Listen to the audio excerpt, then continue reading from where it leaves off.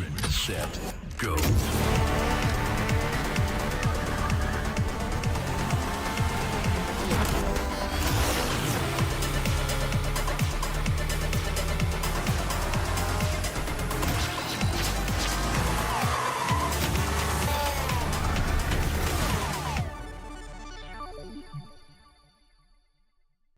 لحظات البداية عاشت معنا.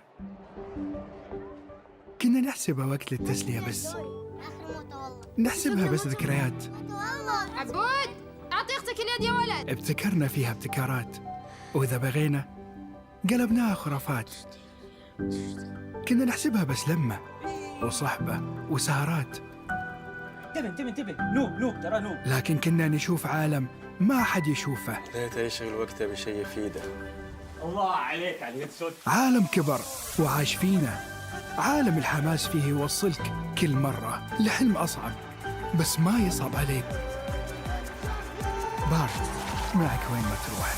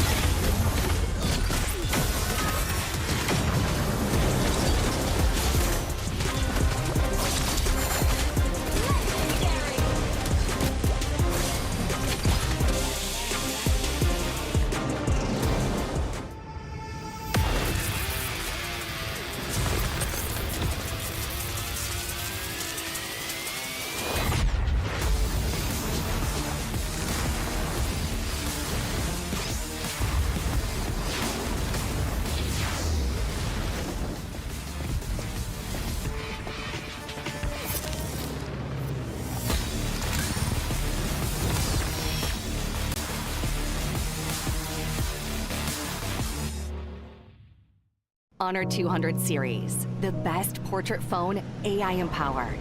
Studio level, AI portrait camera, 3 hardcore portrait modes. Color, vibrant and classic to capture portraits that truly stand out. AI-empowered magic portal. Snapdragon 8S Gen 3 AI chipset. 5,200 milliampere per hour's silicon carbon battery, 100 watt, Honor Supercharge. This is Honor 200 series. You ever wondered how a Hollywood movie is shot? On a Sony. You review it on a Sony. And how do you make that sound epic? You record it on a Sony. Lunch break on a Sony.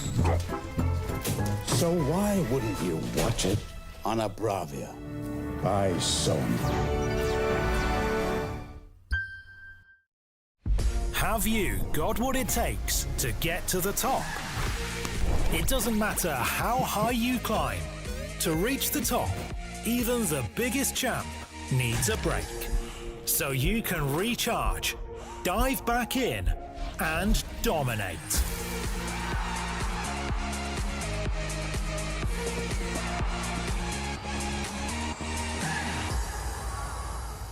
Have a break. Have a Kit Kat.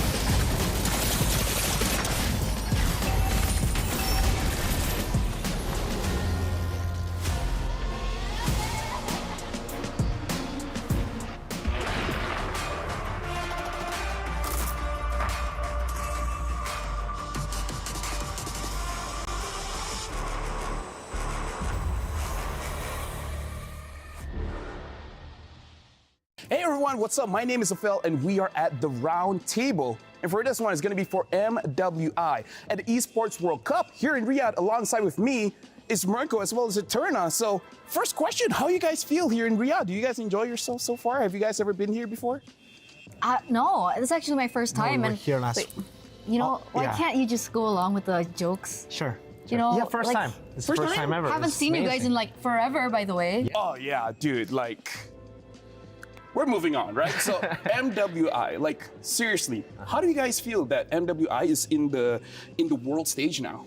I think it's great. I think like, I mean, you know, the guys have been getting so much attention, especially with the crazy prize pool. It's only fair that MWI gets its fair share of like the prize pool increase of the world's attention as well. I think it's amazing. I agree.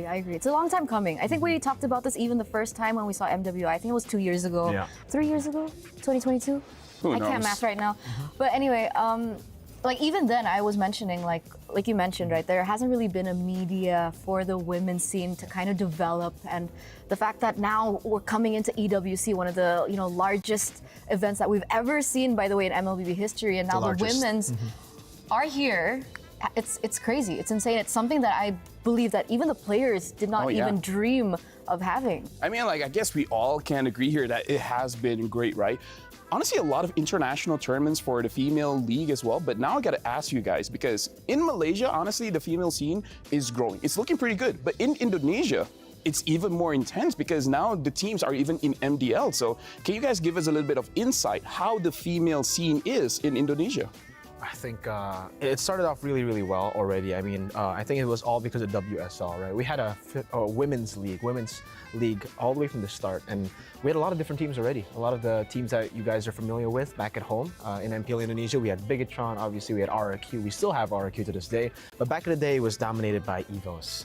And after that, you know, a lot of transfers happened. It literally just felt like the same from the men's side, you know. It just kept on developing. Teams started going for, you know, superstar teams. The other teams trusted the process, and I think the team that we all see as favorites here, they are one of the teams that actually trusted the process. They went for some of these players, put them together, and they just trusted the process. They started off okay, but then they became absolute gods. Goddesses. Yeah. What about you? Like, you feel the same way? I would kind of say that it has been kind of, what would you call it? Very streamlined? Yeah, in a way, right? Yeah. Because like you mentioned, right, earlier on, it felt like there was a lot of competition between these particular teams, especially in Indonesia, but now it feels like it's just been dominating by one team in particular. Sure, we have a second team that's coming very close to them, but they always fall short, right? We're talking about Falcons Vega here, previously known as GPX Bastrang. They were amazing as well as a team. Even on the international stage, we've seen them do really great too. In MWI, we've seen them as well. But now, coming into this with Team Vitality, it's basically still the same story.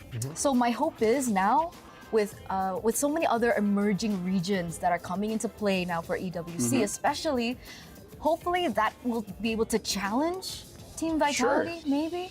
I mean, like, we gotta talk about this, right? Because there are 12 teams from 11 different regions. Only Indonesia has 2 slots here. So let's talk about the other regions for a little bit. And I'm gonna start with Eterna.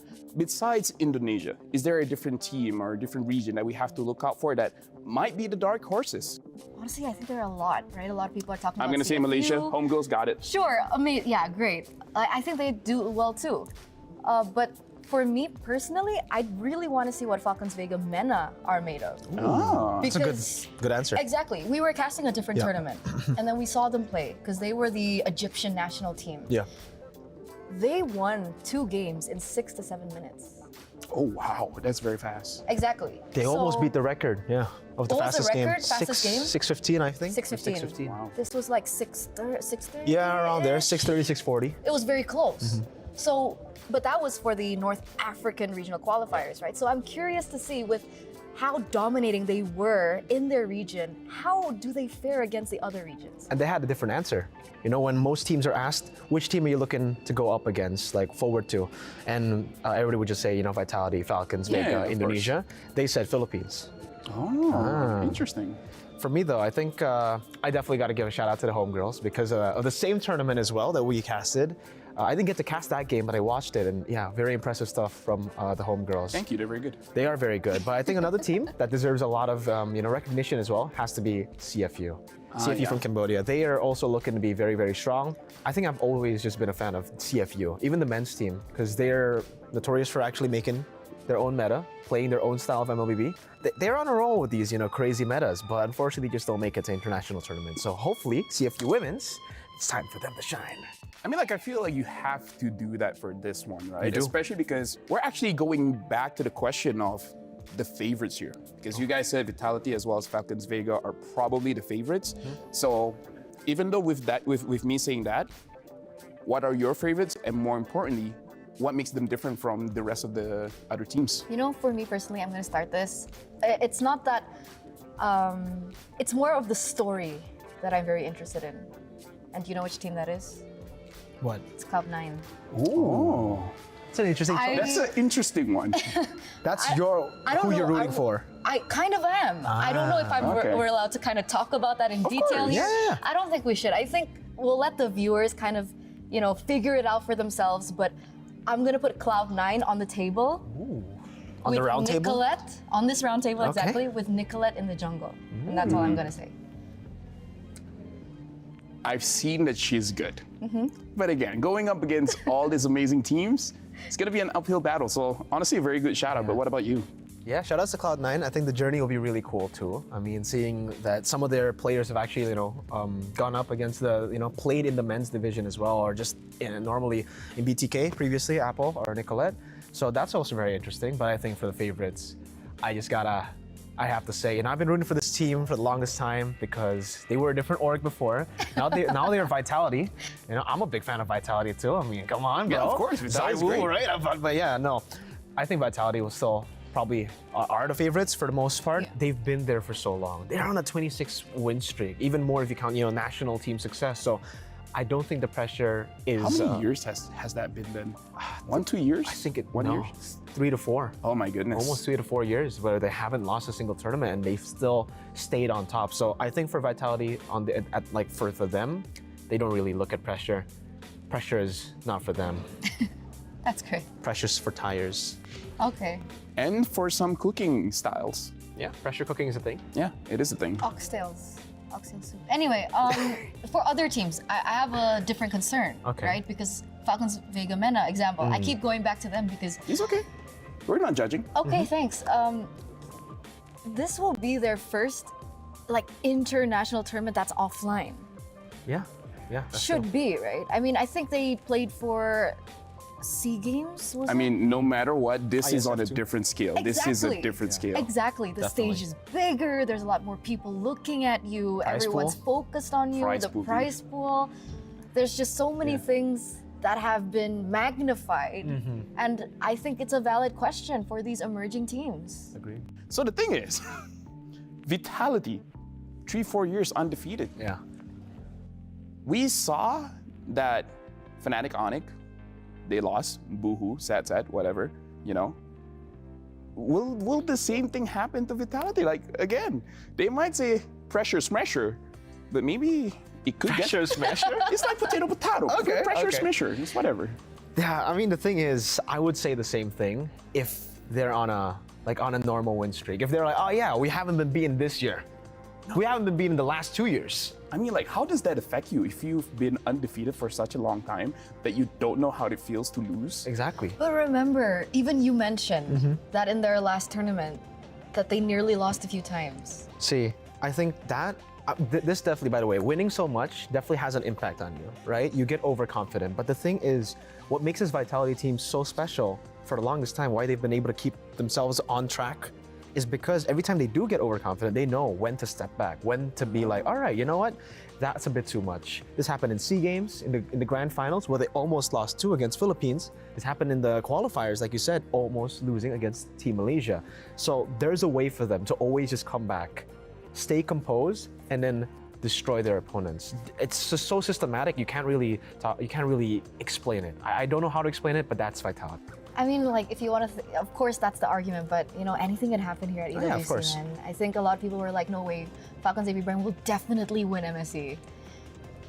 But they didn't, So there's definitely a Which chance. team won again? SRG. Congratulations. It's been a long time coming for you. Thank you. I heard they were pretty good at scrims. Oh yeah, they're very good. We may have talked about that a bit much, but you know what? It's okay now. It's okay now. Not everyone wants to talk about it. But speaking of which, it's which teams do you guys think is going to be the hungriest for this one? I want to say Smart Omega Empress. Number 1 in their respective region, obviously, but they always, again, fall short against these Indonesian teams. Yep. I think the last tournament that they entered was SPS Women's League, where they were second place behind, of course, Team Vitality. So I'm pretty sure after so many same scenarios, I mean, you're going against the same team over and over again, by the way, against the same members. And it's also the same lineup from Omega Empress that, the hunger is there, and definitely they'd want to win it this time. Yeah, skip breakfast, lunch, dinner, Everything. just to win. But I think it's a bit different for homegirls. I honestly think, for me, it's homegirls. I think that's the team that's hungriest. Why? Because Malaysia's, come on. Malaysia's pretty hungry, you're not gonna lie. Malaysia's very hungry. The esports ecosystem in Malaysia right now, it's growing. And it's time for these girls, for the homegirls, to show the world that it's not just the men's, but it's also the female division too that has gotten this boost. Now, honestly, for me, as a Malaysian, I kind of feel like if Homegirls wins this one, then it will grow the scene in Malaysia, which I feel like is true for every single team here. Whoever wins, doesn't matter who, the growth is going to be there for their very own region, right? So now you guys have a camera here. You guys can't take it home, but do you guys have anything to say to the camera? We'll start with Eterna. Okay, never mind. We'll start with Mirko. I need time to think. All right, Don't put me on the spot like that. I'm sorry. I don't know, for you guys, And girls. Guys and girls, you know, I When usually... he says guys, he means guys and I know. girls. Just I 'cause know. I call you guys, Yeah. kinda, but guys and girls, there you go. Guys are gender neutral. I feel like that's the case. That's true. For you guys back at home watching, you know, the Roundtable and MWI, thank you so much for watching and supporting. You know, again, for the women's scene, it needs a whole lot of support to continue developing, and for all these teams, it means a lot to them because I think, especially now, considering it's getting so much more attention, even if they don't win, some of these regions, the fact that they make it the top 3, top 4 without a coach, without an analyst, it will push the region more to like push for these coaches, push for the analysts, push for them to have better facilities as a team, as players, and it'll be great for the scene. That was so endearing. Yeah. Is it my turn? Yeah. I don't really have a message, right? Okay. All I just want to say, you know, just cheers. You can call. I just want to say cheers, Okay. right? Cheers for finally the female scene in MLBB getting recognition, the recognition that they deserve, and of course the recognition that will pull forward into the future to one day a competitive landscape between both female and male MLBB. Isn't this like an eternal thing to do? She's like, I don't have a message. And then just goes on for like a few I seconds. just wanted to say cheers. I just wanted to say cheers, but I have more. But speaking of which, thank you guys for watching. You guys have been watching the Roundtable. In terms of messages from me, make sure you guys have a healthy diet because diet is very important for your life. Sleep is essential. 5 hours I think is fine, but if you can do 8, that's great. Exercise if you feel like it. Mobile Legends is great. Be nice to your parents and give food to cats and dogs and etc. My name is Ophel. Bye-bye.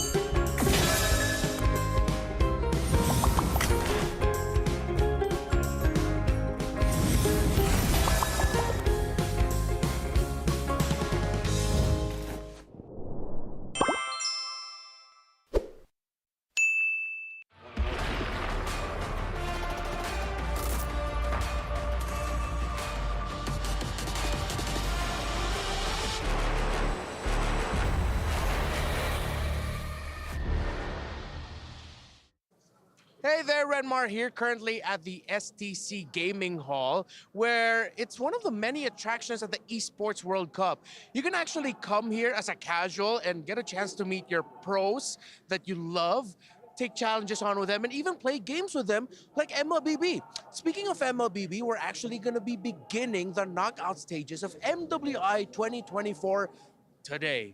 8 teams continue to redefine esports, shine and break barriers.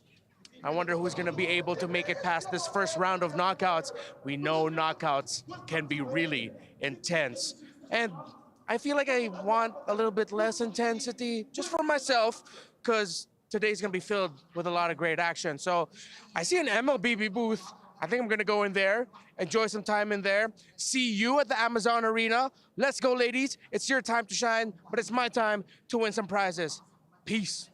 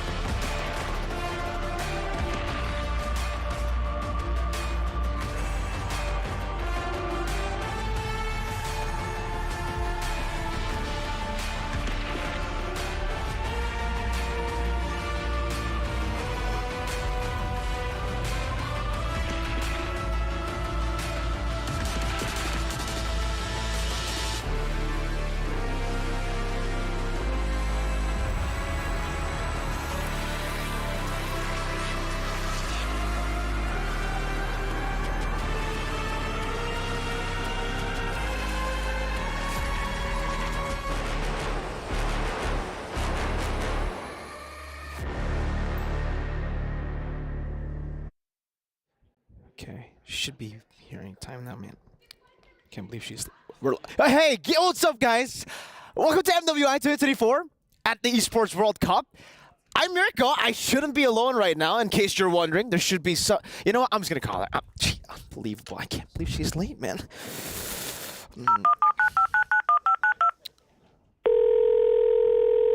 Pick up.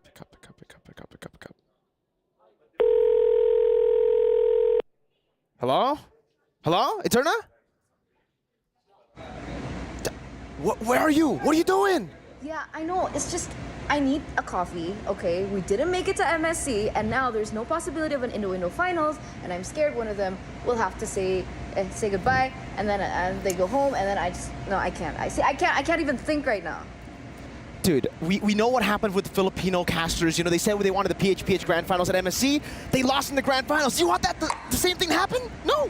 Yeah, no. I know that, but... Yeah, okay, you're right. Yeah. Fine. I'll just... Yeah, okay. Quick! I'll run now. Is it too late for me to go? Yeah, of course it's too late, but just run, come on. Yeah, okay. I'm on my way. All right, we're gonna throw it to replay just so that she can get here. Onward, but now it's in the Crimson. Blast into the back. Ailey also with his Fury straight into the damage once again. A whole lot of punishment now. Minus Fury knocking him out. Names gonna be caught in the back. Ailey gets the solo on Names, and everybody tries to dive. But victory song gamers, they take names and they sing songs.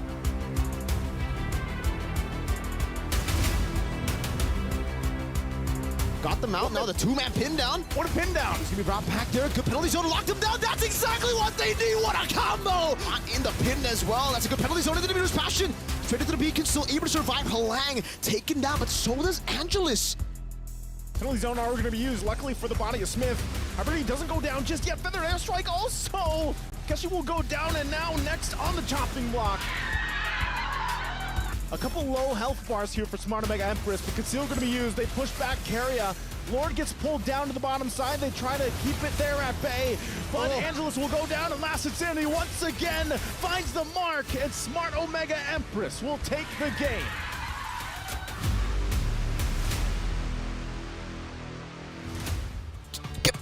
Wait, I'm wearing heels. Okay. Okay, I'm trying my Should have best. been making coffee. I'm sorry.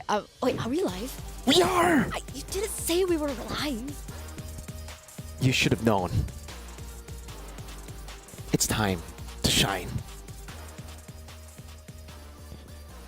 I was never gone, by the way. So, ladies and gentlemen, boys and girls, welcome to the playoffs, to the knockouts of MWI 2024 at the Esports World Cup. And we are going to start with a banger. And unfortunately, by the end of the day, luckily, it's not going to be my shift. We will have to say goodbye to 4 teams. Actually, no. It still will be my shift, but I don't get to witness the key crush, so that's something. Back here again in the studio with Mirko, as well as me, Eterna, for the next 2 matches of the day. And I think one of the other things that we need to highlight today is now that we're moving forward from the group stage to the knockouts, we are going to go forward in a best of 3. I was testing you. Oh. Nice. What's the format? Double or? Single elimination. I was testing you. Thank you. So we're going to start with the quarterfinals today, and we're going to get through all these 8 teams. And unfortunately, only 4 teams out of the 8 will be able to move forward to the semifinals. It's going to be really tough. I mean, we saw exactly how brutal it is with the single elimination format here at MSC and at MWI 2024. And yeah, you guys heard it earlier. Why Eternal was super stressed early in this morning is because Indo technically can meet Indo in the semifinal. So it's already very similar. It's literally the same as MSC, but I won't say it's the real grand finals. Wink, wink. We are going to head over to the Aramco top 5 plays of the day. And here it is, yesterday's highlights. Who do you think was the main eye-opener for you? I think it definitely has to be Kyoei. Right? The performances that she had in every single one of her games was amazing, but here as well, I mean, some of the other games as well, coming in with these big plays. We saw Rumichi on the Martis. This was the maniac moment. She dove under tier 2 to go for it, and this is what you do on the Martis, especially when you get a lead in the early game. It's a very high-risk, high-reward hero. Ramichi makes it a very low-risk, but high-reward hero. 7 minutes Maniac. 7 minutes Maniac. That has to be the fastest one, right? And if you take a look at like some of the other clips here, I believe this is the one where it was just a beautiful engage under the turret, but then it looked kind of dicey for VSG. But you can always trust on the all-reliable Kyo Wei to make a way for the team. Picking up a Maniac as well on the Julian. Understanding how to... That was super impressive, by the way. She put a chain on the right. She went in with the enhanced sword to chase the other. The calculation was crisp clean. And that was just the group stage, right? Imagine coming out into the knockouts. It was. And this was also an incredible play, right? Melissa debut pick. A lot of people were wondering whether or not that this could actually work against the composition of the opponent. And it did for the moment. And this was like the big play that Mio and Leo were reacting behind the scenes. Or like, wow, we did not expect that Julian to pop off that way. There's so many Maniacs, I think. I mean, the group stages alone, yeah, I think we've been talking about it off cam as well. These girls, they're braver when it comes to taking these fights. They actually want to take more fights compared to, you know, what we saw at MSC. It's a bit more objective based, but the women, they want to clash, especially for the neutral objectives. Even when they're 5,000 gold behind, you can always count on these teams to say, nah, I'd win.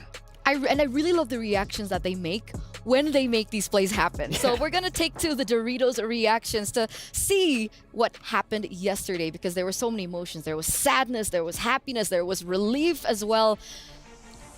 Do any of the reactions stand out to you the most? I think there was, most of the reactions that I have in mind aren't the celebration, or like those are the reactions that's my standout. When they make a play and it doesn't turn out the way they expected, when ultimately they also kind of like understand, okay, you know, the enemy team outplayed us. That's cool. You know, those faces of like, you got us that time.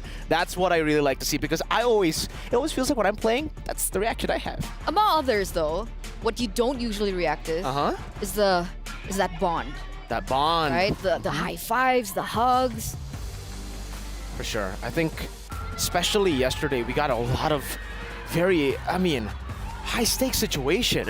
One team from every group will get eliminated, and definitely for a lot of these teams, they were fighting for their lives, their tournament lives, on their very first day that they're playing. And you can see, ultimately, some of the teams had to go home with these devastating crushing of the keys shown in front of your faces. I wish there was a highlight of my reaction when we had to talk over this. I was on the floor bawling my eyes out. Were you actually on the floor, or is that like a... I was. Yeah, you know, a phrase? I was. Okay. Yeah, on the floor. I can see that, definitely. You're a very emotional caster. I think I work with Trex a lot too. He's a very emotional caster. When Cloud9 won the tiebreaker, he wasn't even casting, but I could hear him from all the way from the talent room. Are you serious? Yeah. I mean, you know, if Gideon was here, he would also be bawling. Well, technically not yet. Not yet. Not now, because obviously GGHG are still on the run to make it all the way to the grand finals here in the knockout stage. But let's say GGHG makes it all the way, then that would be one of the reactions that I would love to see on broadcast. Gideon? Yeah, he cried. He full cried when SRG won. Yeah, I know. Have you ever seen the man cry? I haven't seen the man express emotions. Exactly. The man is a robot. And yeah, I mean, in that moment, it caught me off guard as well. And just goes to show you that technically anything can happen. A lot of people at MSC, they were expecting one team, two teams to shine, and everybody else to really not do anything. MWI as well, but now I feel like any team can be beaten. For sure. So we're going to take a look at today's schedule first and foremost, ladies and gentlemen, because we do have 4 insane matches ahead of us. We do have a highlight over in match number 4, if I'm not mistaken. Yeah, match number 4, Omega Empress versus GGHG, the Jamil Motorsport match of the day. But we're going to be here for the first 2 matches with Team Vitality protecting their throne, protecting their reign, and protecting their dominance throughout the entire world here at MWI against, of course, Xeno Lilies, which I gotta say, I'm nervous. I've been nervous through the knockouts and through the group stage, and now I'm nervous through the knockouts. Absolutely. I saw your nervousness while you're making copy. You even forgot your copy, by the way, because it's not here with you. Guys, I was not late. Yeah, I mean, please don't cut my paycheck. We don't talk about that. We don't talk. It's okay. She was not late. She's been here the whole time, you know? You're a great gaslighter. Anyways, no, the match of the day was amazing too. I mean, that is definitely a match that I am very, very excited for too. Homegirls were able to take a game off of Vitality. Team Vitality, they're known as the favorites. I think a lot of people even from Indonesia would expect that Team Vitality wouldn't even lose a single game, wouldn't drop a single game. So the fact that Homegirls were able to do it, even though they had to rely on a little bit of cheese with the Zosk and Bane, that means they can pull off a lot of upsets. And technically they're up against the second favorites in Smart Omega Empress. And they did look kind of vulnerable yesterday, taking a game loss in their first game in the series up against DreamHack Girls. You mentioned cheese picks earlier on. Do you think that maybe Sylvana can pop up? It's possible, right? I mean, at this stage, anything is possible, and especially she has a new skin that you guys can actually get for free with the Youth Fair. Don't forget, the Youth Fair is here with incredible bonuses and, of course, exciting events. So don't forget to grab multiple permanent skins for free, just like the Sylvana's Classroom Charm, and it is also given with the Painted Skin Classroom Glam. Whoa! Right? More exciting events will be revealed, so don't forget to stay tuned and look out for it. I'm looking out for the Sylvana picks because I personally feel like that's a good sales pitch, but I don't think we'll see it in the Lana Dawn today, at least for the Sylvana. Maybe towards the end.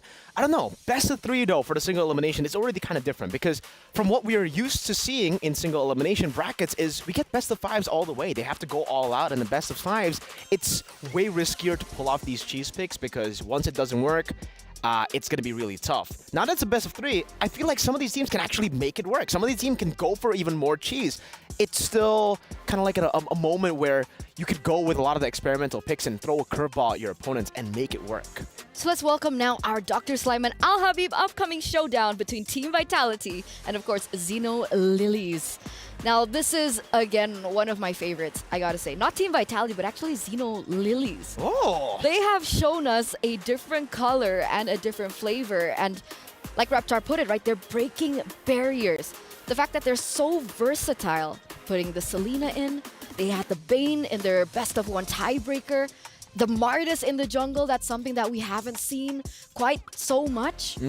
And remember, the last time that Team Vitality was caught off guard by a new pick, that was when they unfortunately had to lose that game. Absolutely. The Bane, the Zosk, the cheese pick. So knowing that, see, this is the thing for Xeno Lilies. I feel like it's more of pocket picks than it is cheese picks for Xeno Lilies. So I'm not too sure if they can actually utilize the cheese. Wait. I'm hearing something. What are you hearing? Wait. Wait, I'll just whisper it to you. Okay. So, like, they don't know. There's a roster swap. For Xeno? Lilies. For Xeno Lilies?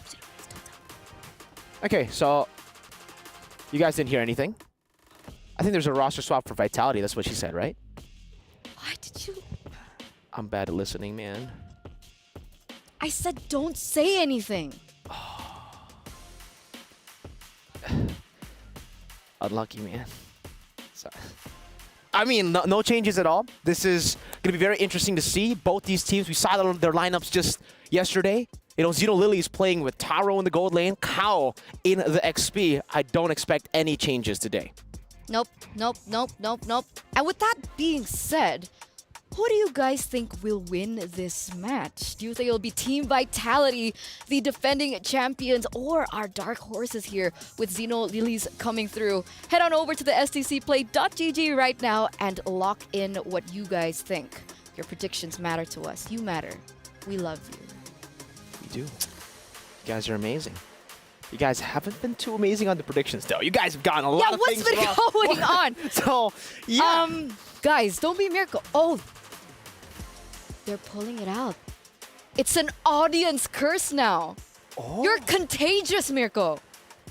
You know, I'm sorry if you feel that way. I did predict Falcons Vega, and they got eliminated in the groups. That was horrible. I am very sorry. I was testing things out. You know, Apparently Velvet, it's still I'm sorry. here. I'm very sorry, Velvet. I'm very sorry, Names. Yeah, just want to sincerely apologize. But to all you guys, you need to apologize to all the teams that lost yesterday, because what the heck, man? You guys also... Oh, I guess it's my fault. You said it's contagious. I guess I can apologize now.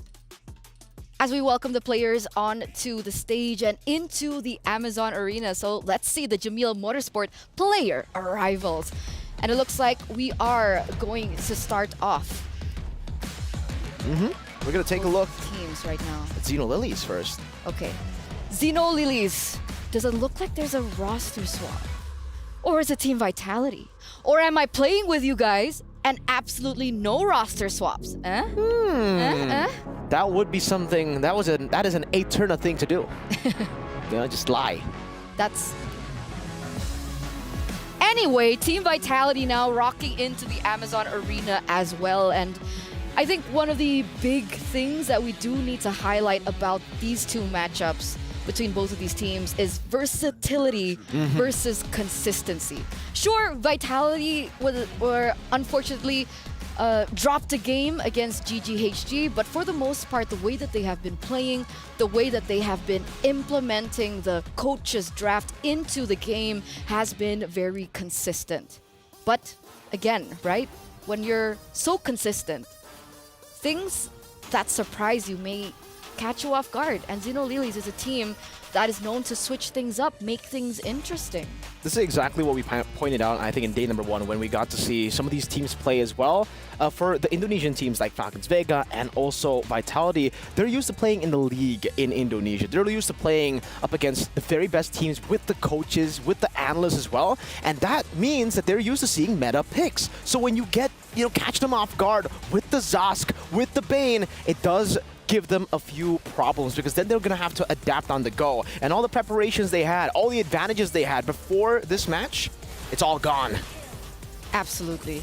Absolutely. These are a few highlights from Team Vitality from yesterday. And that first match, right, that was when we saw them getting really just obliterated. Man. I think for Xenolilies though, Eterna, we can talk a little bit about how they have the longest game and the shortest game. Up against VSG, game number 1, 30 minutes. And I believe it was 13 seconds or 14 seconds. Correct me if I'm wrong in the comment section down below. But what it means that is that they are very, very good at adapting into the late game as well. And that's something that a lot of teams here at MWI, they kind of struggle with. Decision-making in the later stage of the game requires a lot of discipline. And like what we said earlier, a lot of the teams here want to go for the brawls, want to go for the skirmishes. And because they're focused so heavily on their micro skills and mechanics, sometimes they forget about that decision-making that can get them games. Not for Xenolilies, though. They know exactly how to take games fast and how to take games long. But look at this, Mirko. It's so beautiful. 20 seconds.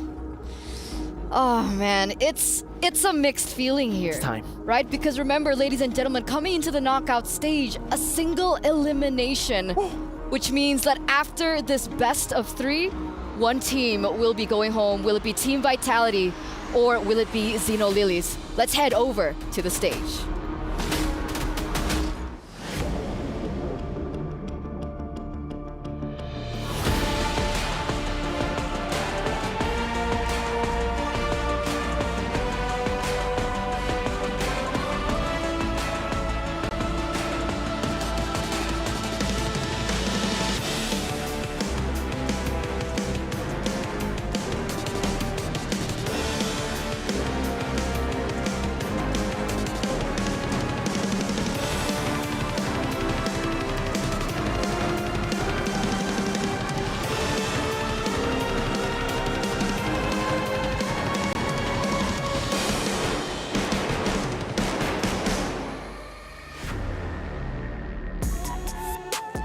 Twelve teams have entered the Amazon Arena right here at Riyadh, capital of Saudi Arabia. And with that being said, the land of dawn is a cruel, cruel place. 12 teams joined and only 8 teams emerge victorious. And welcome, ladies and gentlemen, to the knockout stage, baby. Let's go, ladies and gentlemen وأعزائي المشاهدين والحضور. نرحب بكم معنا هنا بالمملكة العربية السعودية رياض لكأس العالم للرياضات الإلكترونية. We are starting right now the first day with the best of 3. I cannot wait to see the teams getting over here right now to continue their journey to claim that trophy for MWI. So yes, with that being said, as you guys can see the trophy that's located right behind us, it has already claimed the hopes and dreams of 4 teams already, and another 4 keys will be added to that box later on today. And we're gonna kickstart with match 1 of the day, where we're gonna be seeing the queens of Mobile Legends Bang Bang, presenting to you, hailing from Indonesia, Team Vitality.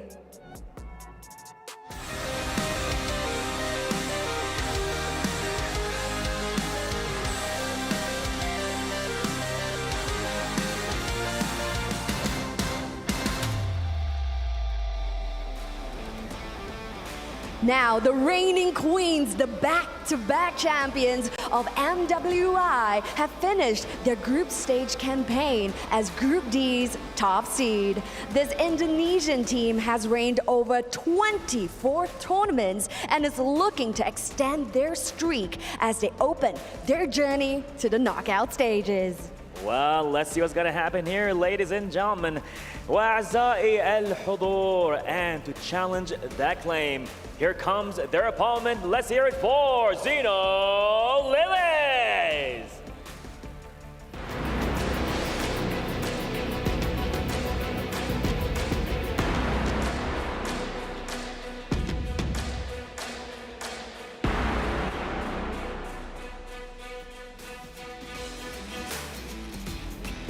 Well, ladies and gentlemen, this Vietnamese team ended their group stage campaign as the second seed of Group C, with a versatile hero pool ridden without meta picks. This Mekong representative is looking to prove that they have what it takes to upset the defending champions. Now that's absolutely right. We have seen unorthodox picks that are outside of the meta, such as Selena, we have seen Alice, and of course even a Bane, which was truly the bane of all existence over at the Land of Dawn. Now will we be seeing more of this unorthodox picks over at the Land of Dawn today? We can only stick around to find out more. Oh, you got that right. You know, I'm always up for a surprise. We might see a Hanzo, Halos. I'm not sure. I'm no expert, but you know what? We got the experts with us here in amazing MWI 2024. So yes, ladies that stand before us today, it is going to be a best of 3, and only one team will emerge victorious.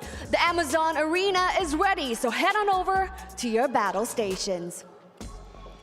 After the conclusions of this match, so yes, head on over to your battle stations and get ready to head on over to the Land of Dawn. And with that being said, this is a best of 3.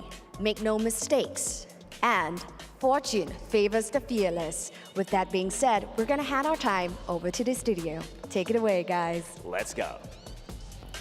Thank you so much, Cheryl. Thank you so much, Bara, for the introduction of both these teams. And I wouldn't have said it better myself. Only the fearless can emerge victorious. How do you think about this matchup, Mirko? I think it's a very interesting matchup. Right? Like we mentioned before, Zeno Lilies, they've shown that they can take the late game, they've shown that they can take the early game, and that's really what you need up against Vitality. You need to have the versatility, and honestly, you need to have a little bit of that curveball. You need to have a little bit of cheese to surprise Vitality. Like you mentioned already before, hey, Vitality, when it comes to consistency, when it comes to meta picks, I honestly feel like no team can really beat them at those meta picks, right? They have honed that craft for so long, and now it almost seems like they've gotten the grasp of the meta better than everybody else as well. So try to go for the picks that have already shocked them before. The Zosk in the mid lane, the Bane in the gold lane, maybe shift it up a bit. Maybe now they're prepared for that. Go Zosk gold. Go Bane, not mid. Jungle, maybe, right? That's a definitely big possibility, right? Because technically, when we're talking about both of these teams, a lot of things happen, especially in the mid to the late game, because of the gold laners, do you not think? Right? Shell and Taro. Taro, a Filipino import, being loaned in to Zeno Lilies this time around. What about that matchup? What do you think about the gold laners? It's a great matchup. Both of the gold laners understand how to lane very, very well. I think Taro has been able to play the weak side so well on the Claudes as well. But I think that's a big weakness for Zeno Lilies too. Their strength can also be utilized as a weakness. And Vitality, they're a team to actually try to do that. Taro has been utilizing a lot of the weak side gold laners, but not a lot of the opponents from that have met up against Zeno Lilies have gone to punish that weak side, have gone to play strong side gold. Vitality, they understand how to do that. If Chell gets a good matchup, you can expect Vitality to rotate into the gold lane more often important than even the turtle. They might sacrifice that to trade with a turret, full turret shield with the gold. And you can already see here, Vitality got blue side. We know how massive blue side is. You're already forcing the chip and the low Yi to be banned out by Xeno. Now, so far, Taro has only been picking up the Claude in the gold lane. How do you think this will affect the drafting phase? It's going to be tough. I mean, for Vitality, I think they're completely fine by letting go the Claude. They've played the Harris, they can play the Roger as well. So many different picks that can bully the Claude in lane. And like I said before, Vitality, they know how to play the strong side. So if Taro still sticks with just her comfort, which has been left completely open, by the way, here, it's a Valentina, Arlet, and a Ruby. Xeno, at this point, they're going to have to be forced to ban out the Lo Yi. Lo Yi, Ling, Roger would definitely be, you know, the prio when it comes to the bans here for Xeno Lilies. I think they still have to go for Lo Yi, knowing that Vitality can utilize the Lo Yi to just make it super fast. Wait. Am I seeing this correctly? Xeno Lilies, Cow, Roamer? Oh, you're right. Wait.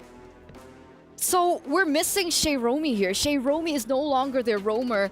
Cow is stepping in her place, and Cow, previously the EXP laner, has now been swapped in by Daisy. Oh, Talk about unexpected, right?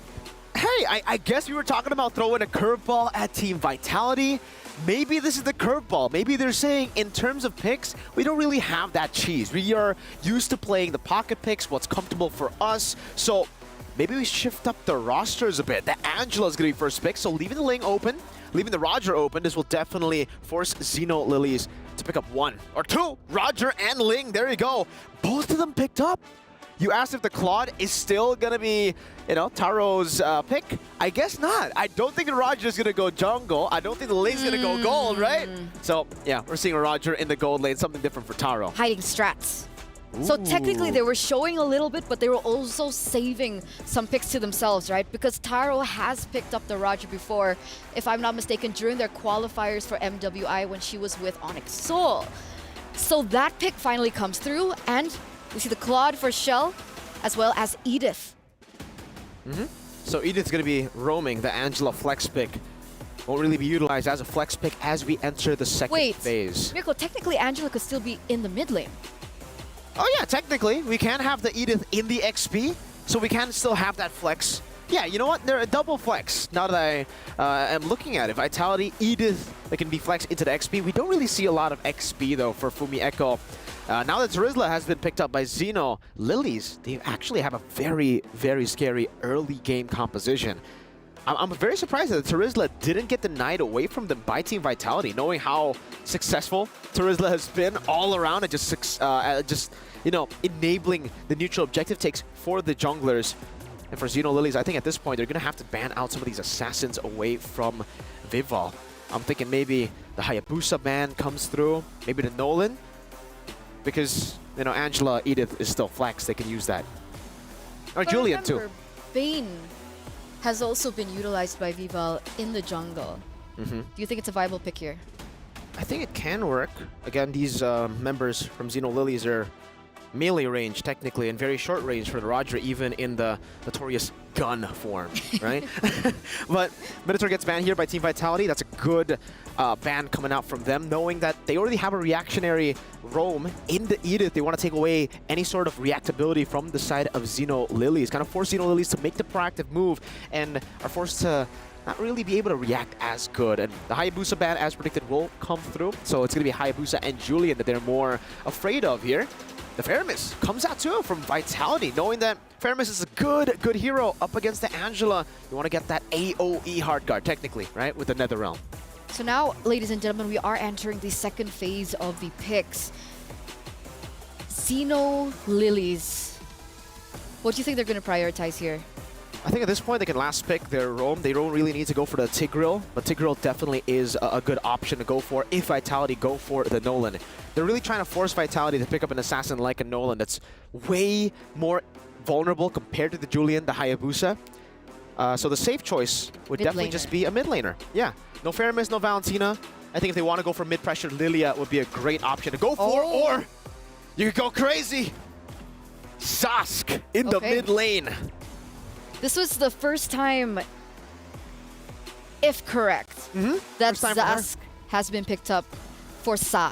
Last time it was Salina, right? Sask. Salina, Sask. No, Sask. Okay, we'll see how she performs on the Zas, because so far we've seen that the Zas is definitely a great option in a very assassin-centric meta. Very versatile, independent as well as a mid laner. Good clear.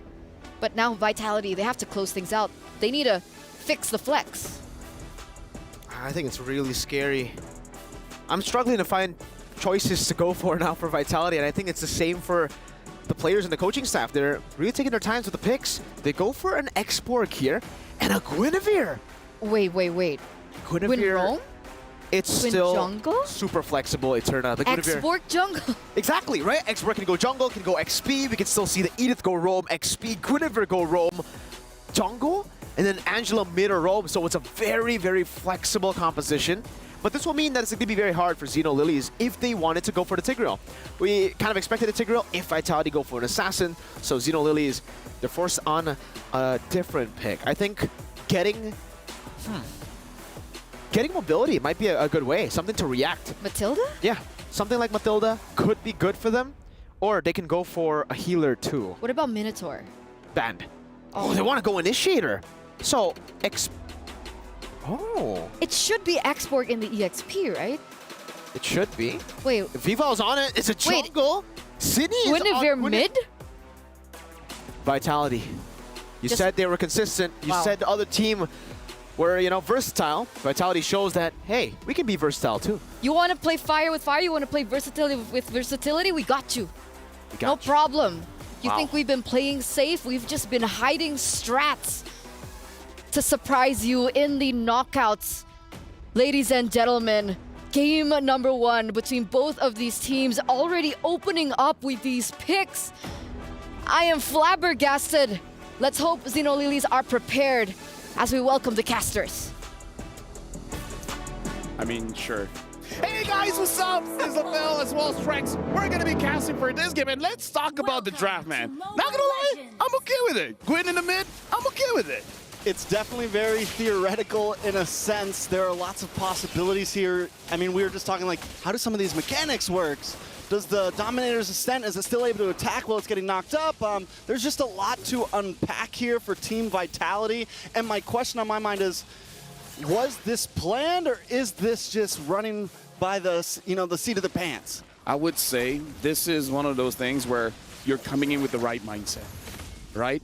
I feel like if you want to go with this draft, it has the right mindset. But honestly, looking at what Team Vitality has, the damage numbers are now okay. Because I feel like if it's the Exborg in the jungle and the Guinevere, the Guinevere in the jungle and Exborg in the EXP lane, I feel like it will take a little bit of time, which I feel like is not a good risk to take going up against Xeno Lilies, where honestly looking at the draft, having this Roger, if the rotation is heavy towards him, which looking at the map right now it is, it's going to give the Roger quite a good time. And just because Taro has not used Roger so far, only using the Claude, I'm pretty sure she can use it well. For sure, and I think to mention as well, early on in this game, throughout the first few turtles and everything, having Vival on this Exborg, using that last Insanity, they have good ways to secure objectives. And then as the game moves forward in the late game, I think it all just kind of comes down to Shell on the Claude, right? And those Heart Guards, we're going to see him on the Claude a lot. I think there's a lot of possibilities with that. But the real kicker here is going to be that that Guinevere. Since it's going to be mid Guinevere, will it be damage Guinevere? Are we going to see her maybe hybrid build? Because for a while it was all jungle and roam Guinevere, more tank builds. So I'm excited to see how that build moves forward as well. Yeah, honestly, that's a very good question, especially looking at Team Vitality. They're more, oh, hold on, Fumiko taking quite a lot of damage. A lot of damage from onto Fumieko there. Cindy able to dash back. Same thing with the flicker coming out a little bit early from Fumieko right before this turtle.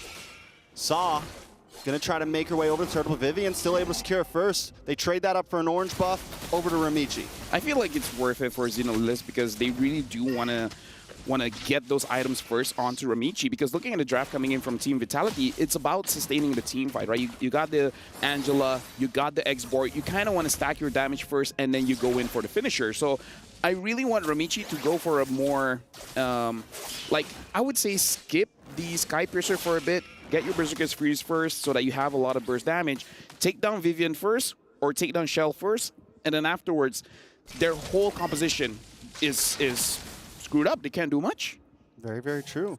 I think in the way Xeno Lilies right now really playing around the whole map, we're seeing them rotate down to the gold lane, look for picks. They're playing very proactive currently, which I think is going to be very important. And if they can get an early game pick onto Shell, it's going to be huge. But here comes the Dominator's Ascent, getting a lot of damage onto Cine. Ramichi coming in to clean up. Violent Requiem does go off, trying to get a little bit of life back. Heartguard able to lock onto Cine. Now Ramichi in trouble, forced to try to get away, but Vivian gets the first blood. Now Vival stuck against the wall, but they should be okay at this point. But Cine doesn't want to let up. Echo here with the Earthshaker. Misses the knockout, misses the knockup onto KO. But still, Team Vitality walk away with first blood. I would say that was a very good attempt. It's just because of the hard guard that we saw it as a mistake. If there were no hard guards, then that's it. Hold on, Shell is actually winning out, going up against Taro, having a level up as well. And now a rotation coming in. Cine can go in for Taro. Yeah, Taro gonna go into the wolf form, should be okay, but get the Lycan Pounce onto Vivian, get a little bit of life left, but the stun connects. Shell doesn't want to fully commit, KO's there, so they back off. Right now, really for Xeno Lilies, they just gotta make sure that they have enough damage, because we saw what happened just now with the hard guard.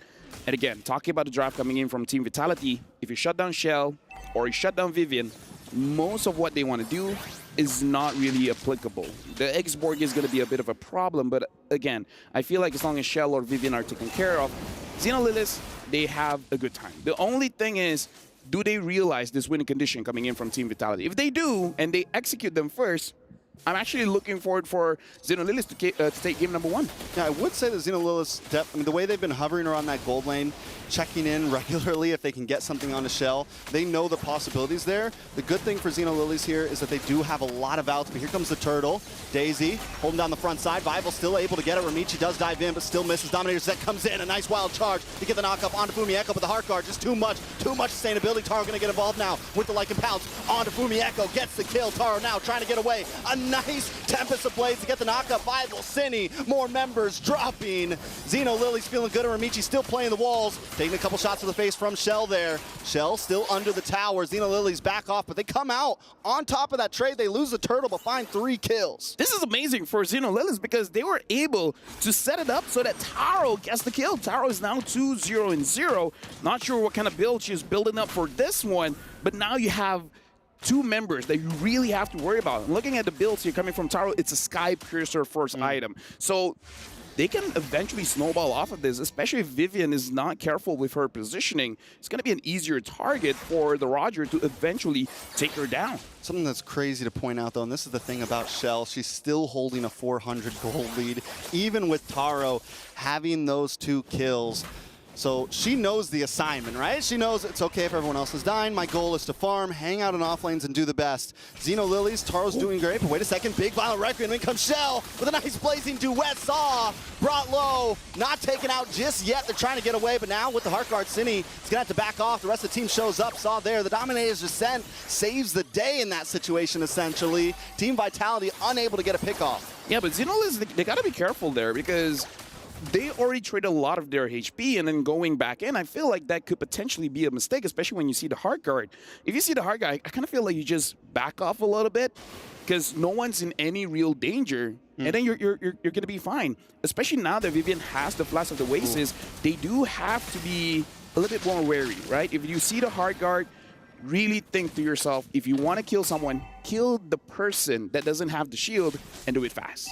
Yeah, even if you're unable to get Shell, take someone else. Take someone else, because exactly. if you can break down that front line, because that's the thing, Vitality has this huge front line to protect Shell. If you can get, wait a second, Wild Charge comes in, Fumieko gonna get knocked up. Daisy able to secure that turtle with a nice penalty zone. But now Vival forced to back off, using the last insanity defensively. And comes the Dominator's Ascent, getting some nice damage on Cine. Ramichi trying to follow up as well, but Vival in the jungle, taking damage. Daisy looking for one more shot and able to connect it. The hammer drops, and down goes Vival. But now the Violent Requiem knocks up Daisy, so they can secure a kill for themselves. KO now in trouble, forced to use a flicker past the wall. Saw trying to zone away Cine here, but Cine's not taking anything slightly. It's going to be bad, man. Team Vitality keeping up, even in an early game where their comp isn't exactly, they're more of a scaling. They're still able to put out some punches. Yeah, but can we talk about the worry coming in from Team Vitality at this point? Because Vival throughout MWI doesn't seem to be having a good time. There's so many turtles as well as lords not being secured.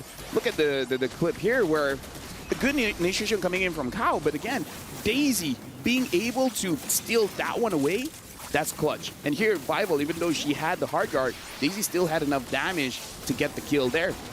This is becoming a problem. It looks like Xeno Lilith, they might understand how to take down Team Vitality, and perhaps they're shutting down their junglers. And now they want to shut down Shell. Oh, wait, the Violent Requiem to save the day. Cow tries to do something there, but unable to get the wild charge off. They do back off. But as you said, ooh, Dominator's sent under the tower. And, you know, we've seen the Zas picked up a lot, but I think Saw has probably played it the best of what we've seen so far. I've been questionable about it, but Saw is just performing on it right now, even outputting some decent damage this early on in the game with it. I hope Team Vitality understands that they don't really have the damage at this point, right? I mean, like, if you're really just hoping for the quad, it's not there yet. You still need 3 items. Vival's here now. Maybe they have enough. Another nice knock-up on a Cow, but he's going to get that wild charge directly connected onto Shell. Taro's not going to fully commit. They just want to clear the tower, protect the tower. Daisy holding down the bush as well. Team Vitality still hanging out in this bush. And, you know, I think Cine also, we wondered if Cine was going to go damage. It looked like she started off on more of a defensive build there. And again, that just means even less damage for Team Vitality. And what we were saying in the beginning is Xeno Lilies has so many outs here. Nice penalty zone onto Cine. Cine might not be able to get away from this one, but Violent Requiem connects, paired up with the Blazing Duet. Saw takes a face full of damage. In comes the last Insanity trying to connect onto Daisy as Shell looks for Taro and Cow. She's going to BMI back. Lock onto Daisy. Daisy going to go down. A nice kill for Vival there. 2 for 0. Team Vitality getting back in the game. Oh, and now looking at the jungle here, Ramichi is going up against Fumieko. Ramichi, you're in trouble. Ooh, Tempest Ablaze does come down. Ramichi able to get the purple buff, which is... Oh, I thought that was a kill for a second. The tower no. I get you. Even I was like, wait, no way. I was like, no way. What did you just one-shot him? Yeah, either ways right now, Team Vitality, they are on the Lord. Looks like the Lord is going to get started. And I don't think Xenolis has the time to really respond to this. This is going to be a free Lord for Team Vitality. So just one good engage on the top lane, getting a few kills. And now the entire game is for Team Vitality. Yeah, I mean, it's quickly moving into their hands. Bataro's going to be able to take that tower now. So now the playing field's starting to get evened out. I think Xeno Lilies need to convert some.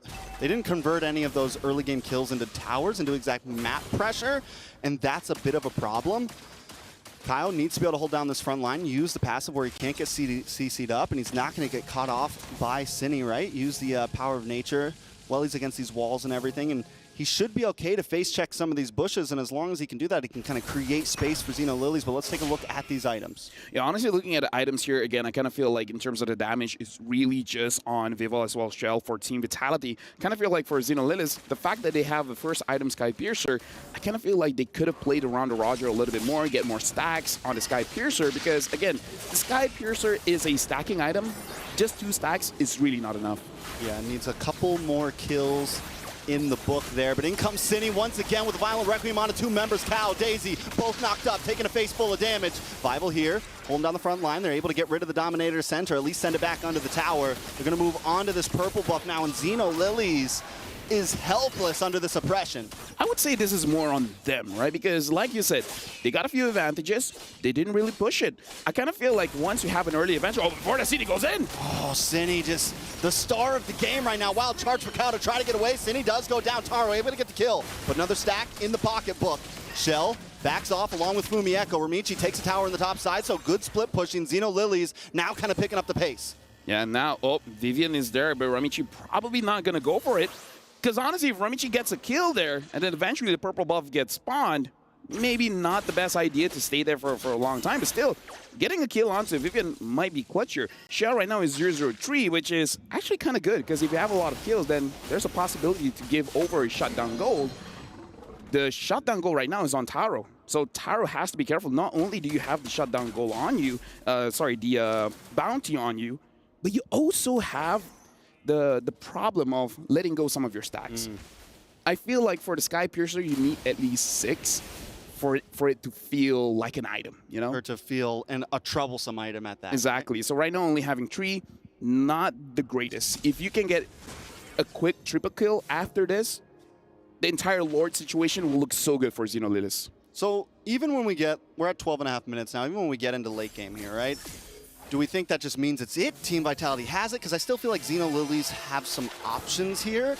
The major problem has been Cine so far, but Saw on this Zash should start to scale pretty well into the late game. Taro might fall off a little bit since we didn't get that major pop-off early on, but wait, Cine gets the knock-up onto Daisy here, the battle for the purple buff. Pretty sure Vival was able to steal that away from Ramichi, yes. So now it's like, can Ramichi even really contest for this Lord? Actually, yes, just because Ramichi, she didn't use her retribution. So in terms of can she do it, she can. But it's really on Daisy as well as Kao. And Kao already taking quite a lot of damage. So Daisy, if Daisy can have a beautiful ult onto Vival, then yes, she can do it. Especially because Vival has to stay relatively close to Lord. It's definitely possible. And again, we got to remember, Vival hasn't been winning a lot of retribution battles. It's true. Vival has had some issues overall. I think you mentioned Kao. I'm going to mention Cine here. I think these two need whoever gets the better set here, right? Whoever gets the better knockup, whoever can set up for the team. Those are the two players that we really need to keep our eyes on. Fumi Echo, we haven't seen too many crazy onwards yet, you know, Earthshakers or anything. But if any big set happens for one of these teams, it could be a game changer. Ramichi. Finch poise on the wall, comes in, Vival still able to get it exactly when it counts in, comes to penalty zone, but Chaos pursues as Vival pops the last insanity and takes out Kyle, takes out Ramichi. Next on the chopping block, Daisy's gonna go down, Saw just trying to get away, just trying to have a good time, but not today. That is it, a four-man wipe on Xeno Lilies. Team Vitality got the wave coming down the mid along with the Lord. They could try to push this, maybe even end this. 20 seconds on the clock. Yeah, I don't know what the Roger can do. You're 1v5 at this point. 1v6, the Lord is here. Looks like this is going to be game. Team Vitality takes game number 1. That is a great start for Team Vitality in this best of 3.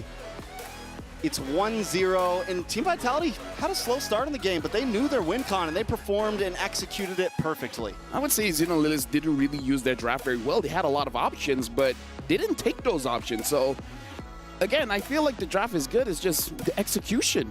But I don't know. That's just me. I don't know what the experts think about it. Thank you guys for that cast for game number 1. In a brutally unorthodox way we begin that. What did you think about how things panned down? Oh, I think we'll have to talk about the drafts first, right? Because I feel like in terms of prio, Xeno Lilies really got all of the prio. They got the Terizla, Ling, and Roger. For most teams, when you get that, it's like, all right, we've won. In the draft itself. But in the execution, it's a bit different. I mean, there were a lot of great moments, by the way. LaFell pointed it out as well in the game itself. The fact that Daisy was able to punish Vival's performances here, here as well on the export, not able to finish off that turtle with a retribution. It's great timing by Daisy, but also for Vival, she should be able to space out. And if, you know, they didn't end so instantaneously, I would have actually taken the Lord fight moment to go and, you know, draw around with the Telestrator, because I think it was just a classic example of how they utilize the Lord dance, which is something that's already not as common. It's very rare to see that kind of Lord dance where they just stood their ground and took the fight. I was even saying, oh, they should don't take it. Don't take it. Don't take it. But in the end, it's really all about for Team Vitality baiting out some of these big ultimates coming in from Xeno Lilies, and the biggest ultimate has got to be the Zask ult. So another way to do that is if the fight is just spread out, and in that final fight, you can see the Grok go in, Daisy go in, way too aggressively, and it just leaves the Zask so far behind. And when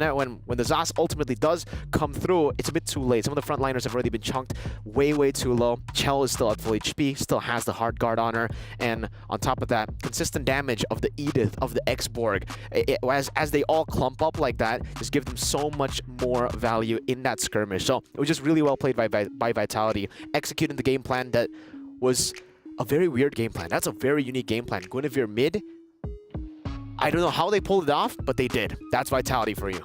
So that technically shouldn't have worked. Guinevere in the mid lane versus the Zask in the mid lane. That wasn't prio for the Guinevere. On paper, no. I mean, you don't have any mid prio, right? It's so hard to out-clear the Zask, plus the Grok. It's not just the Zask, it's Zask Grok. So mid lane prio is almost never there for them, and yet they still won in rotations. Sorry, I think... Hello? Who you calling? LaFell? Trex, you there? I don't want to pick up. Working, right? I don't want to pick up. Oh. Yeah. Oh. But okay, we're here.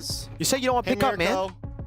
No, because I heard Mirko's like, you know, I'm okay with Mirko. Okay. Shout outs to both of you. You guys are doing a great job. But honestly, looking at that game, like Mirko said, when you have this combination of heroes, it's like, I won the draft. And I don't know, I kind of feel like they had an opportunity to put Team Vitality on the floor and then their foot on their necks, but they didn't do it. Yeah, their foot slipped. Yeah. And then they fell on their back like a banana peel. Exactly. It's not enough to win. They but I do want to argue one thing for the Guinevere.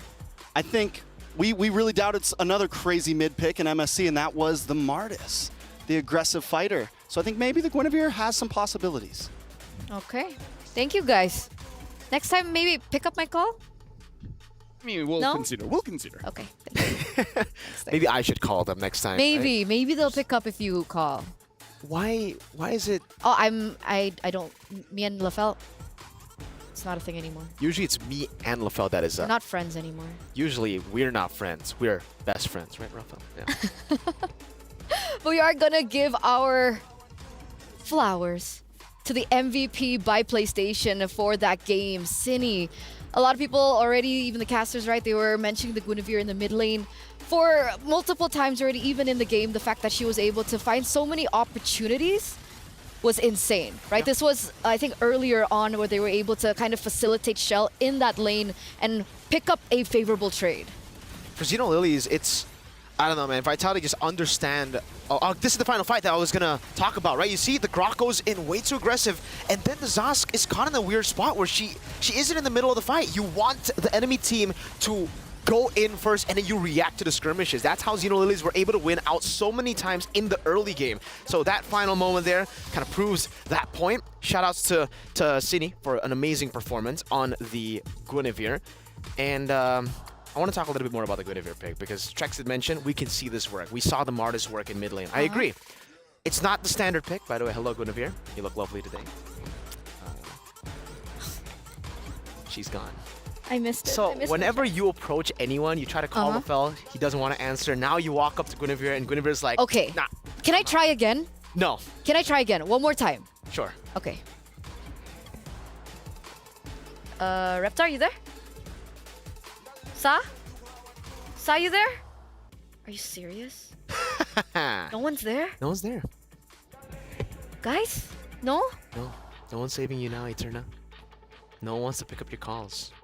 You have a good phone, but... Thank you. I thought they'd pick up. You know, sometimes when life gives you lemons, you don't do anything with it because I don't know what I'm going to say next. But I do know.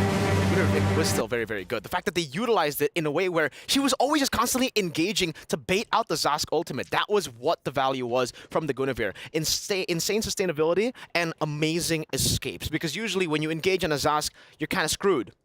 You go in, you're chain CC'd. But Guinevere has an anti-CC with the Valor Requiem, and she also has the second part of that spatial migration dash that she can use to get out. Wait. Can I try one more time?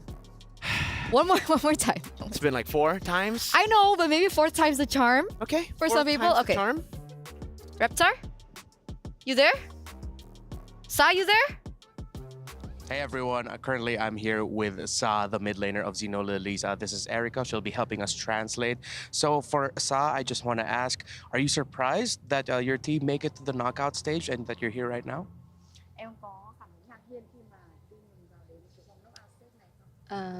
Actually, not really very surprised because we already know and we have 100% that we will in playoff. Yeah. She's confident. Like even yesterday, we got to lose 1 game, but still have the confidence. All right, so from the beginning and up until now, pure confidence from Sa and Xeno Lily. So someone told me that you're the best Kagura probably in this whole tournament. So for you, what's your best quality as a mid laner? Mọi người đều biết đến em với tư cách là một người chơi Kagura rất là giỏi. Có thể nói là best Kagura thì điều gì khiến em trở thành một người đi đường giữa giỏi như vậy? First is I believe in myself and I can, when I play mid laner, I can like control everything. I can control the map, and I can control my damage, and I know when I need to throw the skill, and I can control my umbrella. So like I is the one control everything in the map, and I can like Also cover for yeah, Oh, yeah. so yeah. members and also Yeah. damage. Yeah, she covers really well for her team. She controls the map really well. And one last, you give me a vibe that you're fearless, but why don't you want to watch horror movies with Taro and Coach? Em đang thể hiện ra mình là một cô gái không biết sợ gì cả, nhưng mà tại sao lại không dám xem phim kinh dị với cả tarot? I don't get anything, but I get horror movie. She is fearless, but horror movies. She still a girl. It's a no for the horror movies for Sa. So one last, what's your message for your fans and the supporters of Xeno Lilies? Em có muốn gửi thông điệp gì đến cho người xem cũng như là fan hâm mộ của Xeno Lily không? Em có thể nói bằng tiếng Việt. Mọi người xem livestream nhớ ủng hộ cho mình cũng như là team của mình để có thể tiếp thêm sức mạnh để cho team mình có thể tự tin để đánh hơn. Và cảm ơn tất cả những bạn fan, những người hâm mộ đã luôn ủng hộ mình và team của mình support cho mình rất là nhiều. Cảm ơn, rất biết ơn. So her message to the fans and to the audience is that, well, thank you everyone for keep watching and supporting Xeno Lily and Sar. And please don't forget to catch up with the live stream of the Mobile Legends Esports and also EWC to watch and encourage for the teams. We will be win. All right, thank you so much, Sa and Erica. Good luck to Xeno Lilies. Thank you. Thank you. Thank you for picking up. They I finally appreciate picked that. up a call. Thanks, Someone guys. picked up Eterna's call. That Oh, never man. happens. Reptar, my G.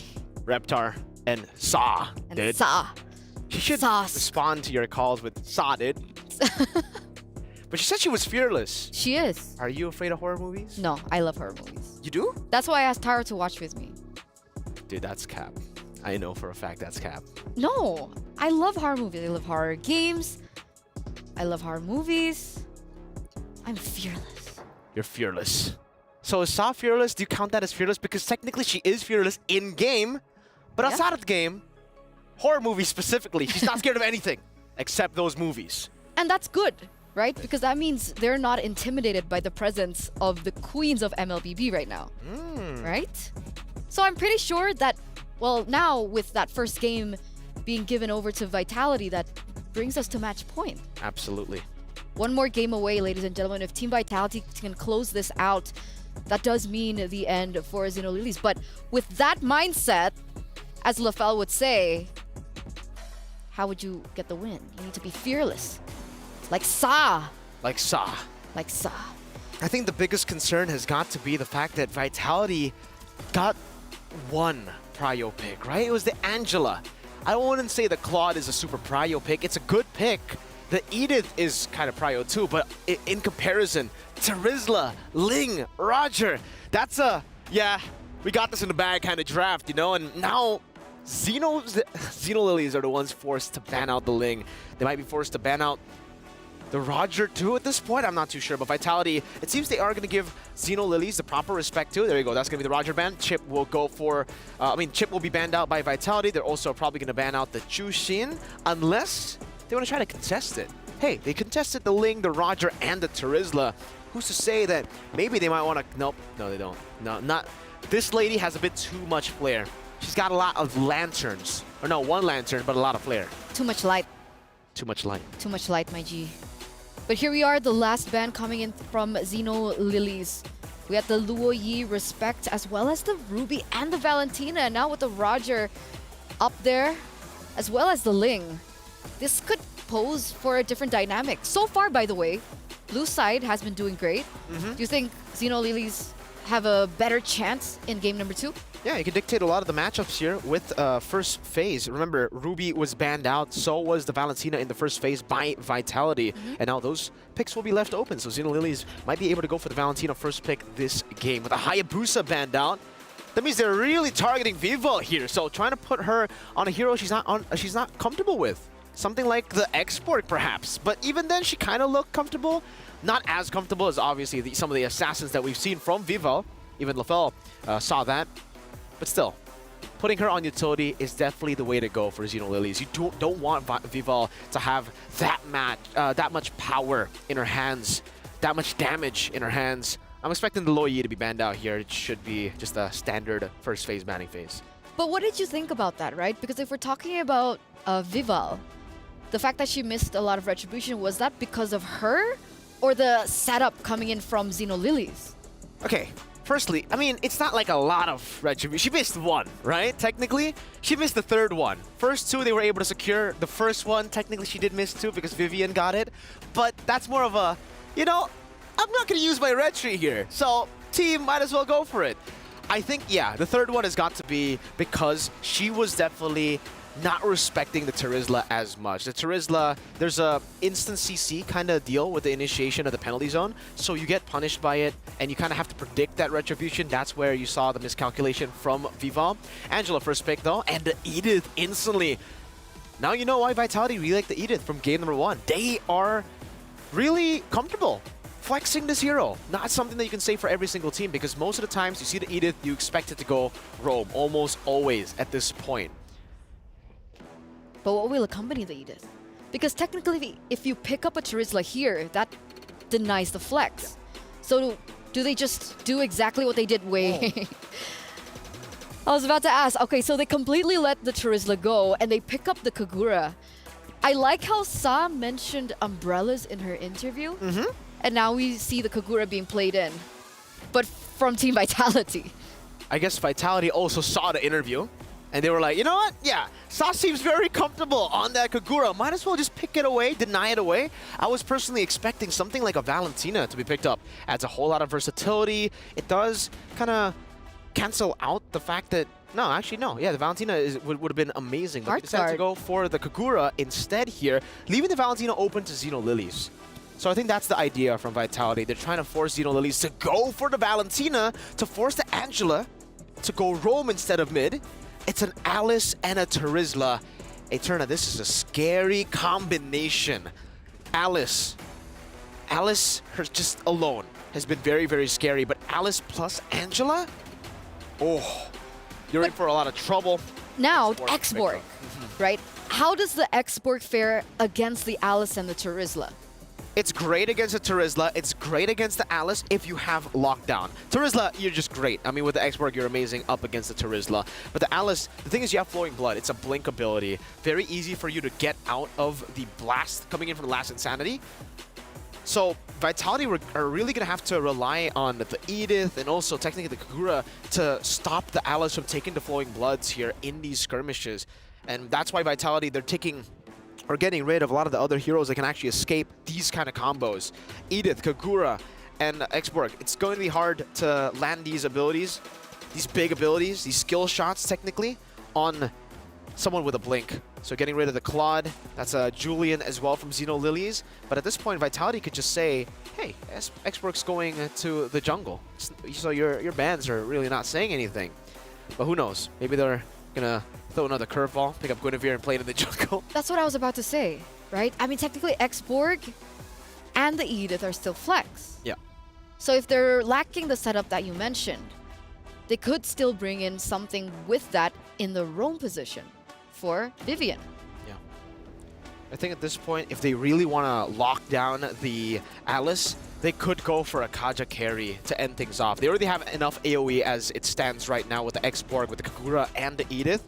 And just like that, Xeno Lilies actually reads it out, knows that if they do get the Kaja carry, it's going to be a bit troublesome for this tank, this hyper carry, you can call her, the Alice in the jungle with the Angela. So now that the carry has been taken away, another combo that we see usually with the Kaja is the Beatrix. So if they still want to force it out, they can go Beatrix Kaja. But it's Vitality here. They might just go Guinevere again, you know, or Ruby mid, or Ruby roam, XP. Ruby was a very high prio in game number 1. So I wouldn't be too surprised if Vitality actually go for that. And technically it is lockdown, right, for the Alice. Yeah. And it really hinders the setup coming through. So it is an option. One of the other picks that were left open was the Arlet. But it looks like Shell this time around, no Beatrix.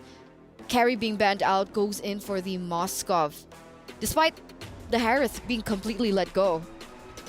I think they have too much magic damage if, you know, they pick up the Harith there. So I agree. Moskov, you need a little bit more consistent damage too, because technically right now it does seem like they are relying a lot on that burst from the last Insanity, from also the Kagura Yin Yang overturn.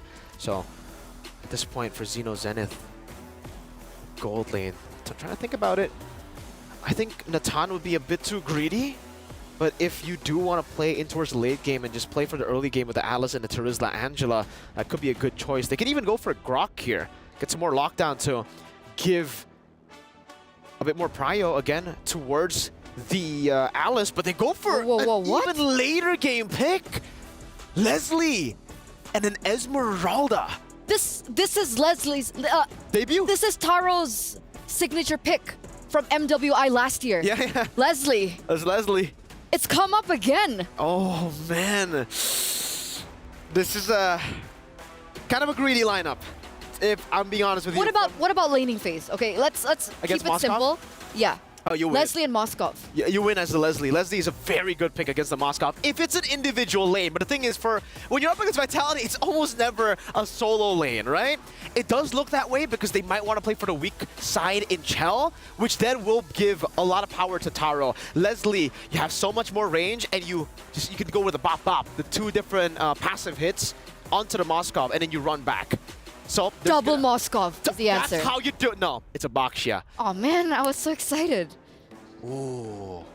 Okay, so if this is the case, they're going to have to rely on the Moskov, so they cannot play weak side for the Moskov, I feel. It's so risky to do that. If she gets shut down in the gold lane, Xeno Lilies might have a good game, like a real good game. Match point. Ladies and gentlemen, here in our first day, our first match of MWI 2024 x EWC. Casters, Baxia, Edith, Kagura, Xborg, and Moskov, and now we have the Leslie for Taro. How are you guys feeling about this? I'm more thinking about the Terizla roam. Guys, I'm excited for it. As a roamer, letting me use fighters, that's hype. Yeah, it's definitely gonna be interesting. These teams never seem to disappoint with the picks that they bring to the table. And a lot of these teams, they make it work. Oh yeah, dude, like here's the thing, Taro on this Leslie, I'm waiting for her to pop off. Now the thing is more about how you're gonna delay the game long enough, because look at Vivian. Vivian's actually the one delaying the game for Ramichi here. I feel like Ramichi, even once she gets level 4, is going to be a little bit iffy for her to actually contest around the turtle pit, because here's the thing, level on this Baxia, it reduces healing, so it kind of acts as a counter to most of the heroes coming in from Xeno Lilies. Like 4 out of 5 heroes are depending on heal. It's very true. It was a beautiful answer to Ramichi on this Alice. We saw Ramichi play the Alice yesterday. And played it really well. Like, Ramichi showed up. Maybe it was the day before yesterday, I can't remember exactly, but still, we've seen Ramichi on the Alice and has been a monster, has been very troublesome on it. So I'm excited to see how they pull it off here, but Team Vitality continues to come with answers. You mentioned the Terizla. One of the picks that I'm really focused on is this Kagura. How is it going to pair up in lane? One of the things about Kagura is mana's a problem, at least in laning phase. If you keep on throwing that umbrella, you run out quick, and you got to go back to base pretty regular. So Vivian's going to have to help out a lot with clearing that wave. And how is this going to affect their normally aggressive rotations? But a little bit of a knock-up. They onward, almost catches Cow. Cow able to just get away, but Team Vitality now taking that lane, might see him rotate down to another off lane. I feel like for the Kagura, it's just that you want this early tempo, because once you hit level 4, you don't have enough damage to actually kill anyone, but like you said, enough damage to make them go back to base. But if we're really looking at a lineup coming in from Xeno Lilies, her real options are Sa and Taro. I feel like Taro might actually be a more difficult hero to pick off, as long as they're being very disciplined around the team fight, right? Taro has to sit back for a bit, let everyone absorb the damage, and then go in. Speaking of which, now the turtle has been started by both teams. I wonder if Xeno Lilies can actually grab this for themselves. Yeah, Ramichi has the blood load up, able to just walk up and take it. The knockup does happen. Ramichi does get knocked up. Heart guard locked on, but a lot of damage on it. Bivol, penalty zone able to help secure it. Daisy gets the first blood. Now, putting that in the pocket of an Esmeralda could be kind of helpful here. Most of Xeno Lily's, I mean, it's a late game investment here. You have the Alice, you have the Esmeralda, you have this Leslie. You are hunkering down at this point, and getting a first blood, first turtle, it's huge for their composition. And this shows the strength of their composition here. Look at how they're moving around as a unit, as 4 very beefy individuals, and as we're talking about, Taro got taken down by Cini as well as Vivian and Shell. But going back to the team fight, it shows that they can brute force anything, right? If it doesn't look like a good fight to take, they can still take it, as long as you understand once you get your pick off, once you get what you want, you gotta back off, because you do need those items to make sure that you can stay in the fight for a long time. So go into team fight as a team, get one, and then back off. Yeah, I think at this point, Cal needs to keep tabs on Team Vitality. Cal or Saw, one of them needs to be regular keeping tabs, because if Team Vitality is able to freely just come down to bot lane, and actually you were right, it is a roam to Rizla, yeah, Mirko. So I like it. I think it's definitely different, but even more so needs to be watching. No, Ramichi has to get away, but this is, not gonna happen. A little bit of damage. Penalty zone able to come in. 5-0 brought down to about 20%. Vivian also on the run. Xeno Lily's able to group up and stay secure. Yeah, and this is why I kind of feel like the Alice has a bit of a problem as a solo hero. You don't deal enough damage, and you're not really all that tanky by yourself. It's kind of like you need a lot of distractions alongside with you. So I kind of feel like putting this Terizla in a roam position or a mid position even, as long as the Terizla is moving around, it's really helpful for Ramichi, because she can have sustained damage. She just needs a lot of distractions for Team Vitality to survive. So again, I kind of feel like if Team Vitality finds Ramichi, they might even expand a Yin Yang overturn just to shut her down. And 2 items just got locked in for Taro and Shell too, so it seems like they're keeping a decent pacing with each other. Last time, Shell was just way ahead. Even after dying, was way ahead. So Taro able to keep up a little bit, just got that Berserker's Fury, gonna help start being a bit more of an impact. But look at the aggression from Shell, staying in the face. Taro now in a little bit of trouble. Yin Yang overturn able to connect.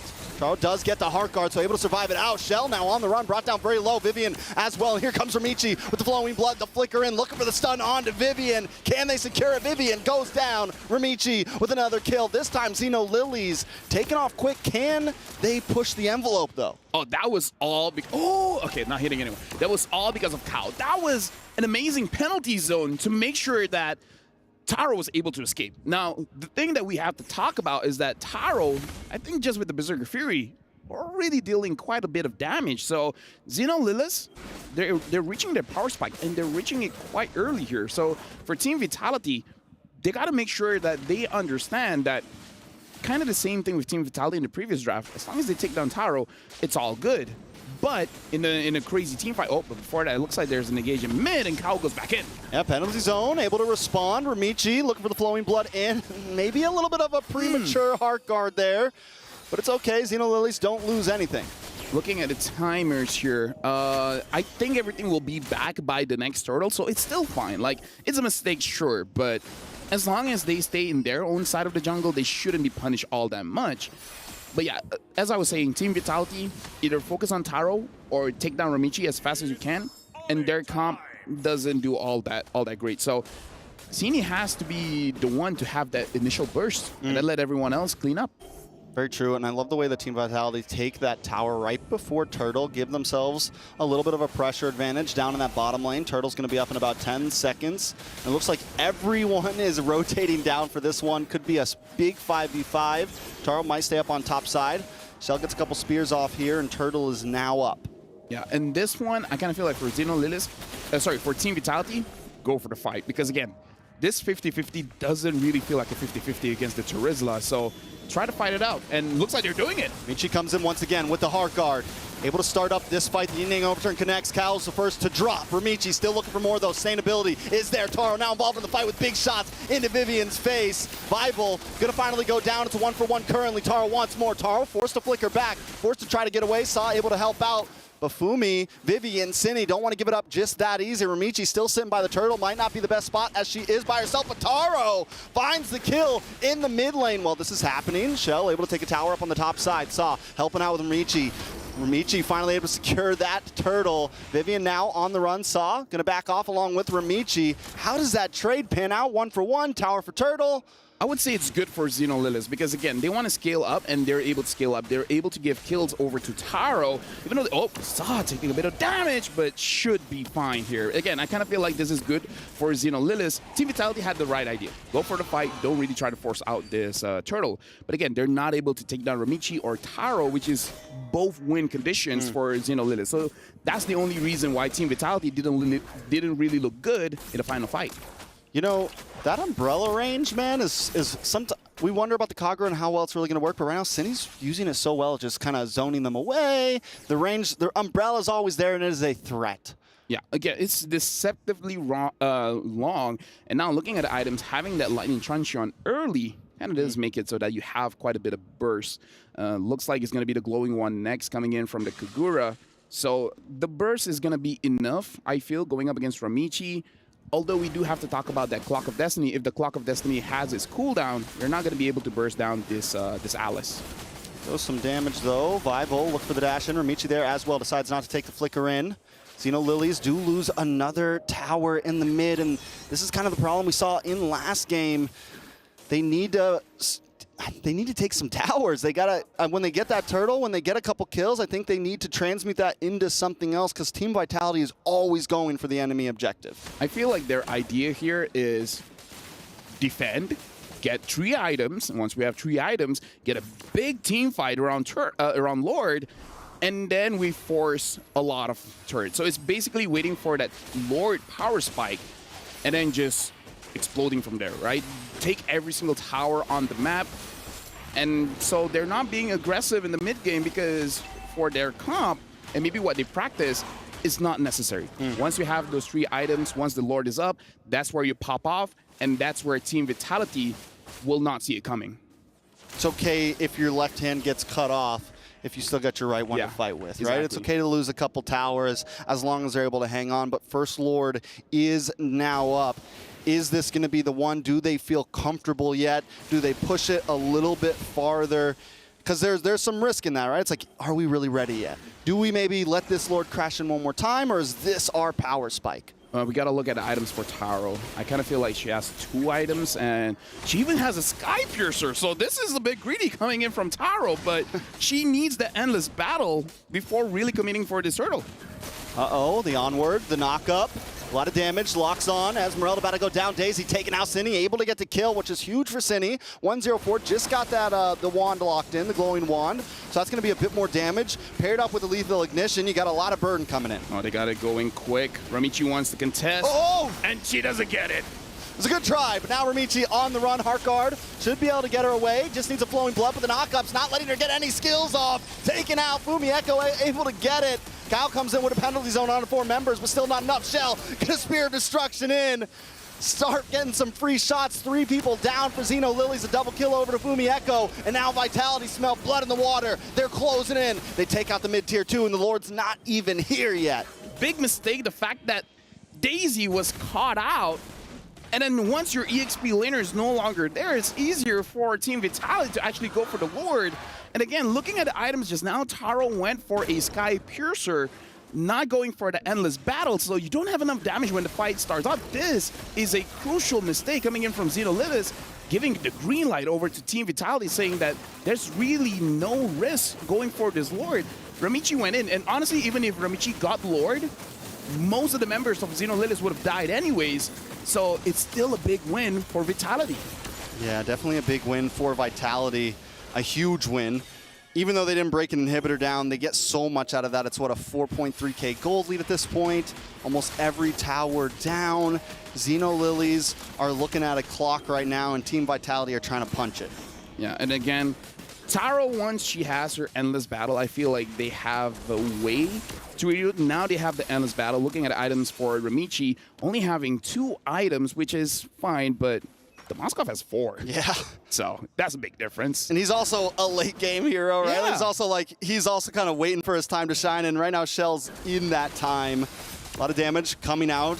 Even the passive, even the blasts on the backside of the tower are shredding down Xeno Lily right now. They're able to break through that inhibitor, and Team Vitality just playing the distance right now, taking it slow. Yeah, but I'm not so sure because honestly, their wave clear I think it's not as good going up against this Moskov because look at how close they are. They're all going to be hit by the Moskov passive.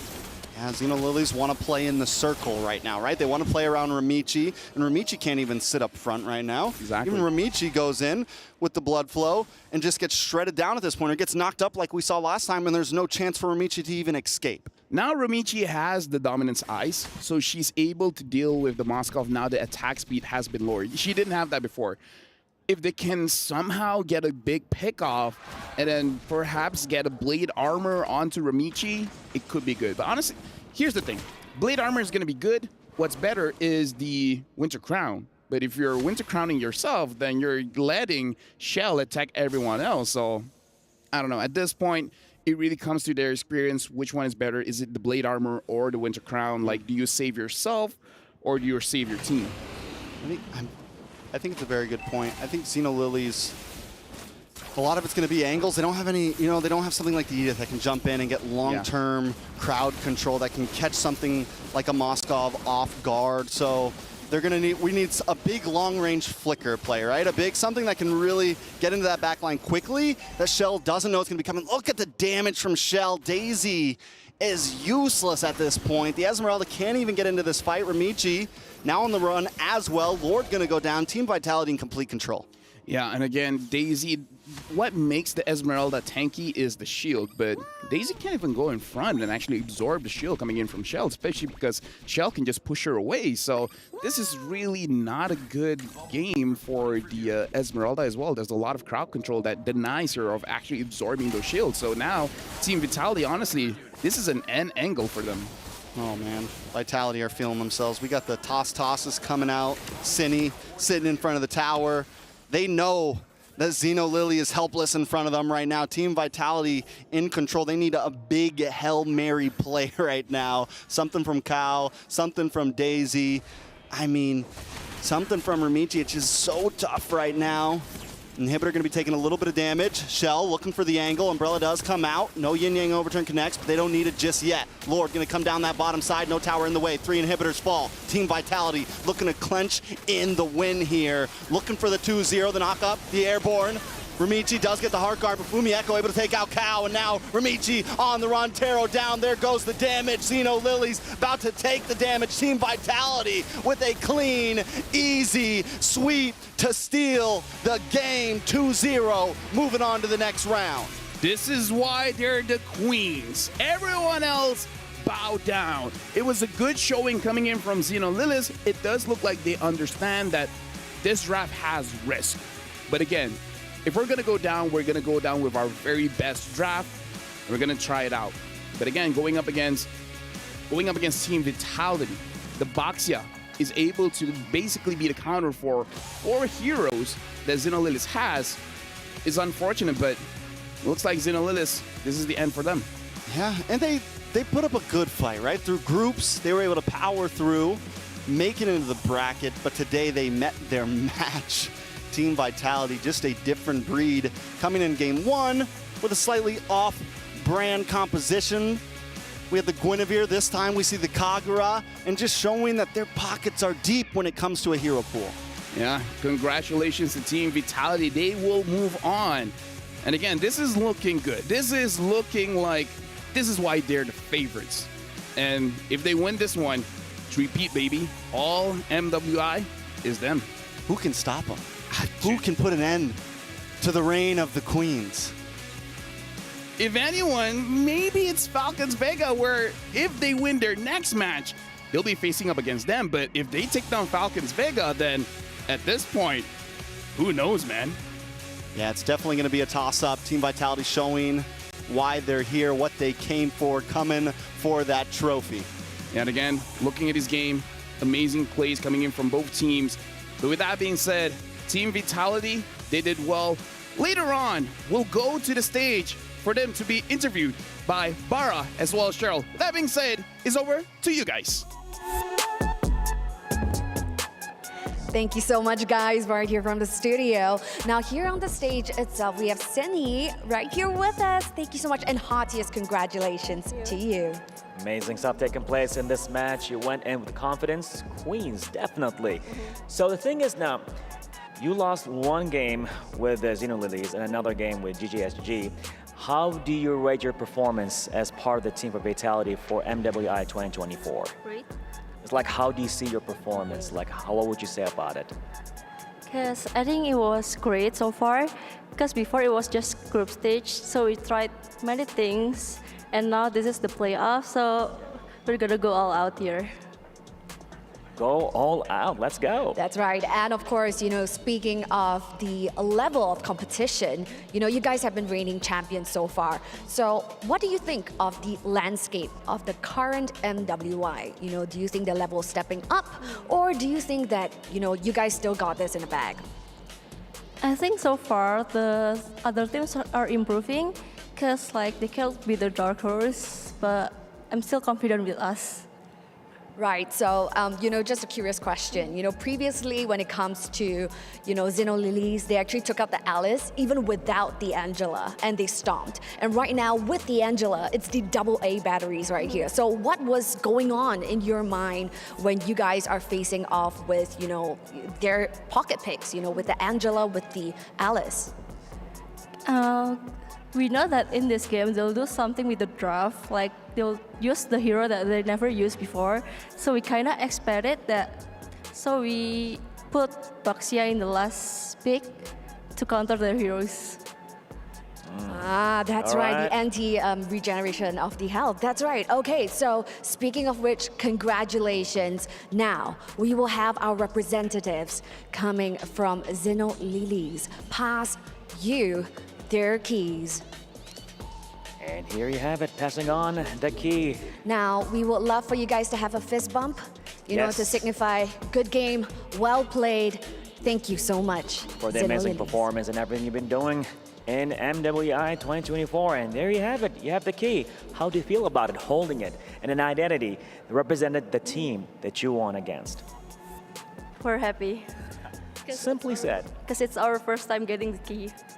All right, so the next question for you would be, the team has mentioned, Team Vitality, that, you guys got your eyes on Falcon, all right? Same Indonesian team that would be challenging your throne. Now, the secret sauce to you guys would be the sisterhood between you and Shell. But of course, at Falcons, they also have sisters. So, what do you think gives you that competitive edge over Team Falcons? I think that we're the stronger duo. Yeah, that's it. So even though they have the sisters in sync, you guys are the superior sisters.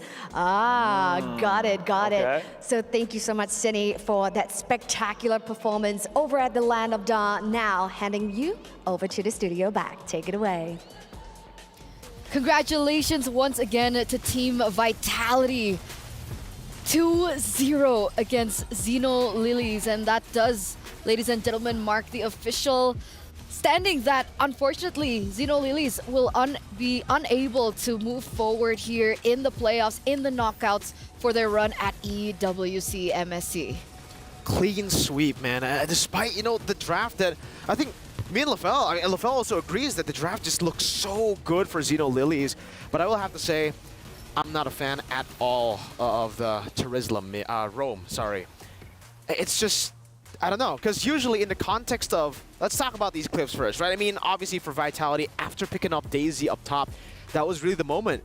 I don't know, Xeno Lilies as well, up until this moment too, they were still really stable, but then they got the pick onto Daisy. For some reason, Xeno Lilies started playing, going to the side lanes again, isolating themselves, leaving them open for a lot of the pickoffs from Vitality to happen. For Vitality, they're very happy with these pickoffs. They can go in and take them down, especially if the one split pushing is an Esmeralda with Sprint.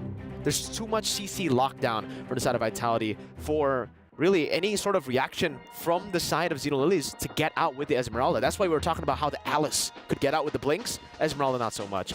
But back to the topic of the Turisla mid, usually we say in the context of XP, you don't need resources. Turisla is really, really good at just doing his job without getting resources. But it's different when you put him in the roam because you don't get anything at all. XP at least get minions. You're right. But who's our queen of this game? Who is our queen of this match? Let's take a look at the MVP by PlayStation. Once again, Cini. So we got an interview with her earlier on the stage with Cheryl as well as Bara. And you know, she even mentioned, right, coming into this game, they were already very confident about this. And she even mentioned that she's a superior sister duo as compared to Falcons Vega that we will see perform later on. But again, her performance, the way she's able to flex out these different roles, these different picks in her lane has been insane. And look at the way that she plays here. It's been amazing, really, the performances of every single member, I would say, from the side of Vitality. It's just so phenomenal to see them again go back-to-back in Game 1. I think we can all agree. Ling, Roger, Terizla was the better draft, especially for the first phase. They were able to outplay that with their own style of MLBB. In the game number 2, I think we can also agree that, you know, having the Alice, having the Terizla, having the Angela for the first phase, it just looks so much better. And ultimately, with the Leslie too, you have a way to bully the Moskov in lane. And unfortunately, we didn't get to see that too. I think that's something we can definitely talk about. Taro, I think, wasn't confident in going in for a lot of these trades in the early game. And she was just really trying to farm, looking for that power spike to hit, and then playing late game with the rest of the team. But even then, the power spikes hit a bit differently for the whole team. Terizla, power spike is literally level 4 for the roam because, yeah, no resources at all. So you're really good at level 4. After that, full drop-off for the Terizla. Unlike the usual Terizla XP, they can still hold his own with a few more items there. And especially in this scenario, the Esmeralda's power spike is just so off-sync with the rest. A lot of them have the early game power spike and then mid-game. Some of them have the late game instantly, like the Leslie. But the Esmeralda is a weird one where it's like early game good, mid game horrible, and then late game good again. In the mid game, she was completely demolished by everyone, Moskov, Kagura, anyone, because they already have burst plus anti-regen. Wait, I'm gonna go for a call again. Shell? Shell? Oh! Oh, there you go. Thank God. Thank God you picked up. Hi, Shell. Hello. Congratulations. Thank you. How was that for you? 2-0, that was very dominant.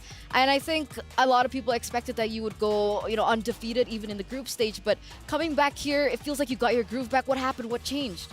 I think we just need a little loss to improve more and just to do better. Okay. Yeah. It's all about the reality check, Eterna, right? I mean, for them, they've been reality checked quite a few times, but they've always been able to bounce back somehow. So my question for you, Chell, is the drafts. Because I think for me and LaFell, as analysts, we think about the draft and we always look at the other side. You know, Lilies, they have an amazing draft, but you guys were able to outplay them constantly. Do you think your draft was better? Do you have your own style now with, you know, your new coach, with your new analyst? I think the draft is so-so, but I think we did better. So execution was better or draft was better? Execution, maybe. Yeah. I mean, the execution was phenomenal. But how do you keep yourselves from, even in the game, you spoke about the reality check, taking a few losses out game and then coming back.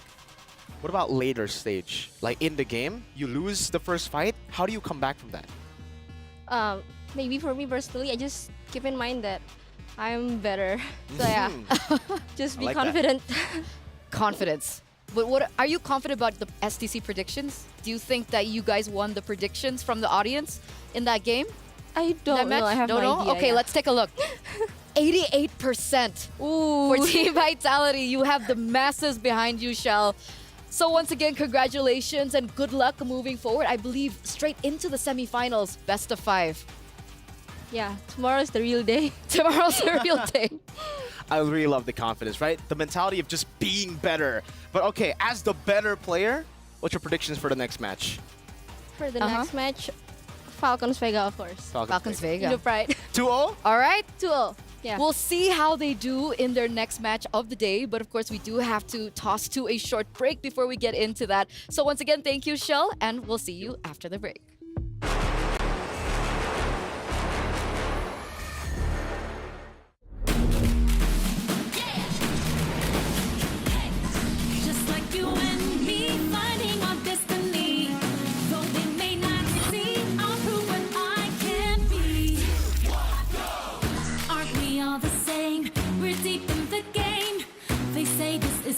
But we have our own aim.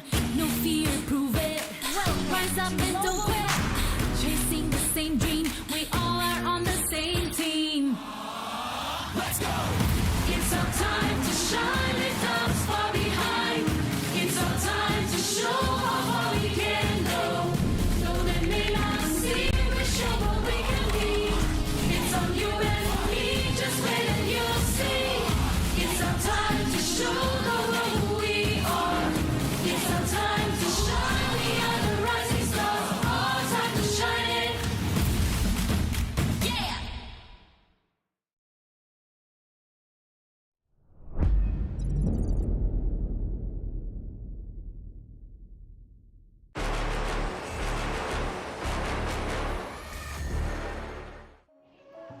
Welcome back, ladies and gentlemen, boys and girls, from that short break, that short, quick break, you know, as we all restart for the next match of the day, Falcons Vega.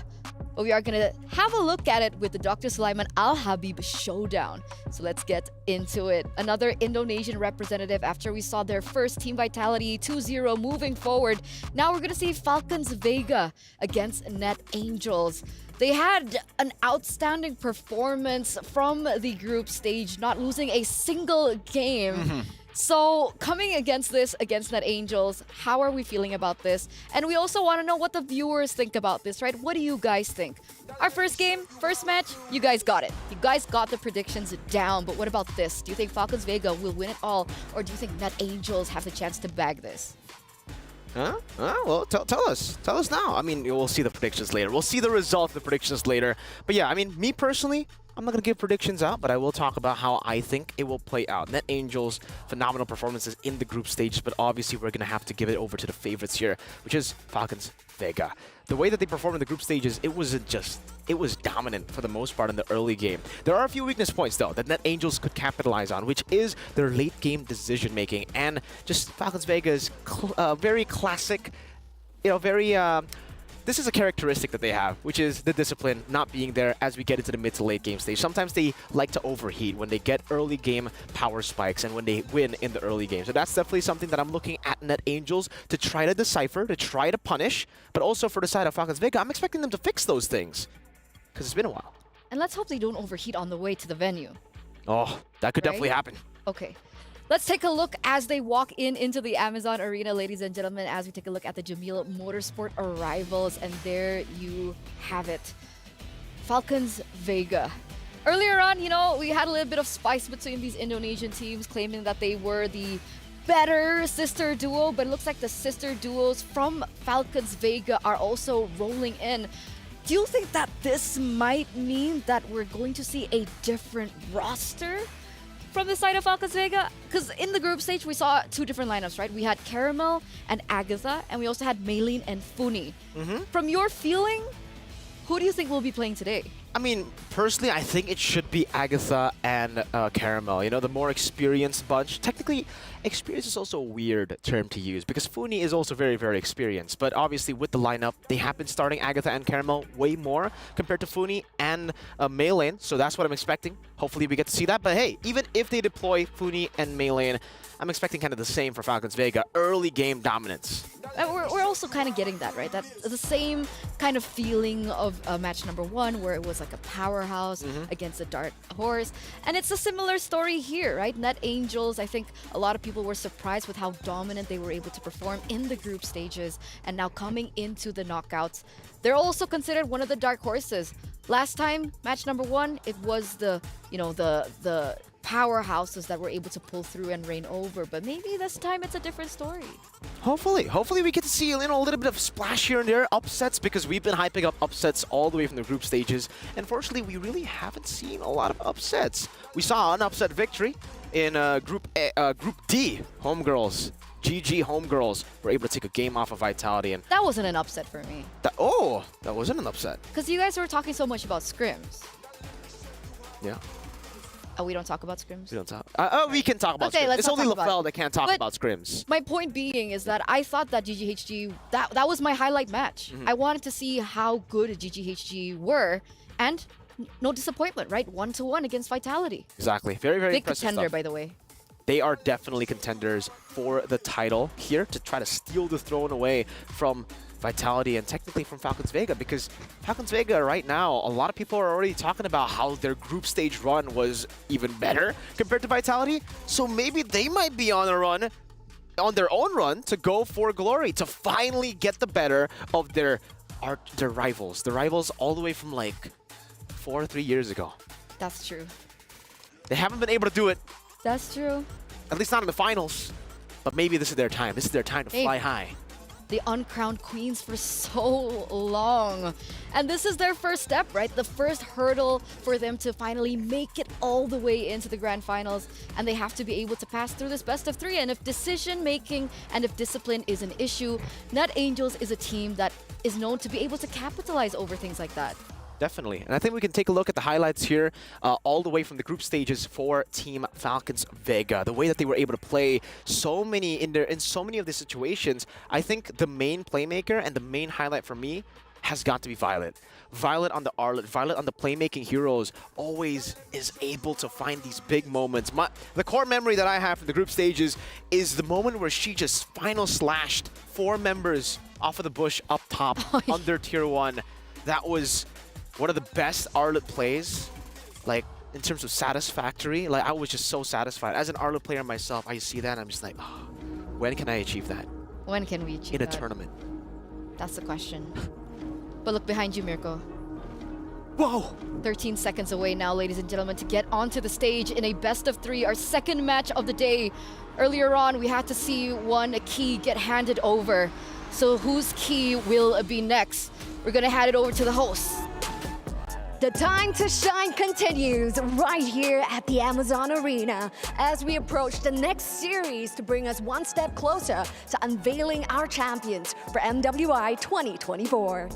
Well, ladies and gentlemen, as we have it right now, competing to pretty much secure a slot at the semifinals with the powerful powerhouse. All that taking place right here, ladies and gentlemen, and an Indonesian powerhouse may go against a potential dark horse, all right here at MWI 2024. So speaking of which, let's jump straight in and let's take a look at the wonderful faces of the Indonesian powerhouse. Presenting to you, Team Falcons Vega.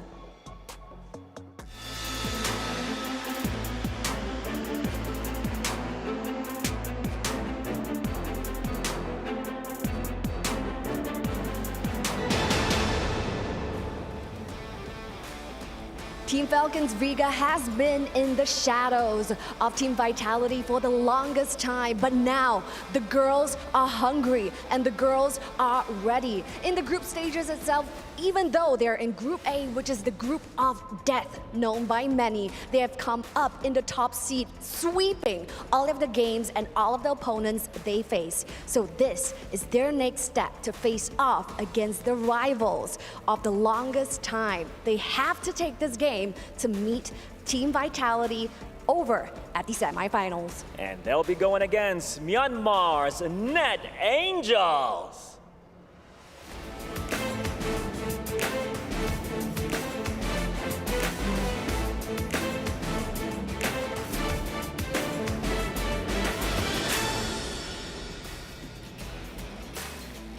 Well, there you have it.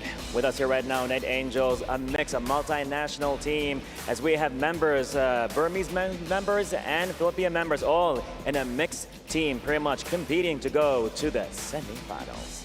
That's right, stakes are ever as high right now. Ladies behind me, in just 2-0 earlier, keys were crushed. This time, it is a best of 3. May the best team win. Please head on over to your battle stations. The Amazon Arena is ready for you at the Land of Dawn. So yes, with that being said, the ladies are looking to head on over to the Land of Dawn. Stakes are high as ever. For the Indonesians that are currently watching, they're praying for an Indonesian semifinals where they'll hopefully get to see Team Vitality going up against Team Falcons. But up against that, we have our Burmese princesses who are going to challenge that. Gonna happen. That's what's gonna happen, right? They're gonna challenge that. They're gonna deny that Indonesian versus Indonesian semifinals. A lot is taking place right here, but you know what? As the slogan goes, it's their time to shine. Take it away, friends, at the studio. Thank you, Bara. Thank you, Cheryl. And take over we will. Again, another matchup that will be, I don't even want to say interesting anymore. This is going to be an intense matchup, seeing as how they've performed in the group stage. Both of these teams are known to get aggressive. And now we get a confirmation of the lineup that Falcons Vega have brought in. It doesn't look like Caramel is on stage, so that should be Maylane. And I do believe that's Funi as well. No Agatha, no Caramel. It's Maylane and Funi who take center stage. So not as expected, but still a really, really good lineup. I don't know, it almost feels like even in the group stages, we were expecting a bit of difference from Agatha, the way that she usually plays from the way that usually Funi plays. But no, we saw the exact same. They played the exact same heroes too. Funi played the Vixana, Agatha played the Vixana. She didn't really go towards, the carry picks that we would like to see. But maybe Funi does it here. Maybe she does it with that synergy. Oh, I know why they deployed Funi. Why? I mean, earlier, Chell mentioned they're the better sister duo. Well, now it's time for Chin Chao and Funi, I guess, to try to show the world that they're the better duo. Maybe. Who knows? Well, that's great. Net Angels now. So, like, despite Caramel not being in the jungle position, right? Okay. Despite it being melee, we're still gonna have an ID versus ID jungler battle. What do you think about the playstyles, the difference in playstyles, and maybe the difference in picks, maybe? I would actually say it's kind of similar. Vanilla and Melee. If we were to compare Vanilla and Caramel, then it'll be completely different because obviously they're different flavors. But also, they also play different picks in the jungle.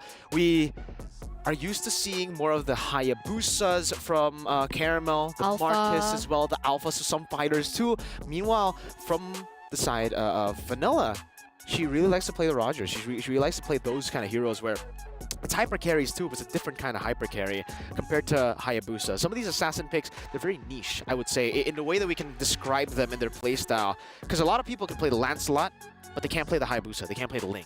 And I think Vanilla falls in that category a bit, where she's definitely more comfortable on the heroes like the Roger. And I would say maybe even she can still go on the Ling.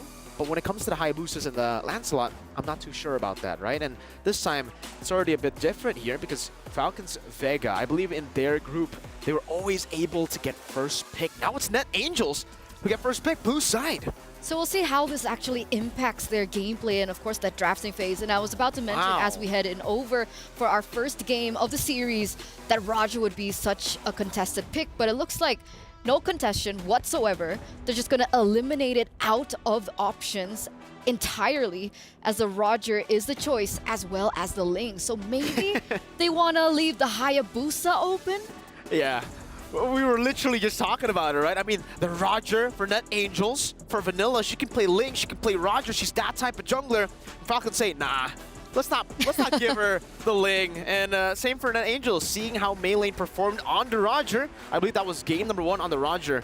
Their first game at MWI in Falcons Vega, where Melee got, was it a Mania? I don't know, but it was a really amazing performance. Crazy KDA.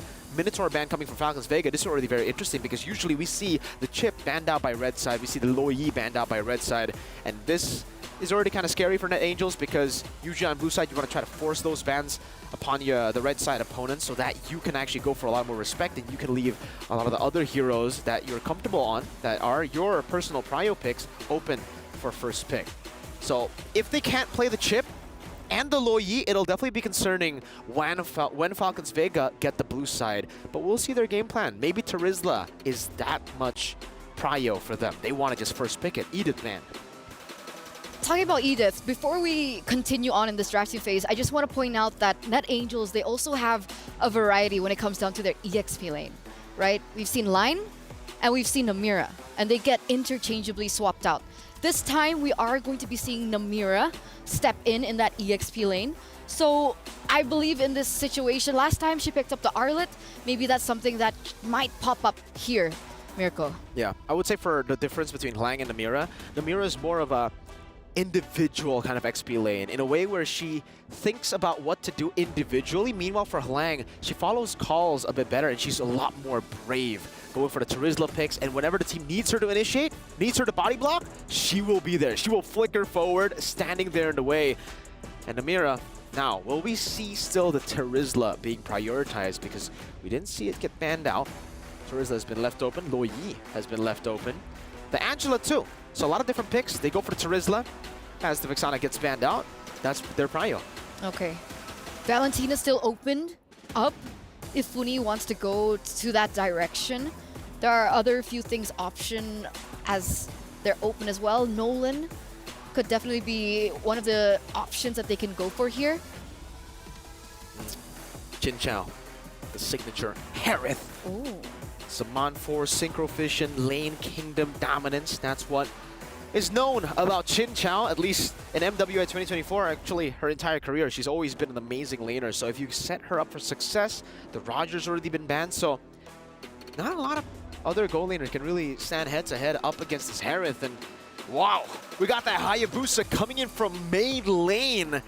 There you have it. Hot pick. You usually see this from Caramel. And it seems she's been learning a thing or two from, you know, her partner in crime in the jungle. So the big question is, what does Vanilla play, right? The Hayabusa's been taken, Roger's been banned, and the only hero that she's been playing before from the group stage is Julian. So the Julian does get instantly locked in. Maybe there's fear that perhaps she might be pushed onto something that she's not comfortable, although it has not been put to the test. And Ruby is the next option. Does the Ruby still counter the Hayabusa in the way that it used to, like back in the day? Yeah, it's still the same idea behind it, right? Don't run Wolf King, and obviously the I'm Offended. Every time you get into that vicinity of the skill, it's a stopper. It's always a great stopper against assassins. But now there's an Arlet there too, picked up. So for Falcons Vega, it's really all about comfort picks and setting themselves up for success. Violet, the Arlet. She's a playmaker. She needs a pick like this, and she gets it. Even though in lane, it's not going to be as dominant as we usually see for a Violet, you know, really trying to win out in that side lane too. The Arlet Terizla matchup will be basically a race to level 4, a race to whoever gets the setup better for the neutral objective. But back to the question, yes, it is a stopper. It still has the same interaction, so they're going to have to try to bait out some of these skills. And also, not just the Ruby, but the Julian is a good way to technically counter the Hayabusa. But it's very skill dependent.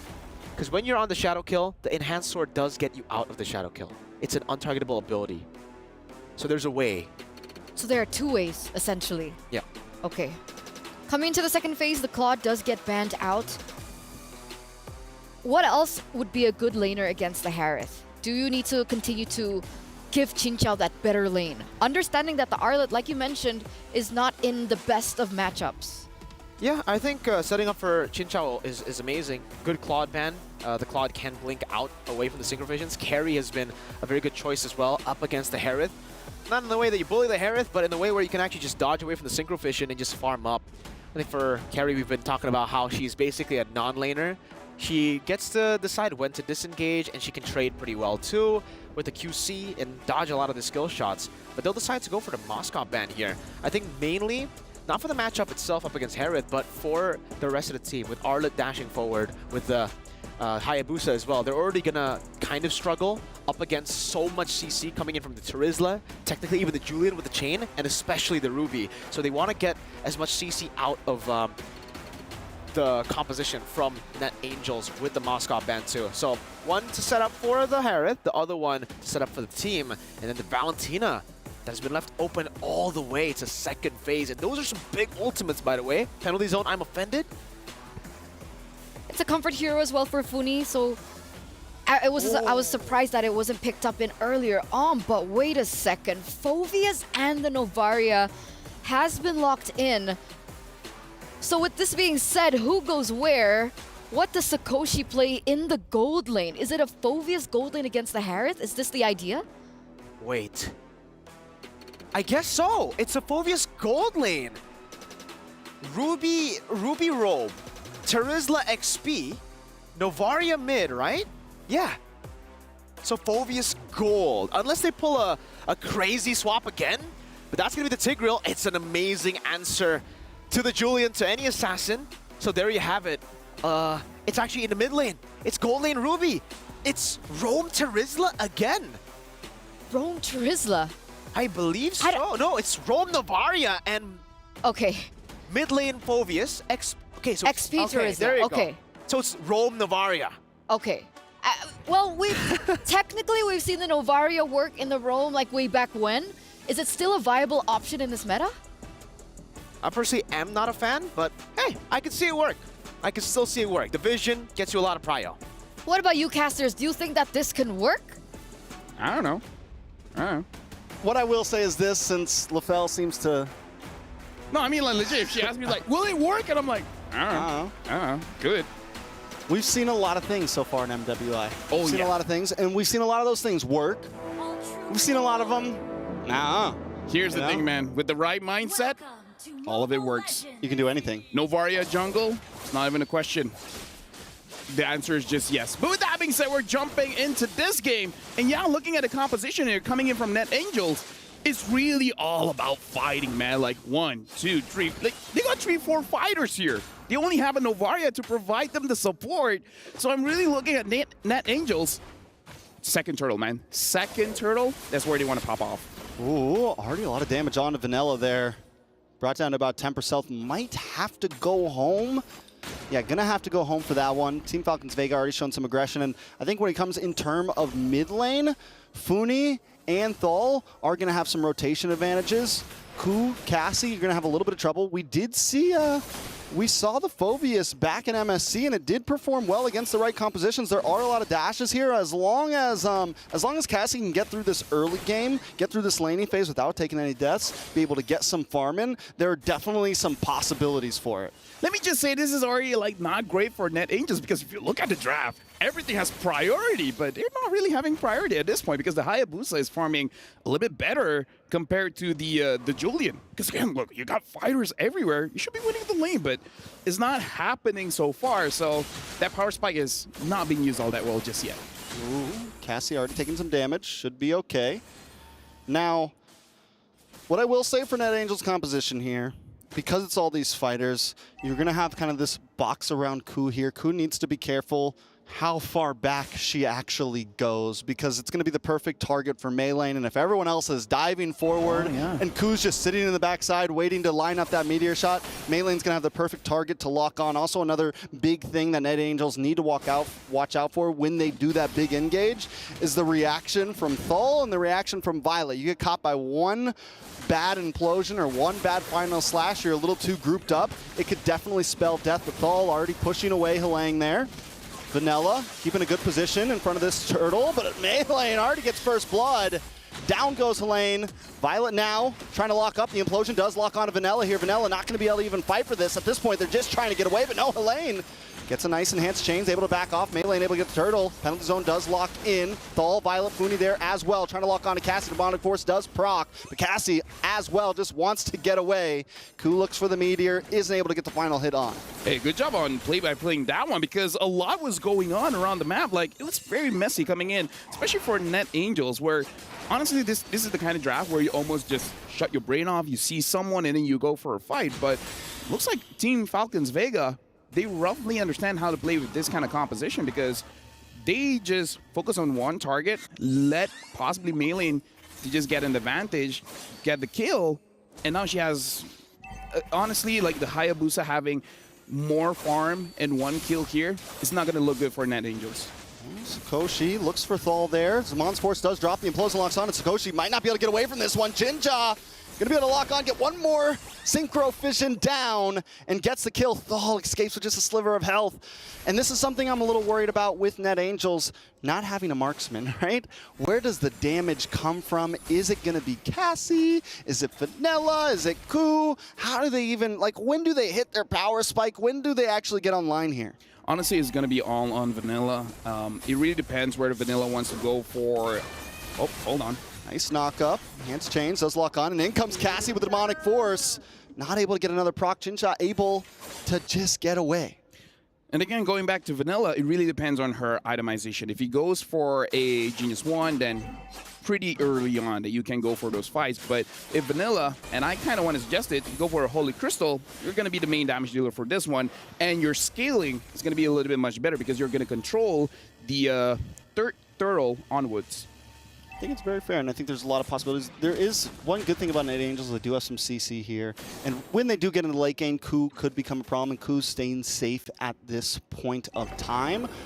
We're seeing some of those snipe shots lock on. The damage isn't quite enough to get the finishing blow in. And even Sakoshi on the Ruby. We've seen Rubies actually start to pack a punch when the game gets going. So we'll see the possibilities. Team Falcons Vega Don't want to just give up this second turtle so easily. Melee able to just come in, steal it with ease, but look at the implosion, look at the demonic force, the damage unloading on both teams. Vanilla is the first to drop, and now the demonic force continues to unload. Melee still fighting though, somehow pulls out safe with the triple kill, but Cassie doesn't let him go away freely. It's a 3-for-3 turtle over to Team Falcons Vega though. I mean, here's the thing that I said.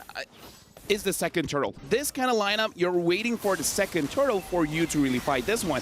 If they were able to secure it, then it would have been much, much better. You can see how Thal honestly should have turned things around with that amazing implosion, but because this is a lineup that has a lot of ways to defend themselves, they don't really rely on someone else to give them the protection, makes it so that even if they get caught, it's still fine, as long as you have at least one item, which we saw Cassie got a little bit later. But again, now Cassie having that Clock of Destiny makes it so that Team Falcons Vega now will have a difficult time taking down Cassie. Looks like Vanilla is going for that Genius 1 route, so the damage is going to be there a little bit earlier. It's just that the burst isn't going to be there when you're starting to fight around the Lord. The fact that Cassie's now 2-0-1, could become, I mean, that could end up being one of their major damage dealers. You know, that Phobius could end up being a big problem. But look at the conceal play, locking on to Violet here. Violet going to be in a little bit of trouble, locked in by the implosion and taken off. Sakoshi goes down. They keep on getting those ganks into the bot side. Net Angels needs to find the answer to it. Teams Falcons Vega just out-rotating. Yeah, at this point, Sakoshi really needs to think about just being a little bit safer here because, again, even though she's not a marksman, you have this mentality as an EXP laner. You want to go for the trades, but it looks like Team Falcons Vega, they don't care if you're Ruby. They still see you as a marksman, and they're coming for you. But to be fair, comparing Ruby to maybe something like a Beatrix, you don't mind going 0-3-3. She still has her War Axe during the fights.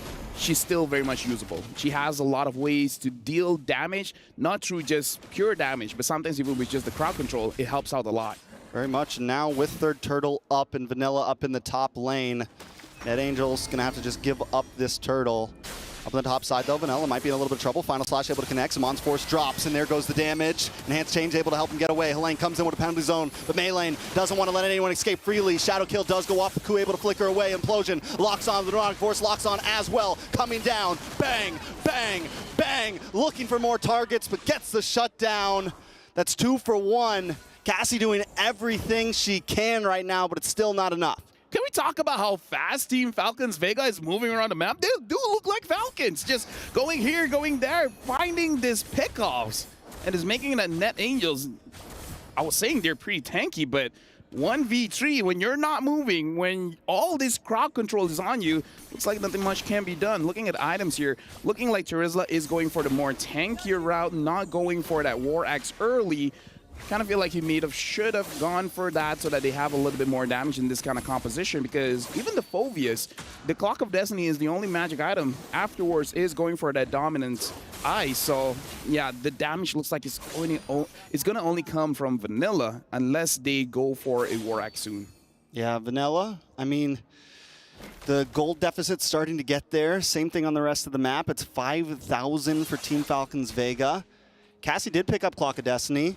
Picks up half of the Dominance Ice. So there's some possibilities there. But I think at this point, Net Angels might just need to start grouping up a bit more. We're seeing Vanilla kind of run these off lanes, trying to macro a little bit, but it's not going to be enough. And kind of like what we saw in the last series, even though it didn't work well from Xeno Lilies, you might just need to bide yourself a little time and look for that 5v5. I think their composition will work much better if everyone's together. Yeah, Trikes, my friend, do you agree that for today, it looks like one of the major problems looking at most drafts is that they don't have enough damage, right? And it's an aggressive meta right now. It is an aggressive meta. And it looks like Team Falcons Vega, they're actually pulling around Net Angels because they're showing Hayabusa up top. It's like, hey, I'm here. You guys want to group up? You guys want to take me out? And then Chinchal just starts getting turrets everywhere. So Team Falcons Vega, they're pulling Net Angels around. It looks like Net Angels are the one getting netted. Yeah, they're the ones definitely getting controlled right now, being a bit more reactionary to just what Team Falcons Vega want them to do. And now with the Lord up, Team Falcons Vega with a strong box controlling this pit. So the Echo does come out, so nice vision over to the Net Angels. Maybe they can get a position on this Lord. I feel like they got to go for the pickoff as well, because if they try to fight for this Lord, Paul has a flicker, right? if the Tigreal has a flicker, it can go lights out very, very fast. So Net Angels, they got to take this calculatively. Like, they have to prepare to sacrifice one. Who's going to be the one sacrificed? I don't know, but right now, Cassie tries to come in, but look at the damage coming out. Lang able to take out Funi Meilane, finds Sikoshi. Cassie still on the chase with an Ironic Force, but it does not lock in. The Meteor does miss, but now Thal might be in a little bit of trouble. Echo comes out, looking for one more shot. Helene trying to lock on, and Cassie gets the final blow. Vanilla now drops to Zamon's Force does drop out from Chincha. Violet now up against Cassie. Chincha there as well, trying to help out. Cassie just wants to get away. Ku trying to give a little bit of slowdown, a little bit of help, a little bit of peel. Cassie able to just get away. Lord still up.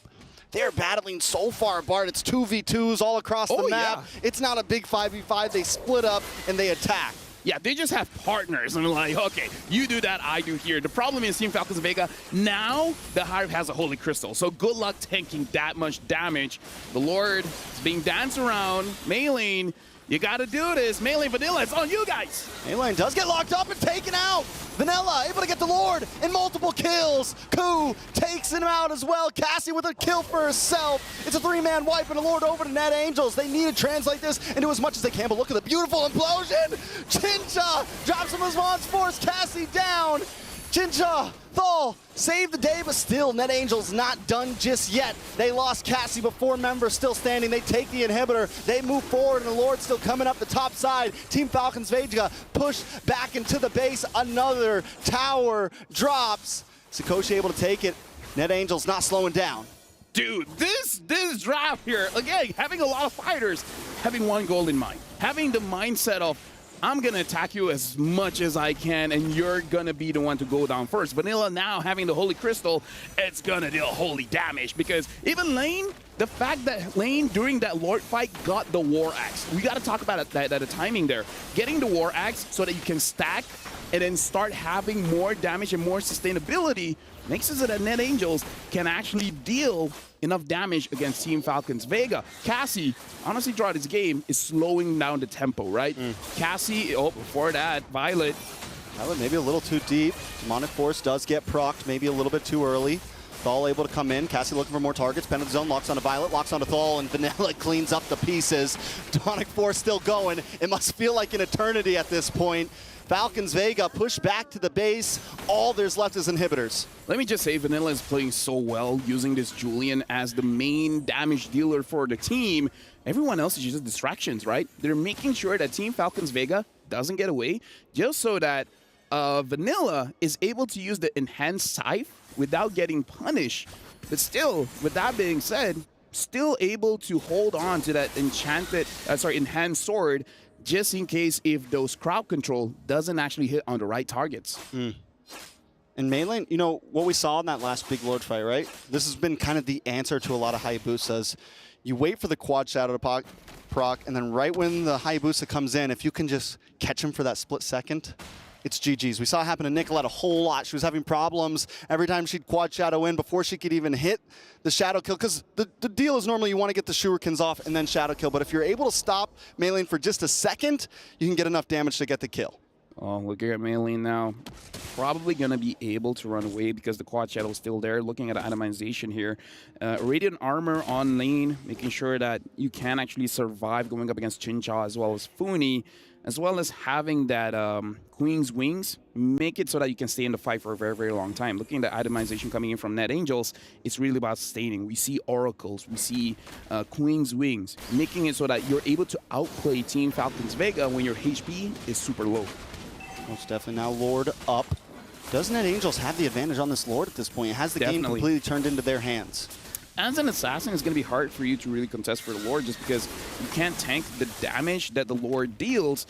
And Net Angels, we got to remember that War Axe has a stack. They can hold on to their stack for a very, very long time. So they actually do quite a lot of damage at this point during the Lord dance. Very fair. And another person that we've kind of failed to mention, but Vanella's been doing great. But look at Ku, 2-0-7. We're 15 minutes in. Those meteors are going to start hurting a lot more. The vision also getting applied gives Net Angels this great advantage when it comes to especially objectives like this. Thal, though, looking for the play, looking for the lock-in. Yeah, again, just be careful of Thal. Having that flicker, you kind of don't want to risk this. And now we see the concealed play being used, and then you reset the Lord. So that's one thing out of the way. Now you got to force the flicker out, and then Net Angels have a good time going for this. Oh, but Maylene finds Vanilla. Vanilla able to get out of there. Yeah, Funi also takes a bit of damage, though. Now we're back to the tango, man. We're back to the dance. Again, I feel like it's fine for Net Angels here. They can heal up, so it's all good. And they kind of have to do that because it's all about the trigger finger. Who's going to go first? Is it going to be Thal or is it going to be Net Angels here? Yeah. Helene also, I mean, it's got to be tempting when you see them all grouped in that jungle to pop the penalty zone, but the patience coming from Helene right now is going to be crucial. Same thing from Violet, looking for the final slash. But here comes the shadow kill onto Cuckoo, able to get away though using the flicker, and that is going to be a utility down. Helene able to lock on to Thal. Here comes the demonic force. Trigger has been pulled. Can they get the final blow though? Can they find the kill? Down in the mid lane though. Chincha getting the push in. Gonna move on to the tower as well. Koo trying to go back. Vanilla doesn't want to stop as well. Thal taking damage. Thal goes down, but Chincha's on the base. Chincha's on the base, and Koo can't defend. Team Falcons Vega with a cheeky mid lane steal. Not like this. There was 2 towers. There's the tier 2. There's the base towers. And then she went and ended in one wave. Not like this, man. Damn you, Chincha. Dude, this is... That's what Leo would say. Maybe this is the answer. You want a Lord dance? I'll just end the game. There's 2. That's always the answer. There's 2 towers. If the base turret was not there, I get it. The tier 2 was there. The base... Chinchao, man. The timing, it was almost like it wasn't improvised either. It was almost like it was playing like, because once the trigger was pulled, that's when Chinchao went. And because they were so invested in that fight, there was, I mean, Koo could go back, but... It's like she said, Udala and Ajasi. Yeah, exactly. Yeah, right. You understood, right? Yeah. Totally. Yeah, with that being said, now we're going to throw it over to Mirko and Cherna. What do you think about that ending? That was iconic Chinchao play. That was iconic Chinchao play, man. You give her the Claude, you give her the Roger. She's never actually done it on a Harith before. Nope. But you know, it's the first time for everything. Oh my goodness. What an amazing decision to make there in that position. Because seriously, all right, let's talk about the replays first. We're getting ahead of ourselves, right? Because there were a lot of great skirmishes back and forth from Team Falcons Vega, also from Team Net Angels. And this was one of the big fights that obviously Net Angels kind of miscalculated in. And this happened a lot in the early game where whenever they kept on going for the fights, it would be Team Falcons Vega winning it out. But this is the big blunder from Team Falcons Vega. Already losing Violet, still holding onto the Lord for some reason, and then committing onto it, not letting it reset, forcing a response from Net Angels. But at that point, Net Angels are very okay with the responses that they can make. They can just be like, all right, you want to fight? We can fight. And again, a lot of the fights here, it just feels like for Falcons Vega, they're very amazing mechanically, right? But when it comes to a lot of the baiting out, the feinting, that's when they get beat out. Because in that particular moment, the bottom side of the map as well, they wanted to bait out the demonic force. They baited out, but then they were kind of confused. They were like, wait, do we continue fighting when the demonic force is up, or do we just back away? Because the real answer would have been 100% back away, wait a bit, and then jump back in. With no demonic force, Funi saving her own IMU demonic force would have been so much more value to actually go for the fight after those cooldowns and those frames have been already used up. But what did you think about the possibility of that split push from Chinchao? Was that a miscalculation on Net Angels' part? What went wrong for them there? I think for me, I'm definitely, you know, I'll be waiting for the Telestrator later on to really draw things. But even while we were watching that, we were talking about, well, I was mentioning, Hayabusa should be the one going bot, not the Harith. Harith, yeah, I mean, throughout the game, by the way, let's talk a little bit about how they have set up and how they made that decision. Because throughout the game, it was the Ruby in the gold lane who can't really stay in the gold lane, always wants to look for fights. And it makes sense, right? So let's crown our PlayStation MVP right now. And I mean, everybody was like high-fiving, hugging Chinchao. So is it Chinchao? Ladies and gentlemen, let's have a look. Okay, there you go. Team Falcons Vega, Chin Chao on the Harith, on her signature Harith, pulling her signature iconic move. I think at this point, right, a lot of the teams, a lot of the players out there should just be very wary of this play. The fact that you will always be unable to count Chin Chao out no matter the hero that is given to her. Because that shouldn't have happened, right? Okay, let's say it was a inhibitor turret. That makes a little bit more sense, but there were 2 turrets left. That's why you have to respect the magic damage gold laners in their ability to siege, because I think if this was the old MLBB, you wouldn't be able to see the split push happen all the way from the tier 2 like we mentioned. But I forgot which patch exactly this happened, but you deal extra damage as a mage now. You have a lot of damage to actually siege. So heroes that go for Feather of Heaven, that go for base damage plus attack speed on the mages, you can still go for a lot of the big sieges. And again, we'll get through it later on. We'll get through how exactly they played around it, because it's going to be really, really cool. I think it's amazing how they decided to go for that. Let's go back to the fundamentals. Let's continue. Hello, Harith. This is a real cool guy right here. Ended the game. High five? No? Okay. He's too cool for us. Yeah. He's too cool. He's just there. But let's go back to the fundamentals. When you pick a Ruby in the gold lane, you're really built for fighting. When you pick the Phoveus in the mid lane, you're really wanting to go for the fights, right? So in the mid game, I think after the first turtle, it was coming into the second turtle, the Ruby was always out of lane. That was what gave Chin Chao the moment, the opportunity to get tier 2s, to get tier 1s on the side lanes. When she got the tier 1 in the bottom lane, she rotated up top as the turtle spawns in the bottom side, just constantly mirroring the maneuvers of NetAngel. I don't understand. Can you show us? For sure. Let's take a look at it right now. I don't know if you guys can see it just yet right here, but there you go. Now, this is a bit further into the game. We were talking about the mid game earlier. But the main concern for me was the fact that Hayabusa, I feel, should have been the one really managing the side lane there, managing the one in the bottom side of the map, right? Just pay attention to the map here, because the Harith, you can't expect the Harith to go back and forth around the map at that fast. And that's why the adjustment was just beautiful from the Harith.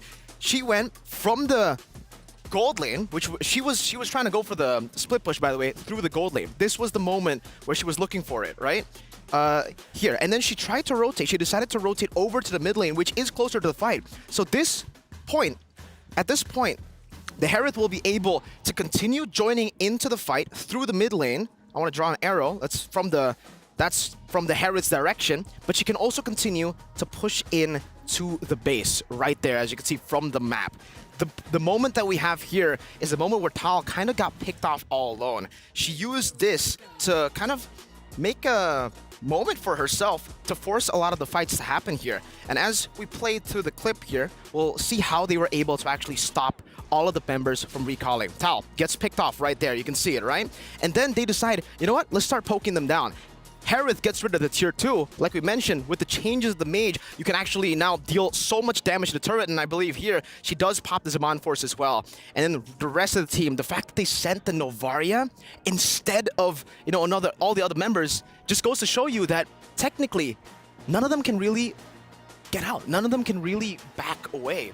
None of them can disengage except for the Novaria. They're all-in heroes. They're all built to fight. So when a moment of forced error happens in that way, it's just very, very difficult for any of them to react. And whoever does react won't even be able to withstand the 1v1 dual pressure that anyone... I mean, at that point, they could have sent the Hayabusa. It really doesn't matter. Hayabusa, Harith, both of them would have been able to 1v1 in the Varia, no problem. It was absolutely brutal. And I think even you mentioned it in game, right? They have to keep adjusting, right? Yeah. They have to adjust. They can't play into what Nagels really wanted them to do. And at some point, it clicked. And then that's when things kind of went really badly for NetAngels. But talking about bad, ladies and gentlemen, I have just gotten confirmation that the key crush will happen now. What? Now. Oh, man. It's not ready. So okay. We'll take to that. Right now with Team Vitality. Congratulations to all of you for winning your first knockout match. Now, I gotta ask you though, how does it feel to get to crush the key of your opponent? Where's the key at? Where's the key? There it is. How does it feel to be able to crush that? This system is very interesting. We had never experienced a system like this before, and getting to be able to crush the opponent's key is, of course, very heartbreaking for them. And the thing in my mind is like, I hope our key don't get crushed like this. Yeah, it's very interesting. Well, I hope that your key doesn't get crushed too. So there could be another key you'll be crushing in the next round. Team Falcons Vega or Net Angels. Who would you rather face and why? We would actually like to face Net Angels because we have faced Falcons Vega a lot of times in the past, but we are fine in going against both teams, and we are fine in crushing any of their keys. All right, that's a great way to end it. So we'll wrap it up there. Congratulations to Team Vitality. Thank you, Vitality. Thank you, Reptar. She said it was interesting. Imagine this. Imagine if Falcons Vega, I mean, they are at match point right now, right? They are. If they take another game off Net Angels, and then they would be the one, well, either or, right? Either Falcons Vega have to crush Vitality's key, or Vitality would have to crush Falcons Vega's key. And both being regions from Indonesia. Absolutely. Is that considered, like, bad? I mean, it's good and bad in a way, right? Because at MSC, we saw the same. Falcons AP brand, crushing TLP HSP Oh, that's too. true. It's good and bad. I think in a good way, we get to see who deserves to represent Indonesia more, right? Is it going to be Vitality or is it going to be Falcons Vega? But first, Falcons Vega have to beat Net Angels. And even in that game, they were kind of struggling. The fact that they had to rely on a split push instead of going for the team fights, the adjustment, like you mentioned, was amazing. By the way, just savage Vival there saying, yeah, we would rather go for Net Angels, but we don't really care. We'll smash anyone. Okay. Just casually saying we're the best without saying it, indirectly saying we're better. Let's hope it's okay for them, though. Because the last time a team got confident like that. Yeah. Anyways. By the way, I just wanted to let the viewers know that earlier on when we went into the drafting phase, we saw that it was Namira. Yeah. But maybe there was like a really, really sudden swap in roster that Helene was actually the one in the EXP lane for Net Angels instead of Namira. And it actually kind of makes sense, right? Because we were talking about, Helene, she likes to play with the Terizla. She likes to go and initiate. And we saw the Terizla and I'm like, that looks like Hlang. And it was Hlang. So hey, glad that was right. Unless, Namira, obviously, I think everybody can play Terizla, but it's a different way that she tackles it. So coming into the second game, what do you think the adjustments need to be made? Because definitely Net Angels, they want to stay in this game. They want to stay in this tournament. Because don't forget that prize pool, ladies and gentlemen. We haven't been talking about it quite so much, but 500k USD is on the line right now. And so that brings us back to that question, right? How do they come back? How do they take this off Falcons Vega? I think number one has got to be, I think in game number one, it was a great idea for them. The fact that they went for, I would say it's a cheese draft, right? They went to go for team fights. It's very one-dimensional, and that was the reason Falcons Vega was able to punish it. In game number two, go back to the normal meta. Go back to what is meta. Try to play for the gold lane as well. Just get a marksman here. Try to play for a balanced composition, because even in the group stages, we saw impressive stuff from Net Angels. And again, considering the cheese didn't work out, maybe it's better to go for the safe route. Wait. If this is correct, there's another swap. What? In the EXP lane. Am I seeing this right? Okay. That should be Namira. Yeah, Namira is playing officially now for Net Angels. There has been a swap, ladies and gentlemen, from game one to game number two. How does this change our drafting phase now? Well, I don't know. I still think Terizla should be prioed for them. They started off the draft really well. I don't think they should change too much here in the draft, at least for the first phase. They're also still on blue side. They're going to ban out the chip. It's going to be the Ruby ban this time around. So it's actually Falcons Vega having a bit more trouble against the Ruby. They think, hey, we're a team fighting team. If you need to force us to go for side, like split pushes, we don't like that. We'll do it, but we don't like that. We'll still stick to team fights, so banning out the Ruby there is amazing. Jushin gonna be banned out this time from Net Angels. Interesting that they don't leave it open for themselves as first pick. It's Falcons Vega now. They decide Ling, Ruby ban. Do they want to take away the Julian? Do they want to take that power away from Vanilla? What about the Hayabusa? Contest it? Valentina's the option? Yeah. All right. So essentially, Luo Yi is up for grabs. Angela is up for grabs. Charizla is up for grabs. What would you prioritize in this scenario? I think for me, it's either Charizla or Angela that you would want to go for as first pick. I don't think you want to go for the Hayabusa first pick, but we have seen that before. I think we saw that from Falcons Vega when Caramel was playing Hayabusa first pick. They still go for the Charizla here. Falcons Vega, they can go with this same exact answer with the Harith and then the Hayabusa, and then later on the Arlet. But knowing that they banned out the Valentina, is it possible that we want to go for, the Ferromiz, or perhaps an Angela? So maybe Harith Angela or Harith Ferromiz, or another hero with a big ultimate that I did not mention, Mr. Tor, Mr. Minotaur. Yeah, he was banned in that first game, right? In the first phase, but they left it open this time around. So insta-lock here from Falcons Vega to pick that up for themselves.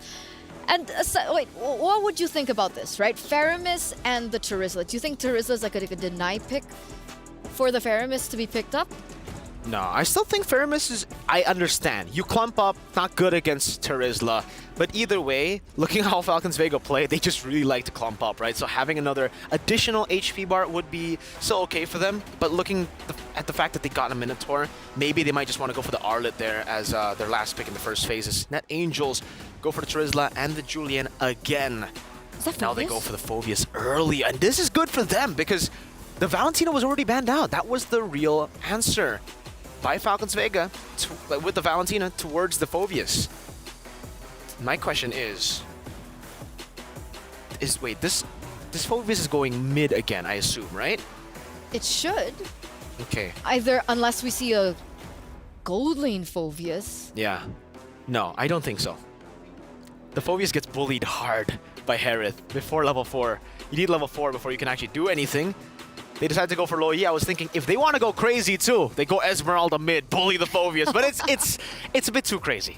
Okay, so their choice is the Luo Yi here. A little bit more burst damage, a little bit more control of the map. I mean, if they want to look for an option to go in for that split push again, they definitely can with the Luo Yi and her entire global map presence. Second phase though, Arlet was not prioritized here. Arlet was not picked up. They picked up the Luo Yi instead. So that does give Net Angels a chance to ban that out if they want. Yeah, but I think Net Angels kind of want the Arlet to be picked up. They want someone that will be constantly dashing. Now, the fact that Falcons Vega went for the Luo Yi means that technically only the Harith will be proccing that Demonic Force, right? We'll be giving that Demonic Force proc. So now, they actually ban out the Fredrin. So yeah, they don't really care about the Arlet because they want the Arlet coming in from Violet. That's Angela. peculiar, is it not? Fredrin ban? It is. It is very peculiar, especially in this meta. Especially considering me personally, you know, all of us, we haven't seen Mei Lane on a utility jungle, right? We've seen her on Assassins, on Roger jungle too. But knowing how, technically now, there's not a lot of Assassins up.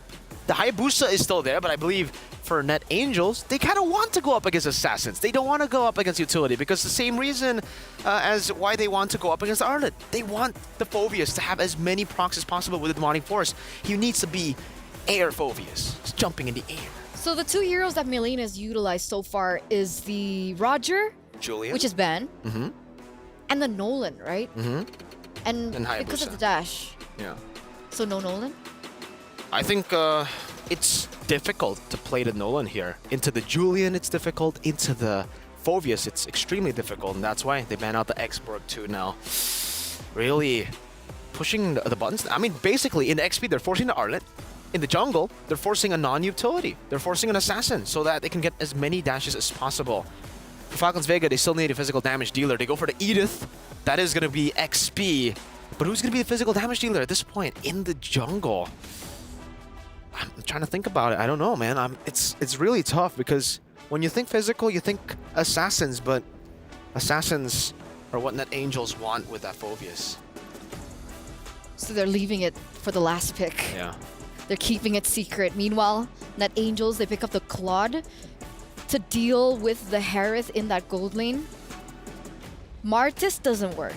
I think the Martis Alpha? Oh, the Alpha is a great answer. Yeah. I think it's a great answer. They just need a bit more physical damage at this point.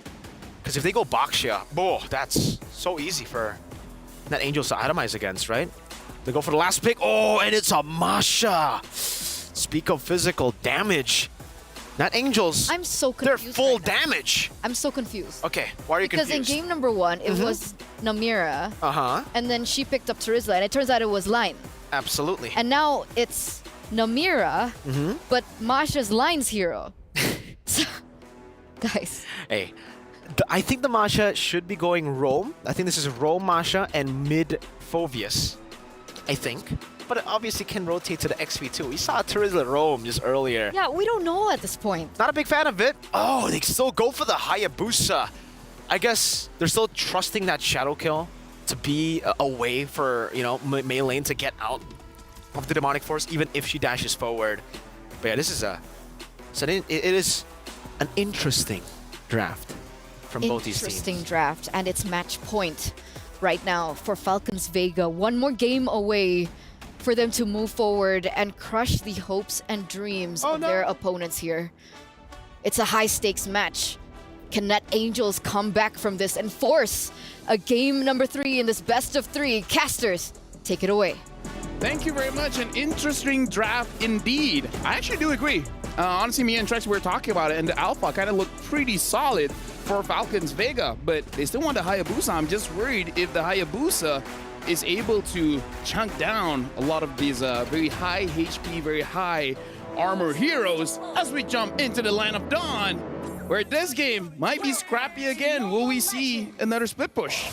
You know, I think the Hayabusa could definitely have a few problems chunking people down, but one thing the Hayabusa will be great at is securing some of these early objectives to make sure that Jincha and Funi get to a point where they can start outputting damage. Even if Mei Lane isn't exactly the one to reap all the kills, they have other options. I think Mei Lane's major job here is going to be objectives, right? You shadow kill in, you steal a turtle. You're always kind of comfortable with that. On the other hand, Net Angel, the composition is definitely interesting, a great way to put it from Mirko. My question to you is, do we think they're thinking too far outside the box here? I feel like based on what happened in game number 1, what they felt was the concept was there. Their draft was good. They just didn't have an answer for the split push. So this time, incorporating the Claude into this idea of a fighter in the mid, as well as having a roamer that can actually deal damage, maybe they're like, we just needed a Claude. When we have the Claude, we should have taken the game. Oh, Sakoshi's gonna go down in this one though. Shadow kill comes in. It's gonna be a lot of gold plating over the side of Team Falcons Vega, and as you just said, this time they have a Claude. But right now they do not, and Team Falcon Vega knows it. They know, all right, Claude's your answer.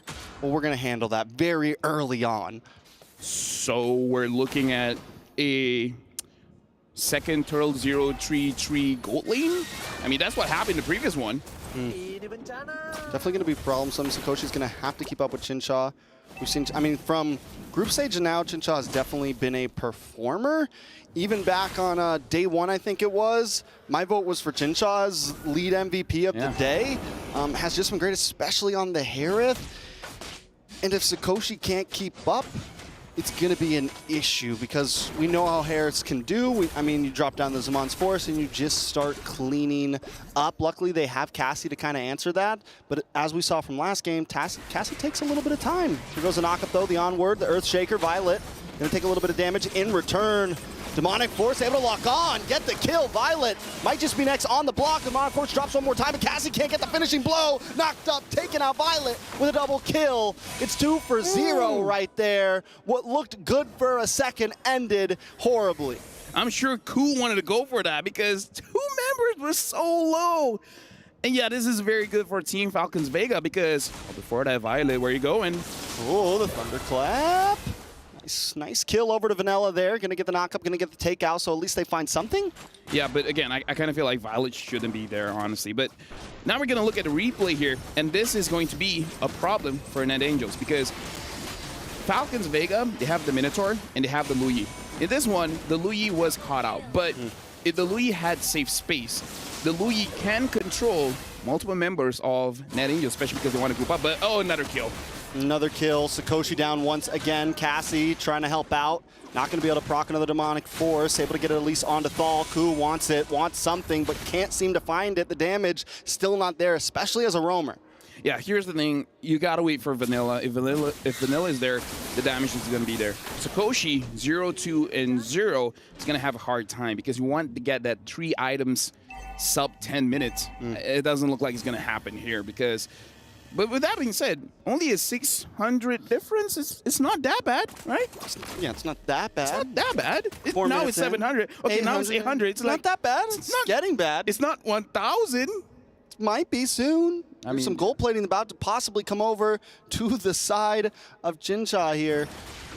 All right, so where do we take it from here? Turtle going to be back up. Second Turtle. Net Angels were able to secure the first one, which at least kind of staunches the bleeding here. It's only 1,000 gold lead over to Team Falcons. All of that seems to be in Chincha's pocket. So as long as Chincha stays down here, the rest of the team can fight for these objectives. The problem is how you handle the Minotaur is you catch the Minotaur. You start the fight first, but there's really not a nice way for them to lock them down. Oh, as I say that, the mirror goes in. Penalty zone does lock on to Demonic Force as well, trying to get to Funi. Another shot, Cassie might be able to get the kill, but Cassie's going to come back. This time Demonic Force onto Thal. Ku able to get the kill this time. Melee also involved, Shadow kills away. Cassie still on the chase, looking for one more proc, but the ult wears off. Vanilla able to get the dash through. A little bit of damage onto Violet. They're going to revert back to the Turtle now. Melee, does she want to re-engage onto this? No, going to go over to the purple buff, let him get the Turtle.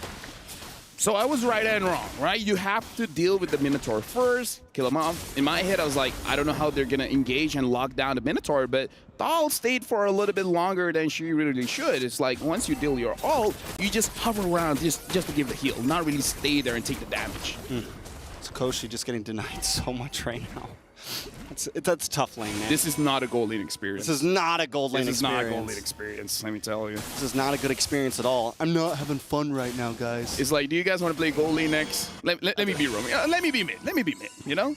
At this point, look at this setup. They want to catch someone, but I'm guessing the Mira is not the one they want to catch. And now, this time, the Mira, a little bit different, going for the War Axe first item. So the next fight, they don't have to wait for the Lord Dance for the Terizla to deal damage. Now even the third Turtle, they're going to be doing quite well. And Cassie keeping up. We did just have the Blade of Hepates as well, lock onto Ku, so there goes a nice little burst of damage. Ku was already able to secure a kill earlier. Violet, though, going to get tossed up. Going to toss up Cassie, that is, but still, Net Angels taking it slow, and I think that's kind of in their favor here, right? I mean, as long as they don't fall behind too much, as long as they're able to keep this gold to 500 here and there, they should be okay. I mean, here's the thing. What are you fighting for, right?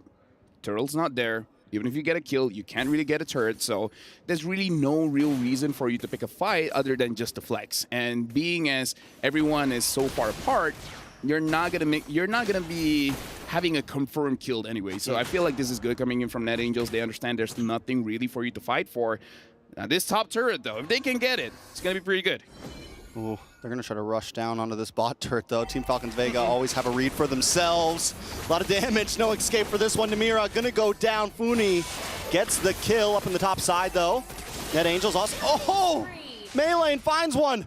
All on her own, up against 3. Can she escape from this, though? The Retribution does pop for Vanilla. Try to make sure they get it. Yes, Ku gets the shutdown. A kill into the pocket of the Roamer. Don't know if that's primary, but it does still work out. Falcons Vega, though, still always finding something on the map in return. Well, Ku is still up top. If Ku can get that, well, she's not gonna. I mean, just to answer your question, I feel like it's fine for Ku to get the kill here because you want to get your items a little bit faster. So it's fine, right? This is a niche situation that she's in. It's okay. Now she still needs to do damage. She still needs to do damage. And now, Net Angels, you gotta choose. Do you want to go for this turtle or do you want to go for the fight? Looks like, looking at how they're spacing around, even they're not entirely sure. Maybe they just want to wait for the Lord to come out. Very true. I mean, I think Net Angels, on the other hand, might want to try to force this, right? They need if they can get a little bit more gold, could be dangerous, though. Duality could get procced, pulling a couple people together, and that could be a wraps, right? Namira's been doing a decent job of landing these penalty zones, though. So if Namira can maybe pull something off, could be a game changer. Although I do have to, Batal finds 3 members. Batal has to flicker out. Oh, they go back in. Ooh, Minoan's Fury, though, does get the knock up. In comes Demonic Force. Cassie able to secure the kill. It's going to be 1 down for Team Falcons Vega. Namira flickers back, is safe. Tower's going down. Up on the top side, looks like Ku could be getting something. A beautiful split push. Yeah, this is good because they understand they need a turrets. They don't really need all of this lores just yet because they know that they can control it quite well. Oh, Violet, maybe out of position here. Taking a lot of damage, but there goes a wasted enhanced chains and a lot of damage on a Net Angels from that Lord. Cassie's got to go back to base. right now, the only question is, when can Ku start 1v1? Because I feel like once the item is there, she will probably go for the Harif, as she's doing right now. Yeah, ooh, but Herod, Jinja, it's a lot of damage, Ku. Gotta get out of town, run away quickly. That's a tough, I mean, that was Jinja's Ku's not quite there yet. Yeah, it was tough. It's like, okay, let me see if I have enough damage. Okay, I don't. But next time, though, next time I see you, down. You're gonna be Chin Na. Chin Na, like bro. No. Chin like no. Chin, yeah. Yeah. Yeah. Let's look at these items. Yeah. Going for the Holy Crystal here. Now we see the disparity when it comes to gold. 5.4 to 6.8. That's like 1,400 difference. So, okay, now it's a bit of trouble. But still, going for that third item, the Claude should be fine. The only worry is that the Hayabusa is going to do a lot. Oh, they're going for Vanilla. Vanilla escapes it. Namira, can you escape as well? No, you're going in. Namira's going to sacrifice herself for the case of Vanilla. Vanilla might have been able to get away from that, though, but now Cassie also in a bad spot. Demonic Force does proc one before Vanilla. Maybe look for the re-engage. No, turn around, Vanilla. Get out of town. Ku, though, does get the split push on the top side, so helps balance things out a little bit. Yeah, but that was unnecessary, man. Yeah. Like, the moment you see Vanilla is fine, if you want the penalty zone, you penalty zone away. And then at that point, Cassie should just be like, nah, fam, I'm not joining this one. And because of that, it's a free Lord for Team Falcons Vega. That was quite a big mistake coming in from Net Angels. Chin nah, fam. Nah, fam. Yeah, chin nah, fam. Not today. And now Team Falcons Vega, they are in prime position, especially with the Lord here. The Claude, I feel like, doesn't have his third item. So with just 2 items, it's going to be quite difficult for him to defend the base as well. Well, the damage dealt. Phoveus still outputting. They just need a little bit more behind it. Radiant Armor just locked in for Namira here. Lord's going to be coming down mid. Net Angels, I definitely think they can stop, maybe, since they have the Claude. Might not lose any inhibitors here. No, I feel like it's, okay, now Ku has quite a bit of items. I still feel like it's not going to be enough to handle Jincha. But, oh, looks like someone got picked off. Namira taking quite a bit of damage. Zaman Force already used by Chincha just to secure that tier 2. Yeah, good try with the diversion. Not quite able to secure the full kill, though, and that's 2 ultimates down for the side of Team Falcons Vega. Net Angels might just be able to defend this, but there goes Sikoshi. Taken out quickly. Ku still with the split pushing, letting the rest of the team defend this Lord. Jincha looking for the angle as well. Cassie does not proc the Demonic Force, just play it safe, because Ku's handling business on the other side of the map. The wave's still crashing in. Ku now back onto the map, looking for Jincha, gets tossed up, knocked up, almost taken out, down to the last health bar, but in comes Cassie with the Demonic Force. Will it be enough? Looking for the kill. The ball finally goes down. They want some more, but Cassie taking way too much damage. Jincha reaping the benefits. Violet now also low. Ku looks for another target, got the health bars back, wants to re-engage onto the fight. Ku able to find Melee with a quick tap. No, Melee actually gets a kill onto Ku. Jincha now with his Zaman's Force. Can they end it here? It's nothing but Vanilla and Sikoshi on the field. Minions still coming. Melee is low. Blazing Duet does come out. Violet low as well, but Jincha's getting the free shots, and that's the final one. Team Falcons Vega with a clean 2-0 sweep.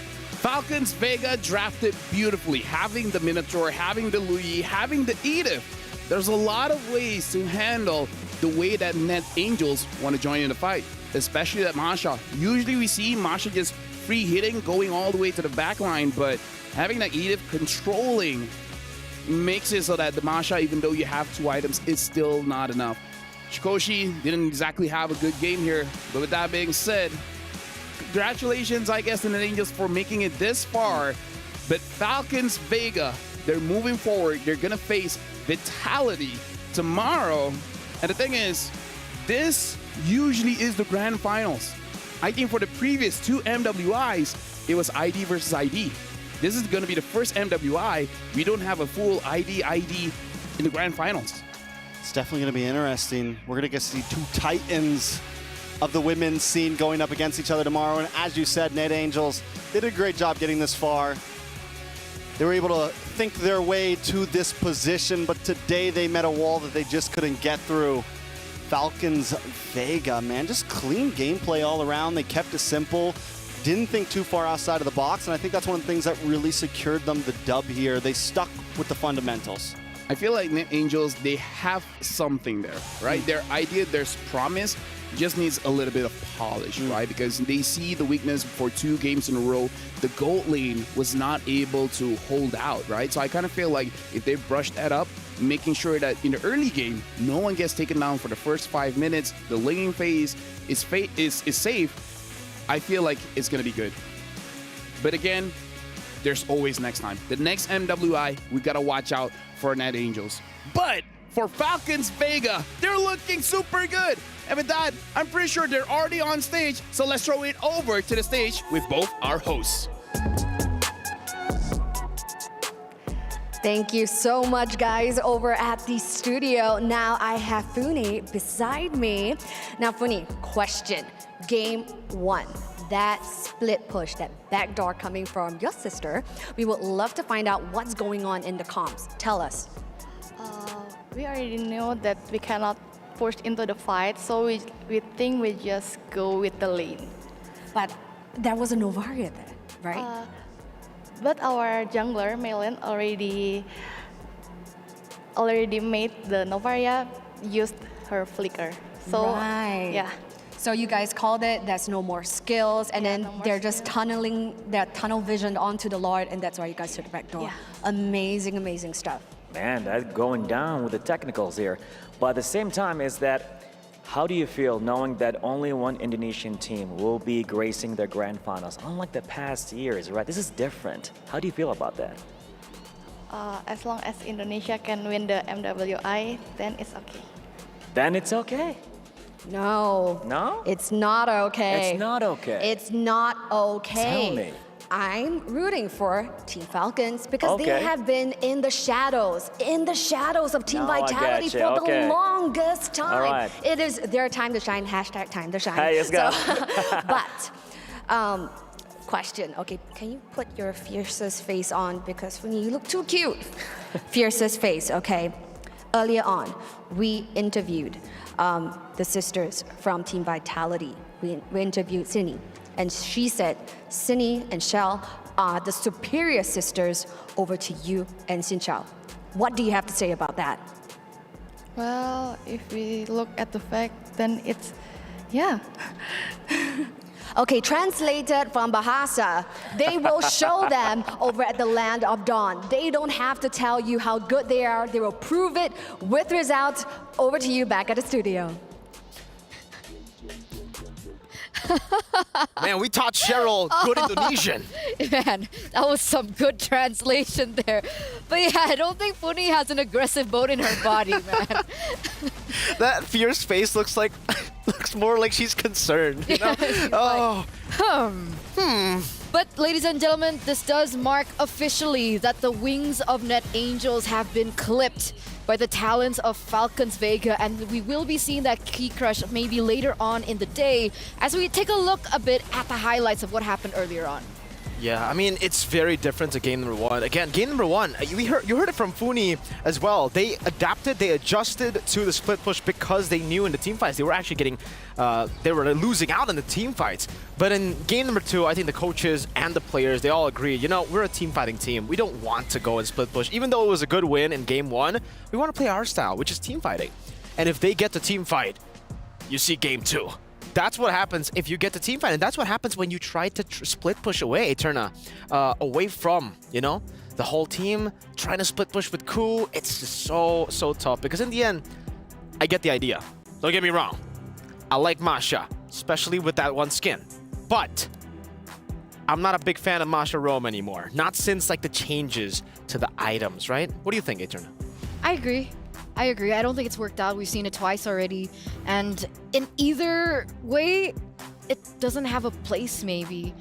I mean, I get the idea, right? They really wanted to go for a counter to that split push. They wanted to have their own kind of strategy themselves. But again, it didn't work out too well. Yeah, especially when you leave the Lo Yi open, because in game number 1, the biggest issue as to why the Harith wasn't able to fully go towards the bottom side and had to go to mid was the fact that, well, by the way, shoutouts, by the way, to Xin Chao and Tal.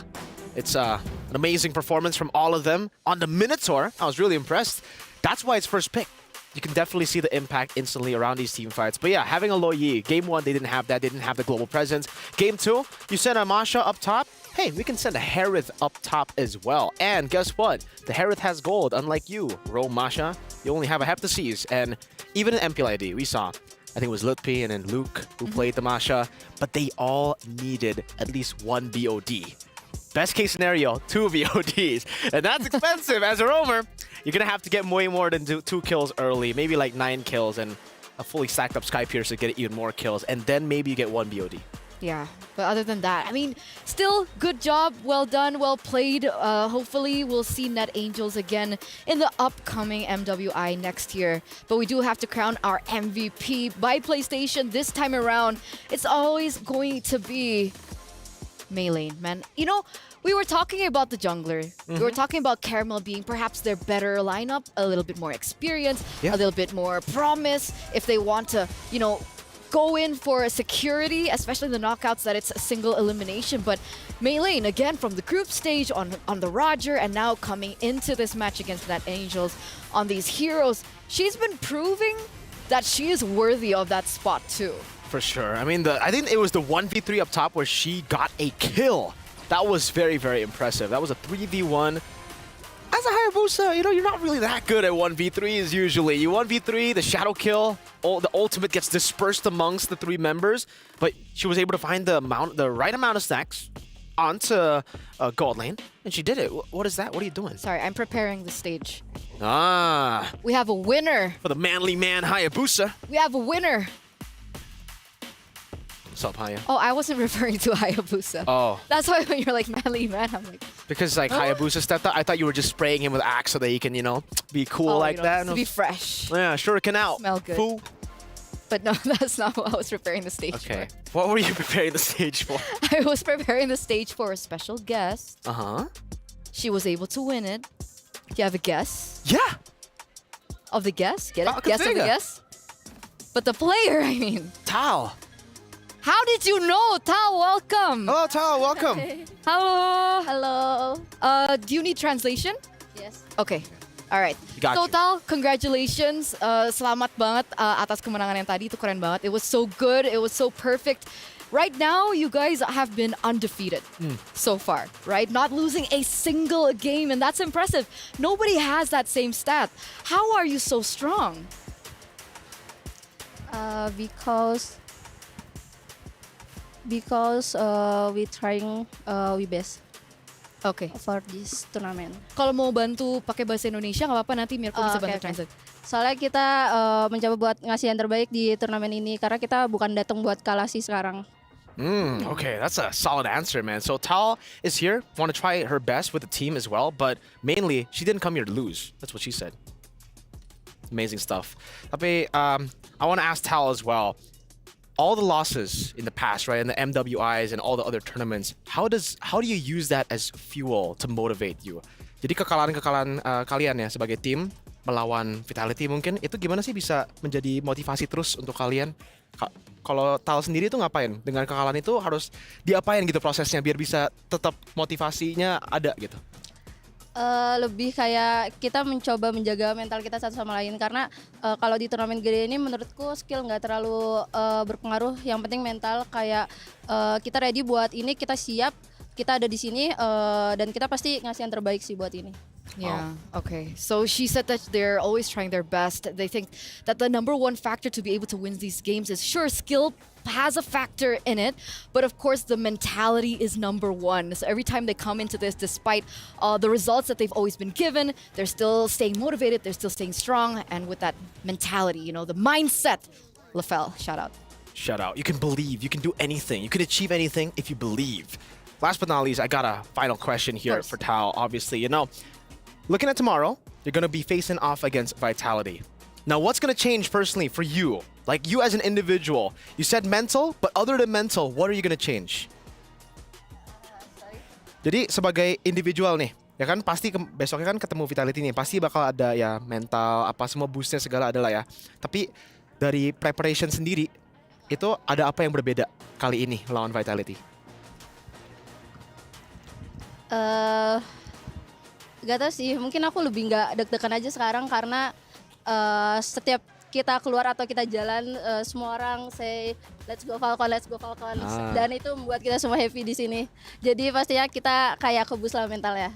Oh, I like that. I like crowd that. advantage. Yeah, so what she's saying is, so what Mirko asked earlier on was about them meeting up with Vitality tomorrow, and then she's like, you know what, this time around, we're not nervous. The reason why? We're hearing the crowd chant Team Falcon, and that really pushes them mentally, and it really boosts their confidence. So that's great. So shout out to the audience right now.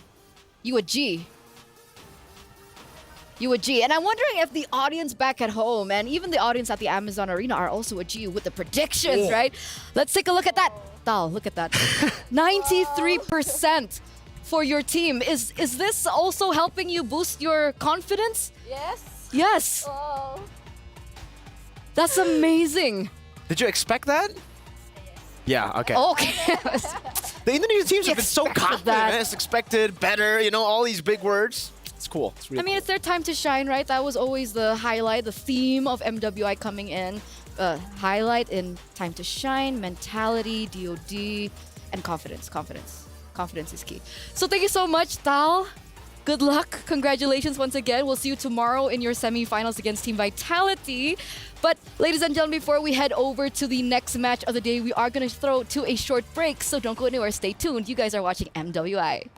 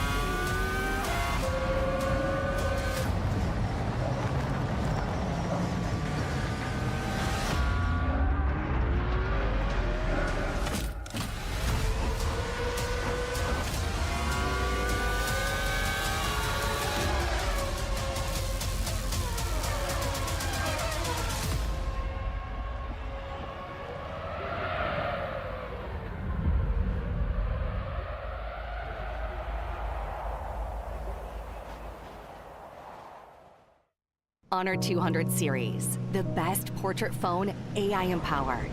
Studio level, AI portrait camera, 3 hardcore portrait modes.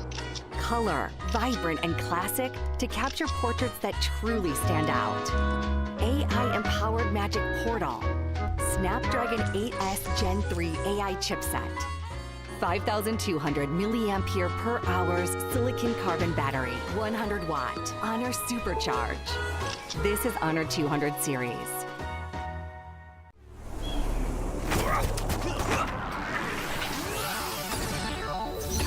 Ready, set, go.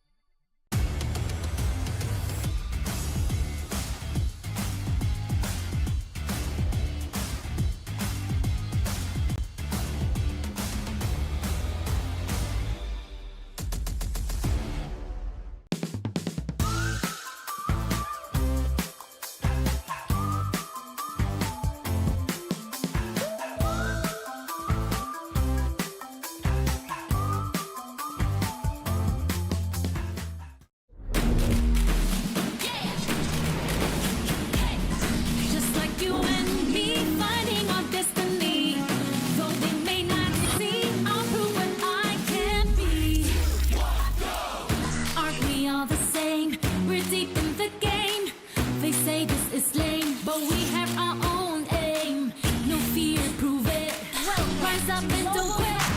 Chasing the same dream, we all are on the same team. Let's go! It's our time to shine, lift up far behind. It's our time to show how far we can go. Though they may not see, we show what we can be. It's on you and on me, just wait and you'll see. It's our time to show the world who we are. It's our time to shine, we are the rising stars. Our time to shine it. Yeah!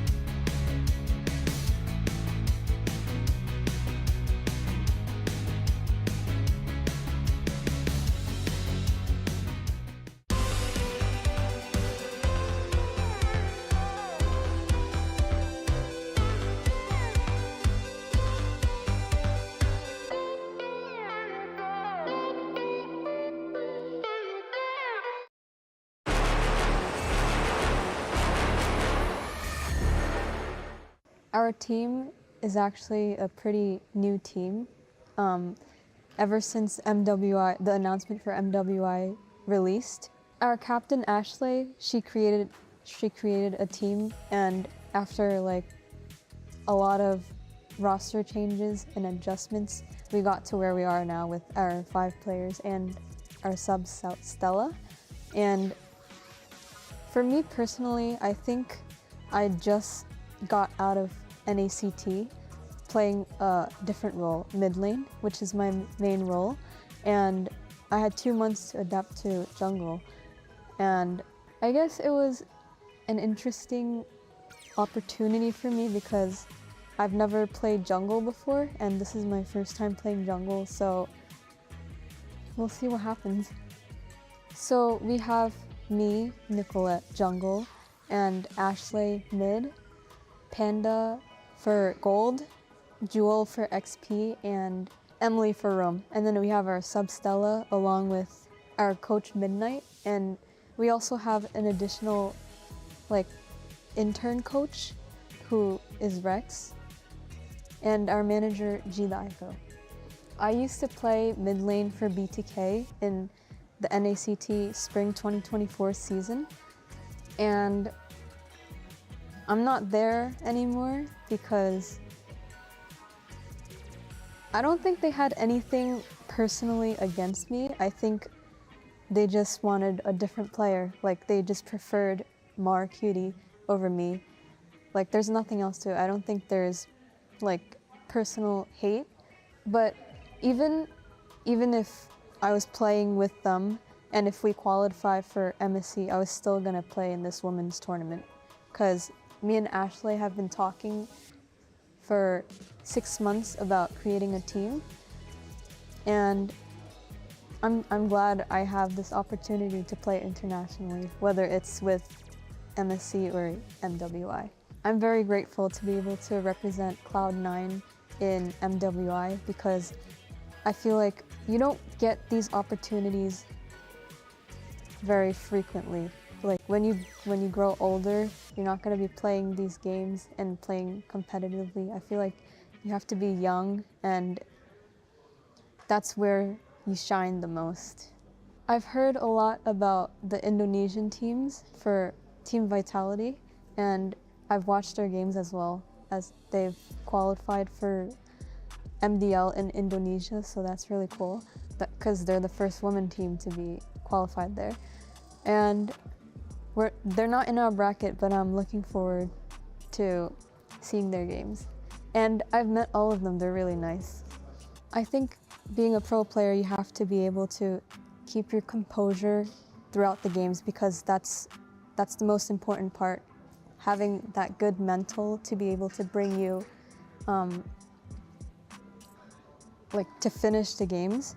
And you have to know the difference between playing competitively and having fun. Thank you to everyone who's been supporting me since the NACT Spring 2024 season and has been following me throughout this journey from NACT to MWI. And shout out to all of my friends who helped me learn jungle because they knew that it's a new role for me. And yeah, I appreciate all of you. Love you guys.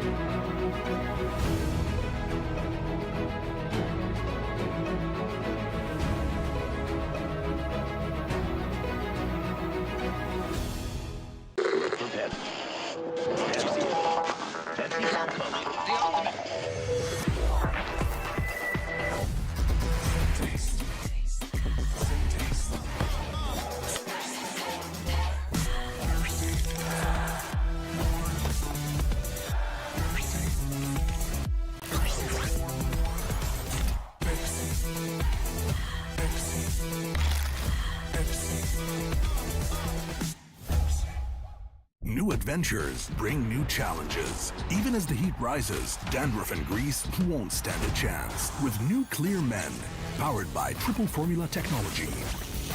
To eliminate dandruff, itch, and grease, gives you 8 hours of freshness and 100% dandruff-free hair.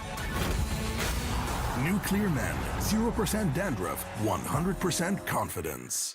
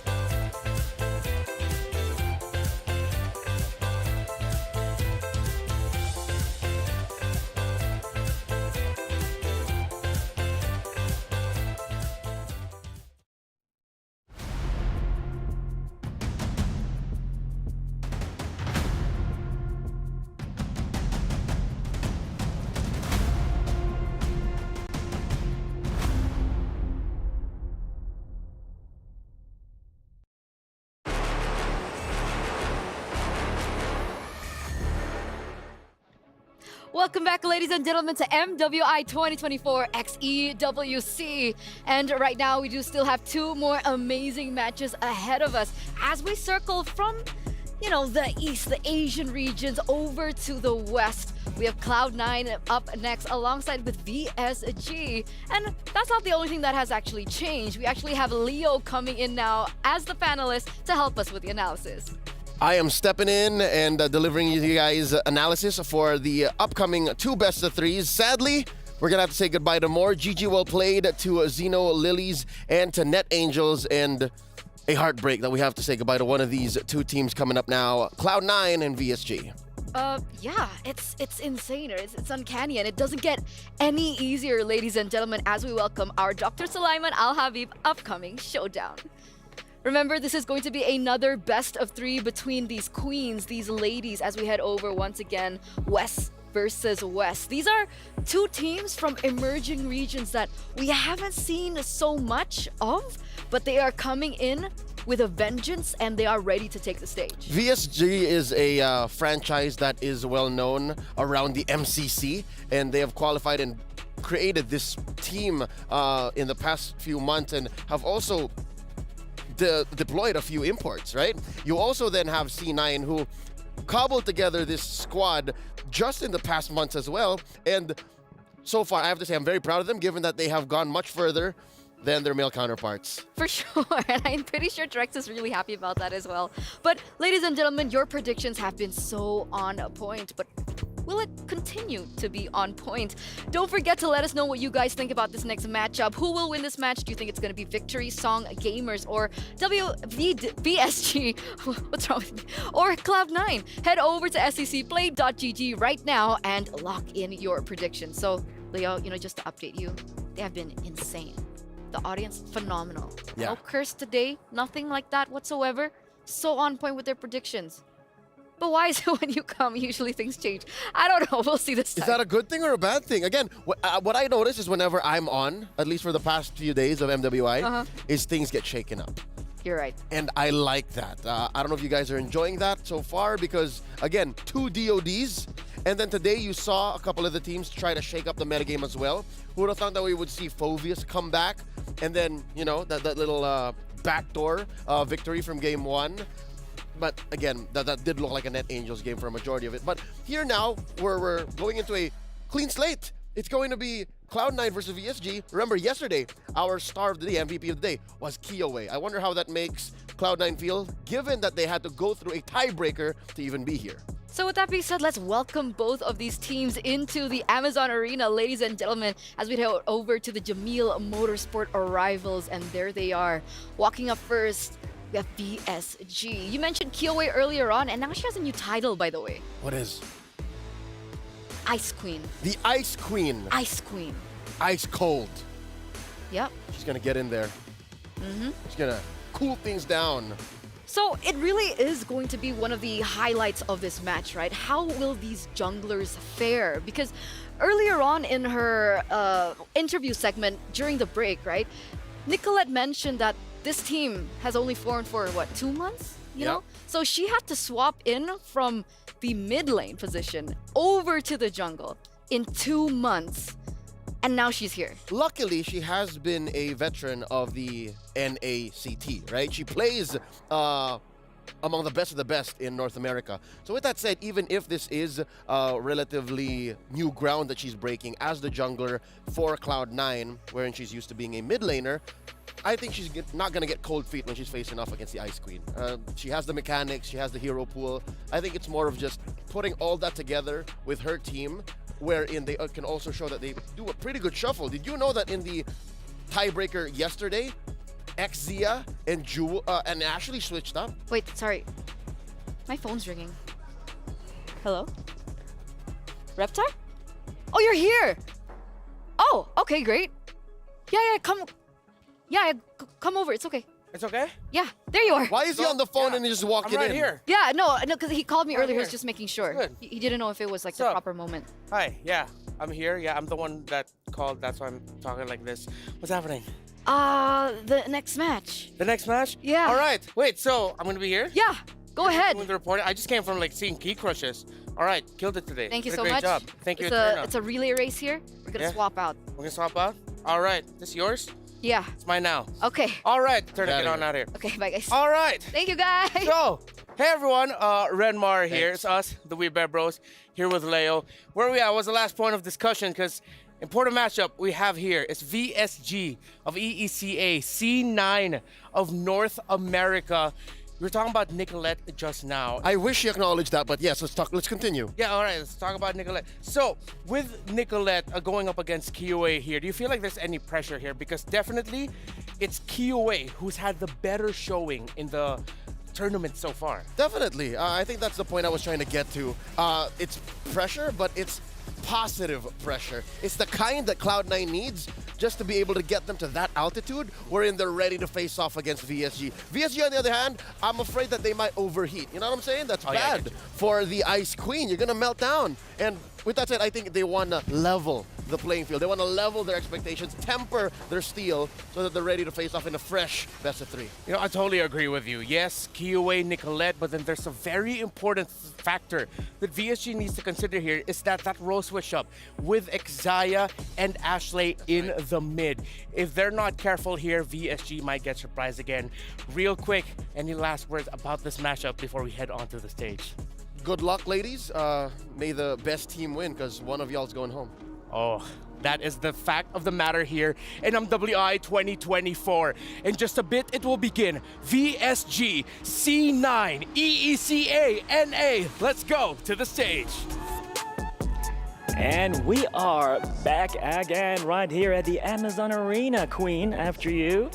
So, we are back, ladies and gentlemen, right here as we are here with the MWI 2024 at the Esports World Cup. And we are done with the first half of the brackets with the knockout semifinal matches. And now it's time for the Queens to shine at the other side of the brackets.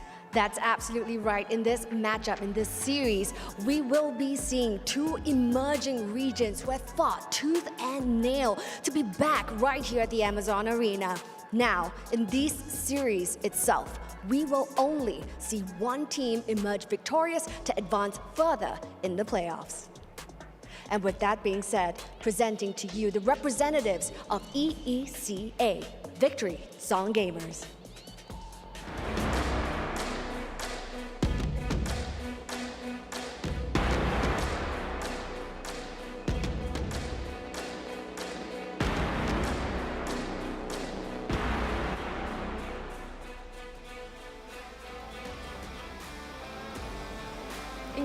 Incredible stuff. Now, right here for Victory Song Gamers, they have dominated Group C itself, coming up top of their table for Group C.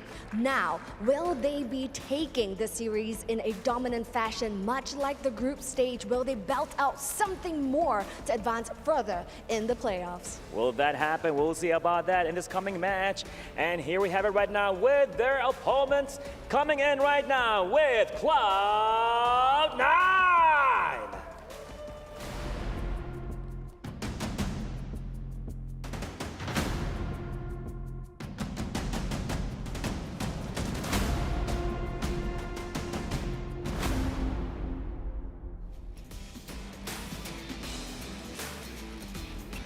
It is taking place right here at the MWI 2024. They squeezed their way out of the group stage with a tiebreaker and all that against the Cambodia's representative. But, would that be enough for them to continue the momentum all the way to reach to the semifinals? How do you feel about that? I'm feeling very, very excited indeed, but it's not about us. The girls look like they are ready. They are ready indeed. I know, Queens, it's your time to shine. Now, to your stations. Let's go.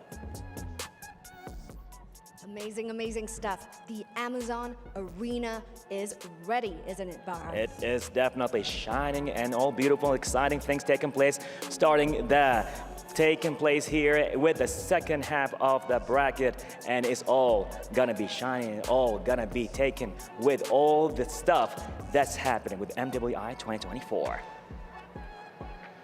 So yes, with that being said, the girls are locked and loaded and ready to head on over to the Land of Dawn. So we're going to throw it back to the studio to tell us more.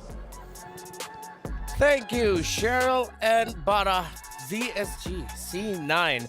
We're about to head into the draft. And Leo, is it just me, or there's something about the series, seeing as how these two performed, it just feels really cool that we're seeing C9 and VSG in an elimination match.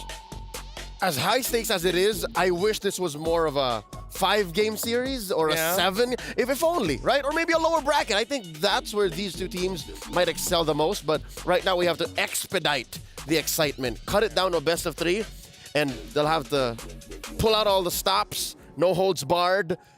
If anything, it's C9 who has the deeper pool of strategies, or maybe we just haven't seen enough of VSG just yet. Well, that's true. I mean, we touched on it already. The deeper pool of strategies begins with that switch up between Xayah and Ashley in the mid and in the roam position. VSG, they've shown that they have 2 key important picks in the jungle. They have that Julian, they have that Benedetta for Kiowe, but we've seen their roamer seem to rely a little bit more on the Minotaurs, but I feel like VSG might be that kind of team that will have surprises to show. They both have Filipino coaching DNAs on them. That's right. Coach Ola facing off against Midnight. I'm not so sure if in the history of their previous coaching stints, they were ever in the same boot camp. Almost. If you guys are aware, if you guys don't know the doghouse, like they may have spent some time together there, maybe a week or 2. Yeah, a week, because I remember like when Midnight, I think, was on the way out of the doghouse, that's when Ola came in. That's when Zico stayed. That's when the Zico stayed. So again, there's a very rich history even amongst the coaching staff. Yeah, so I'm excited to see really how these two in the coaching staff department, how they'll be able to one-up each other in the draft. Not to mention Vin and Dixon. Oh, you're right. I mean, not that they share anything, but you know, they're also instrumental to the success of these ladies so far. Yeah, we have to give highlights for them as well. So in the coaching, the drafting, the strategizing, let's bring it back into the game. There's a lot of focus right now on Ashley with the flexibility that she has shown. But VSG, it might even get to the point, man, where Ashley won't be able to play the game, where Xayah won't be able to play the game. That seems to be that VSG playstyle of whatever you want to do in the early game, you're not going to be able to do it. It's very reminiscent of the best of the best as far as EECA is concerned. Deus Vult, that is Davai Gaming at its finest. They just somehow have a way to get into that play style. And I picked this up from a conversation I had with Destroyer, a good friend from the EECA about a couple months ago. And that's just how things are in that meta game, in that ecosystem. They just like to fight. And that's why a lot of their series go all the way, is because it really just comes down to that one last big clash. And if VSG can force C9 into a position where they're uncomfortable, you can forget about the switch up. It won't even matter. Yeah, Gailey and Synchro. It was a question for them if communications would be a problem. They're of different nationalities and they both have varying degrees of expertise with the English language, but it seems like their language isn't any language that most people know. It's the language we know. It's Mobile Legends. It's what you do in-game. C9 takes out the Jushin, and I wouldn't be surprised if this hero does not show up this entire series. I told y'all, day 1 alone.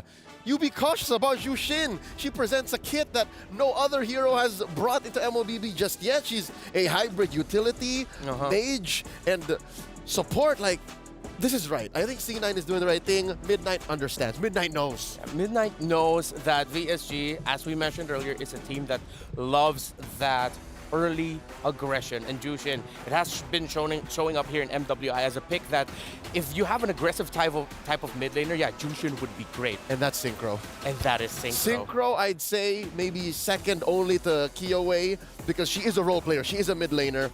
I think she shines in her own way too. Oh, definitely. So I'm going to be looking now later on what the pick of Synchro will be, because VSG, you know, these are like very standard bans in terms of this meta game. You take out the Angela, take out the Terizla, and you're even respecting the possibility of a Haya. Yeah, but you got the Ling open. Very clearly, Cloud9's attacking Synchro. I was going to say Valentina's open, but that was a second ban. Yep. Now you got to wonder, what do you put her on? You want to put her on a Vexana? You want to put her on a... Oh, there you go, of course. Roger's open. Does Nicolette want a Ling? They want to steal the Julian this early on. Well, either or would be great. Nicolette and C9 know that this is that assassin meta that we are in right now. Yeah, Gailey's Minotaur too. Gailey's Minotaur. I would take Minotaur if I'm C9 right now. Take it away from Gailey, then you pick up either the Link or the Julian would be great. Put her on Exaya, but are they going for the early swap? Is this a sign? It could be. This could be Ashley's Grok. That's right. That we saw in the qualifiers up against CFU. And they go for the Julian instead. So this is C9 sort of like telling VSG, yeah, go ahead, pick up that Ling if you really want to put it in the jungle. Yeah, and they're willing to go toe-to-toe. Like, this is them putting on their gloves and saying, you want to box? You want to go? Yeah. Enter the ring. Because these two alone are amazing. What? Level 2, level 3? You can really scuffle with a Grok and a Julian. And with really good invades too. So Gailey will get her Minotaur as it was available for her. The Minotaur. Minotaur. Minun gets her signature Yuzhong, and then boom, you can. That's a trampoline. Oh yeah, you're right. Look at that. I like that. That's a Minotaur. trampoline. It's a trampoline with a little bit of a, I don't know, breaking your ankles in the bounce house because of the petrify. Yeah. Something like that. Oh, you get the carry for C9. I like the third slot carry here because just the Minotaur and Yuzhong alone, I feel like it's enough to say, yeah, we should pick up the carry. Yeah, just between those two that could possibly compromise the front line for C9, the carry will punish. So put that on the Panda. Make sure you have another. Oh, I see what's happening here. I was just gonna say, make sure you have a solid artillery mage. And what C9 is doing here is they're gonna choke out the choices so that what's left for VSG might be less than ideal. Oh, I got you. Oh, yeah, they're continuing to choke things out. They're really focusing on the mid lane here. They're saying Synchro's that problem for us. So they take out the Lilia. With how it looks like right now, the carry should be happy. But C9, they're lacking a stopper. The Ruby was taken away by VSG, so they're going to need an EXP laner here that can help defend the members of C9 that need defending. I don't know if you want to send that Grok up, and if there's a... Well, the only problem I have with the Tams is it has almost 0 CC. Yeah. You have a little bit of displacement with the sights, but all you are really is just a, again, mobile doorstop. Yeah. It's not even the chunkiest, but it is active. And here we are. Hold up. VSG. If I'm mistaken, this is a debut, yes? Yeah. First time we're seeing Lunox in MWI. And a bit of a reactions there from the members of VSG onto their own pick. No, I think Gailey just has something stuck in the back of her throat. Hopefully she gets ready. There's a bottle of water in front of her. But yeah, Lunox jungle? It's looking like it? Yeah. No, Lunox mid. Oh, Lunox mid. Thank you. Yes, sir. Roger in the jungle, put in the hands of Kioe. Rian gets her Claude. And now we're looking for that mid laner. What? Whoa, oh. Mid lane Grok?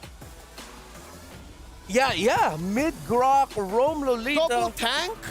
There is a lack of magic damage, but there is the Julian, and you do have true damage coming out from the carry. One final word, Leo. VSG all aggression. C9 gonna put up that wall. All right, let's see if C9 will be able to ruin Kioe's birthday, or will the birthday girl celebrate a really great day for herself and for VSG. It's game 1 between VSG and C9 casters. Let's go. And go we shall. And again, happy birthday over to Kiwi. We'll see if she's got the birthday buff. Welcome to the caster's desk. It's me, Naisu, join alongside Mirko to bring you this matchup, the West versus West, the rise of emerging regions here, of course, as we jump into the Land of Dawn for this first game of the best of 3. Mirko, how we feeling, man? What do we think of the lineups here for both these teams? Interesting for C9 especially. Very interesting, man. I mean, hey, Grok in the mid lane. We technically did see this already. I mean, on Ashley yesterday, right? In the tiebreaker. Yeah. There's an Angela paired up together with the Grok. That's the usual combo. I've never seen the Grok paired up with the Lolita. At least it's been a while. Now I guess we get to see. Clear is pretty good.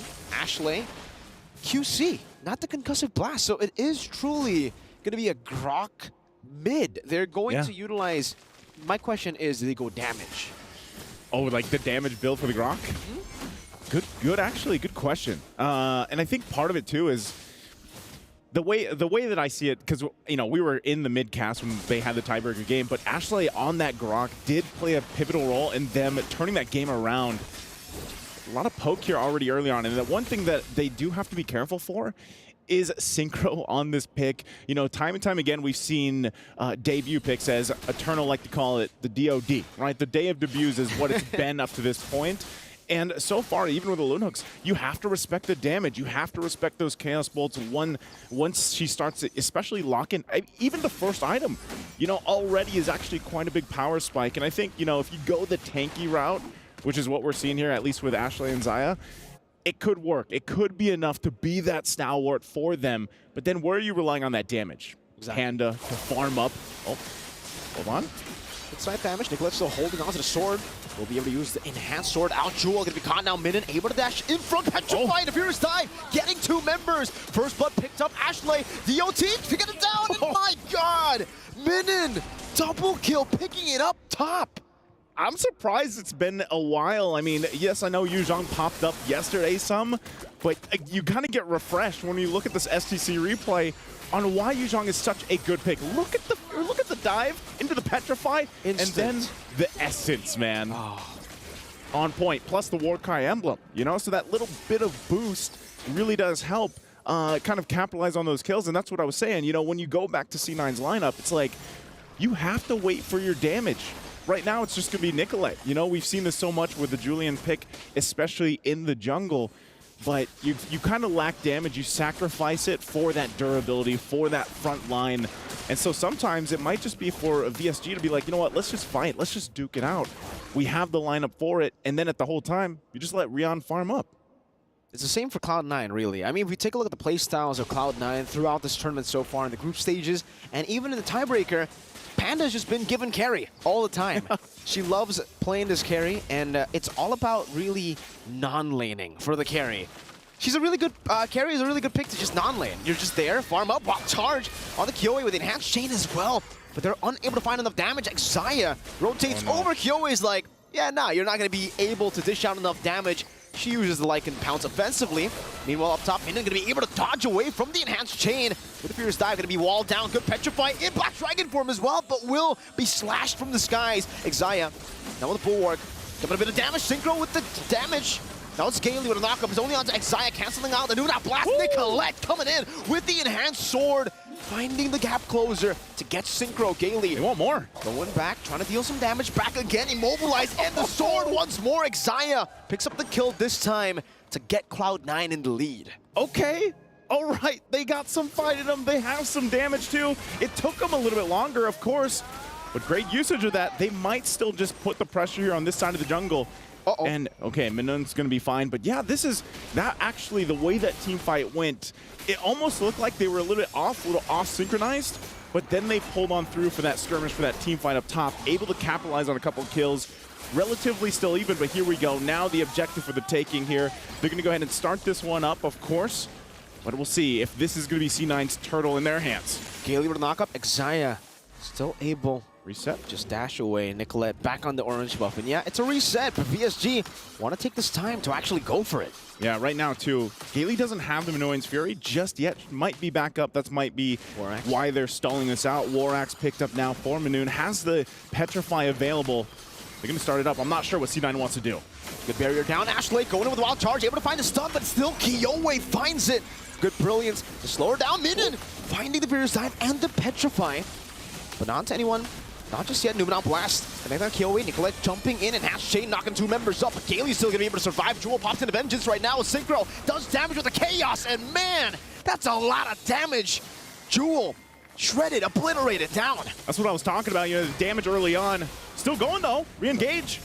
Flicker out from Synchro. Xayah still able to find the kill. Now Kyoe joining the fight with Rian. Coming in again. Kyoe with Lycan form. Xayah to be caught. Blazing Duet from Rian. Able to dish out enough damage to take Xayah. But then the Blazing Duet gets cancelled by Nicolette's enhanced chain. And Rian is still staying in his mid lane, but won't be able to get any hits onto that turret. This is going to be a battle, man. You know, and I hope that this series does go the full distance. You know, the 3 games that we're hoping for, because so far... Ooh.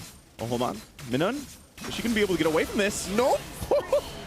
Ashley didn't even need to do that, but that was just for good measure. Goes in with a wild charge. Kill secured there, of course, for the team now. And that's what I was saying, you know, for the most part for these 2 teams, very even on the way they want to fight. It's just, now I'm kind of wondering, all right, where is that spike for both of the teams here in terms of the power spike? You already saw that damage coming out from Synchro this early on. So, you know, for Cloud9, is it going to happen faster? Jewel in trouble, though. Might be. Vengeance going to be back up in 1 second. She does pop in the ultimate. Doesn't use the Vengeance just yet, but VSG get a few good hits on the turret. Still, it's Cloud9, though, who are leading in terms of structures. And we get a good look at the items. That's a Holy Crystal Rush for Nicolette. Holy Crystal Rush going to be there. Golden Staff picked up by Panda. And that's the thing. You got Glowing Wand and then the Arcane Boots. That penetration is what made Synchro hurt so much. There's the Holy Crystal locked in. A lot of this, the first item was being already picked up here. DHS as well for Rion. She's been able to farm up pretty well, you know, for the most part. And we saw her rotate really well up to that fight earlier on in the mid lane. And so that's something that Cloud9 now has to be careful of, especially with those blazing duets. Utilizing the Bulwark when they have it, or even the Guardian's Barrier from Ashley. They have a couple things in mind that they can utilize when it comes to those team fights. But now it's up. Turtle, last one of the game here. If either team does commit to this, but it looks like they're going to go ahead. C9 gets control of the area, but still, look at this, on the way. Rion going to be assassinated. Nicolette finding the solo kill and the assassination onto Rion. That's big. That's massive. That's not just big. A good barrier. Xayah rotating forward again, putting the Bulwark down. Really just denying any sort of retaliation from VSG. Even down a member. Whoa, Ashley. Into the wall, charged them without blast, stunning them in. A good Minas Fury from Kaylee turns it around. Kiyoe now with a Lycan form, deals some damage back again. Has a Lycan pounce, goes untargetable. Jewel walks in. Panda gets the fadeaway kill. And again, Cloud9, they get the better response. Cloud9 gets the response. Now they're going to go for the turtle, but they are quite low. Kaylee has the information here, Synchro, and now Rion's joining this fight, but too late, too little. Kaylee will get away with her life, but the turtle secured for Cloud9.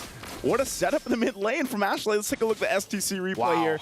Keep an eye. There it is. Good wild charge, ultimate, and then even the Numenon blast. And, you know, either way, when you're looking at this team fight unfold, the same can be said. The same can happen even later on with the lineup that VSG has. That's something that's going to be crucial here. That team fight was definitely saved by Gailey there, because Gailey, she popped in, hold up. Gailey, just as I mentioned her, you know, I thought the Caster Curse was going to strike instantly, but yeah, Gailey pops in Minas Fury right as the Numenon Blast was going to connect onto all of the members. So if she didn't do that, that would have been probably a wipe for Cloud9. Gailey able to pop into Minas Fury in time, and that's what saved them in that team fight. Minotaur's probably been, I feel like, one of the best heroes so far. Yeah. Not just here in MWI, but even for MSC. Such a crucial pick for a lot of teams to utilize. All-rounder. Minions Fury, the way that it works great here. Mid lane, though, still going to be the focus as both these teams working on the tier 1s. And I'm just wondering, too, if there's enough damage potential already for Panda as she picks up the DHS right on a Q. Oh, hold on. Ashley with a power of nature. Get out of CC, but not out of damage. Good Minas Fury again. Oh! You can see that damage pile up as well from Panda on the carry. Jumping forward, but now without the ultimate. Now on cooldown. Nicolette's doing a good job, by the way. Just in her own world, in her own island up top. But that's good on the Julian. You want to try to isolate some of these members. And the damage is really starting to hurt. You can see even just the chain there. Taking Rion. Taking that much HP from Rion. Yeah, both gold laners pretty much at this point are where they need to be. Golden Staff also picked up for Rion. And, you know, that's where, again, as we get ready for this Lord, it's up in 5 seconds here. The way you utilize these setups with CC potential, once Gailey has it, Minoan Fury, and even the Dragon form, as long as Cloud9 plays against that, and vice versa, as long as they dodge that wild charge setup we saw earlier from Ashley, they're going to be good. But look how fast Cloud9's doing the Lord here. Rion doesn't seem to be concerned there. Nicolette will be able to secure it there. That's a wild charge into the wall. Straight as Jewel goes in for a bit of damage onto Minion, but she's able to just sustain. But meanwhile, like I said, Rion up top, taking a page out of Nicolette's book. Last few fights. But now Nicolette will try to match that. Good spot in the bush. Rion utilizing the defensive battle mirror image to escape. Tier 2 turret for Lord. You know, Rion's probably like, oh, hold on. They're all in there. Xayah! Oh, still able to escape. Gailey gets a knock-up, but it's only on 6 seconds. Now Panda jumps into him, now Blast going to be able to connect right there, but the Brilliance gets him out. Kiyoe looking for the Lycan form initiation, but knows that it's going to be a bit too risky to dive in all alone. C9 pop in the conceal. Take a look at Nicolette. That was a lot used. I mean, they still have the Lord to take care of, too, by the way. But Cloud9 knows that. They might just go ahead and try to get some turrets, of course, with this first one. So this Nicolette waiting. Oh, she's going to get spotted out. Unfortunately, that's not going to happen for them. But they can still go for the play, at least in the mid lane. Get a couple tier 2s if they can as well. Good thing that Nicolette did the work earlier on the top side. But Lord will go down relatively quickly. Again, first one, it's already being taken care of by Rian. They want this tier 1. Good knock up again. That's an enhanced chain in the back. Wall charge from Ashley. Getting them enough space to go for the tier 1 mid lane. Wow. With the first Lord in the bottom lane as well. Those are some big minions crashing down into the turret. A barrier placed down by Ashley. They will not be able to find anything else, but still, that's 2 tier 2s with the first Lord. I feel like in a lot of the games that we've seen so far for MWI, this is the most kind of standard, if you will. It's kind of like this slow burn into that first Lord, because some games end, you know, you're already in the base after that first Lord take. But with these lineups, they got to be kind of more calculated, I say, with how they approach those fights, how they approach those team fights, because it's almost like once everything is used, all that CC potential, then it's kind of like you got to back off. Key item pickup here too for Panda. She gets the Wind of Nature now. She has that online. Divine Glaive for Synchro. So if you thought she hurt earlier, now that she has Divine Glaive, it's gonna hurt even Ashley, as tanky as she is, or Xayah, as tanky as she can be. And Jewel, I mean, even with this Thamus, you know, popping that Vengeance, jumping into the fight, you can see the build that she went to. You know, she's got good defense, but she's kind of like that extra front line. It's like, you already got the Grok there, full, looks like pretty much tank build, by the way. We were wondering exactly where she would go. And you have 3 tanky frontliners. So jump in and then hope that that's enough to keep it together. Nicolette also picks up a Winter's Crown. This is why the Lunox is going to be increasingly more of a threat as we get into the later stage of the game, because you have a lot of tanky frontliners, but hey, the Lunox actually thrives against those tanky frontliners, can go and shred you down, especially, I think, after the Divine Glaive. I mean, she might even go for Holy Crystal if she really wants to go for it. It's very greedy, but if you want that extra burst, if you wanted to get rid... Just go Big Damn. Go Big Damn, exactly, of these tanky frontliners. The main problem, I would say, for the Lunox, the Roger, and the Claude has been the fact that Xayah's Guardian's Bulwark has been well-timed in these team fights. So VSG, they've kind of lost a lot of momentum every single team fight just based on Xayah standing in their way with the Bulwark. Okay. Look at this, how careful they are to approach the Lord. They got the information. Nicolette's not even around here. Nope. And Rian gives them that. She did take the purple, but this could be a chance for VSG to go ahead and play around the fact that Nicolette's way up top. And they might just go ahead and start this as quick as they can here. Let's go wild charge into the back line, fighting 2 members right there as Rian is able to dodge away from them. Now Blast Gailey jumps in with a Miss Fury, but still, it's Synchro who finds the Lord. Rian with Blazing Duet now, but they're all going to be gunned down. Synchro very low, still able to survive, as Minion will be the sacrificial lamb to get them out. Okay, they get the Lord, though. They get the Lord off with that. That might buy him a little more time. Down 2 members, though. Cloud9's going to go ahead and go for the tier 2, possibly knock on these base turrets. You know, so is that enough? Was that enough value? They're going to have to defend against this, though. Lycan Pounce come down, Nicolette very, very low. Synchro jumps with the Brilliance Widow Crown just right there. Xayah to be slain in the bottom side. Tier turret. Panda now going 1v3, scratched away by the birthday girl. Kiyoe with a double, and they still have a Lord. Man, I was hoping Cloud9, you know, they would realize that they still had to deal with the Lord. But they go in, they try to get the turret. They do get the mid turret down, but at what cost? And now it's up to VSG. They're going to run it down mid here. Lord still on the top side. And still, members down from Cloud9 here. They got to wait, try to keep them at bay. It's Jewel and Ashley for now, but it might be too late here. How can they buy enough time? 2 base turrets taking down. Jewel in the midst of it all, trying to tank it up. Doesn't have the Vengeance. That's Gailey again to knock them up. You can hear the drums once again as VSG secure game 1. It's that victory song. You know, that's that birthday buff right there. And remember, man, like they watched that last Lord kind of dance or tango, so be it. But they knew Nicolette's up top. We can give this a go. Grab it. They grabbed the Lord. They lost a couple members, and then it was like, no, guys, they're going to push it down mid. Let's just defend. We still have our key components to turn the tide, to turn that fight around. You can see Birthday Girl feeling pretty good about that, of course, because, you know, honestly, at that point, before that all happened, it could have been anyone's game still. It was relatively even for the majority of it. but great performance there. I know our experts have a lot to say to this, so I'm going to throw it to the Bear Bros out there in the studio. Break down the game for us, guys. The greens. We'll do our best because there was a lot of action in that one. As y'all mentioned, it is a back and forth. You could argue that there were some moments that really, it looked like C9 was going to take it. This was a beautiful initiation. And then there were times where you say VSG could take it because that Lunox pick is wow. Leo, we were both scratching our heads, but we're very excited to see how this draft would unfold in the game. Any thoughts that you want to mention or want to start off with? My last thoughts for the matchup was all aggression versus a wall. Now we see clearly the sword and the shield. The shield can do so much, right? You're able to work with so much utility, work with so much CC and initiation, but at the end of the day, you gotta find a way to finish the game. You gotta strike that death blow, and VSG did all that beautifully. In under 16 minutes. I could have sworn it was like 14 something because that's where the turning point happened, right at their defense, right when C9 was about to open the gates. And I think it goes to show that so far here for this game number one hasn't disappointed. We're already seeing surprises. Lunox in the mid lane. Grok in the mid, paired up with Lolita in the roam. I can't believe this is where we are at right now in our meta game. I love the creativity shown off here.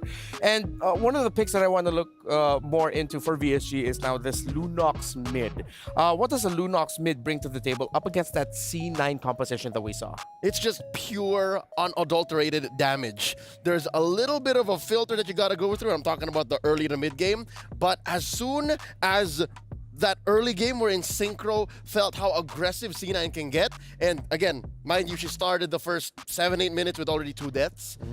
That was a well-earned power spike that she hit. Yeah, and I felt this, I don't know if you feel the same way, like going up against a Lunox, sometimes you don't even understand where the damage is coming from. Is it from the brilliance? Is it when she's in the darkening mode already? So I feel like there were times for C9, understandably so, would leave the Lunox sort of like unchecked. Yes, early deaths, but in terms of the team fighting, it's hard to track the Lunox with so many things going on, especially with the Yuzong jumping on you.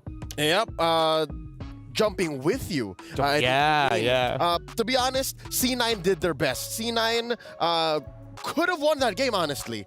They could have gotten right then and there, maybe penetrated and took it slow, ended at, I'd say, ideally 18, 19 minutes. Because again, they did not get the Lord. They did win a trade, which was the product of a slow turn. Because if you'll remember, Nicolette was very late to the party, but they eventually did get like a 3 for 1 or 2 for 1. But yeah, just how smart VSG is when it comes to aggression and engaging with the tools that they have. Yes. That's what put them over the top. That's what allowed for Synchro to get out of that early game rut and to turn it around. We're seeing the reactions of the ladies on your screen right now. There was one there. It was that one I wanted to say. A very animated reaction by Rian over there at the end of the game. You can see a little bit of the worry, and then now for C9 just having to talk about how to recalibrate, because that fight in the end was a little bit of an overextend right in front of the base of VSG. That was the moment you were saying they could have ended it, or at least really controlled the game so that they'll be the ones to run away with it. PlayStation MVP. Wonder who it is, because VSG played like a well-oiled machine, but it is Synchro with that Lunox. That's right. A humble 5 KDA with 83% on kills, which is explained by the fact that in the early game, it was C9 running away with the small wins, right? Yeah. I'm looking at the 7-minute, 30-second mark. Score is like 4-6. Yeah. And net worth is relatively close. But this was a time where Synchro had to tell herself, you know what? Rian's also having it hard. Kiyoi isn't exactly getting the kills that she needs to get her stacks on the Sky Piercer. Yeah. Minun is jumping in, but at the cost of her life as well. It's going to come down to this. It's on me, and it happened. Reptile, it happened when, where's the damage coming from? I see the blazing duet. I see Rian a little off. Yeah. But why are we all just melting? That's C9, by the way. Yeah, the collective, whoa, that's cool. I just realized that's Synchro. That's Synchro right there. I like that. I like that nice touch. And oh, hey, Oh, hello. She tried to go for high fives. I think we owe her a high five later on. Lunox. Great Lunox. Yeah, she does. Lunox now, though. Then the question is it a one-off? Is it now something that we feel like can continue to show up for other teams here? What's the verdict? I'd say it's a VSG special. There's a reason why they're the first to debut it. They're the reason why, very specifically, they picked it into what C9 would eventually draft. Neither you or me were calling out the Lolita. Neither you or me were. I mean, I think I alluded to it when I say, XP Grok? No, you wouldn't. Nope. Mid lane Grok. So I think it was a specific tool for a specific situation that they used beautifully. And there's a very specific situation we have here at the Esports World Cup MWI. It's something to do with keys getting crushed, and we have a specific tool for that. Over there in the Filipino broadcast, way back in MSC, we call that Yasi. Maybe for here we'll come up with a different name for that for the press. But yeah, here's a key crushing interview that I got to do earlier. All right, I'm here with Team Falcons Vega. Congratulations! Wow. Very there we go. All right, so Maylene, tremendous performance in this series. How does it feel to crush your opponent's key?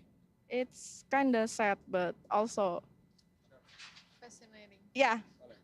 Oh, so it's kind of sad and also motivating? Fascinating. Yeah.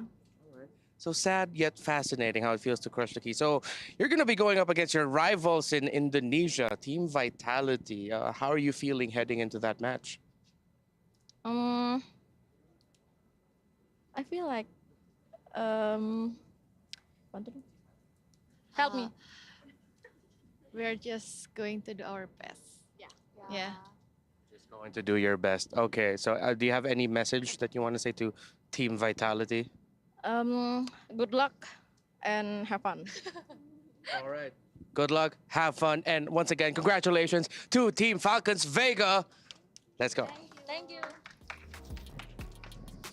Team Falcons Vega, again, congratulations to them. And we're going to be seeing a lot more of that throughout the run of MWI. We'll have, if I'm not mistaken, 2 more today.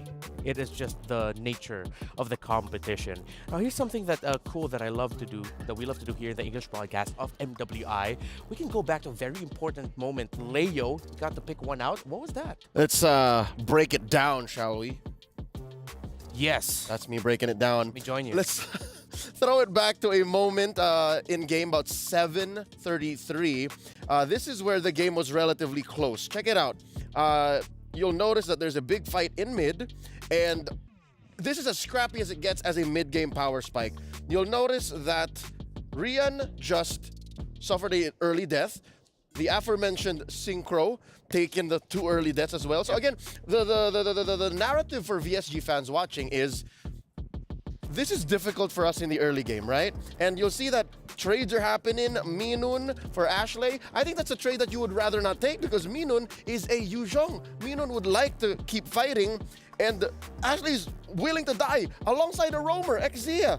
But you go from there, the unimaginable happens. Kiyowei dies as well. So now you think of the remaining 3, Gale, Synchro, and Rian. Funnily enough, you go to the end of the game after this whole trade here. Look at that final clip. Remember the final clip. It's those 3 wreaking the most havoc. So they were the ones all holding out. And Kiyowei and Minun understood that eventually, if we got past this moment, if we got past the utility that C9 was playing with, their aggression via the 2-way or 3-way initiation, all will be well. And that's where they got to eventually at 15-11? 15:05, roughly around that time. There you go. So around 15 minutes. Again, despite VSG being a team for just what, a wee 2 months, they know each other's timers, they know each other's pace, and they know that, hey, if we can trust the process and we walk into battle with the equipment and the tools that we need, we can get the dub. And the dub they did get for game number 1. It's match point now, the draft. We are going to be heading into that in just a bit. Let's revisit it. The last 2 picks there were the Lunox and the Claude. So it seems like VSG, they changed things up. Usually when you see a Roger first pick, you say, okay, Roger is the priority. He's going to be the one carrying us. But then, yes, KOA had an amazing game, but VSG switched it up. What happened was they ended up picking their main conditions in the end, and it seems like the first 3 picks ended up becoming just what you do or what you pick up to support those key heroes. Which is deceptive in its own way. These are all high-tier picks. Yuzhong, Minotaur, and Roger. You started with what would seem like your cores, and then eventually, again, it's all on Synchro. She was the MVP, the PlayStation MVP. She was up in there, dual sensing everything, and she knew that, hey, I just need to keep my priorities straight, and eventually this lineup of a Lolita, a Tams, and a Grok will melt before my feet. Lolita Grok already hurts, but even the Tams is like, eh. I feel like that's an official voice line. It could be right That's up in me, the top. because I used to play a lot of times when I was still an XP laner, and whenever there would be a pocket Lunox, that just came up at the last pick. Back in the day, how many years ago was that? About 2 or 3 now. So you're honest about that. Yeah, no, I it's in my past, my distant past. I am a jungler now. What hero? Bane. Let's see if that's going to show up in this draft here, because looking at these two, I was thinking, I wonder what other picks we might be able to see. I thought, wait, the Bane could have slotted in here somewhere with these two teams. And you mentioned Sword and Shield, right? With VSG more of the Sword, C9 being more of the Shield. It makes sense because the last pick, that Lolita last pick for C9, literally was a shield. A bulwark, if you will. A bulwark. And it shifted the entire dynamic of the draft for C9. But now C9 will be on the blue side. The dynamics will shift yet again. Who all can we expect for the first pick now that Jushin and surprisingly Valentino blue side taken away? All right, given how much success C9 saw despite not getting the dub, I think they are on the same mindset. Midnight specifically is we attack Synchro. Yeah. And then they, I would assume, make the adjustment of maybe we don't fall for the Lunox so hard. Oh, all right. Let's see if the Lunox will still end up becoming a factor here. So Angela, the Haya. Yes, C9 are respecting KOA, but at the same time, VSG, they're respecting power picks of Nicolette. Earlier, we mentioned the Hayabusa, the Benedetta and the Julian being pickups there for KOA. For Nicolette, it's the Hayabusa as one of her signature pickups in the jungle as well. Terizla taken out. Whoa, I did not expect this. Ruby seems to be the flavor of the tournament. Yeah. Like, she just seems to just fit into most lineups, whether you're in blue or in red, and can flex like nobody's business. Yeah, not even in MWI. It was one of the key conditions as to why SRG was able to defeat Falcons AP Bren in MSC was because they had the Ruby with them. That's right, which was played by MSC champions Yums and Kram.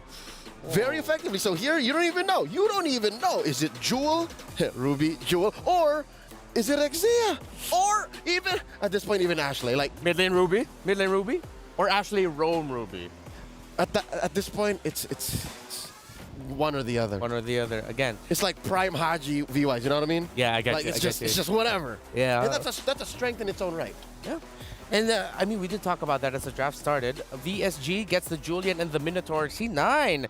All right, this time they're really just gonna mash up the assassin duo. They pick up the Ling for Nicolette.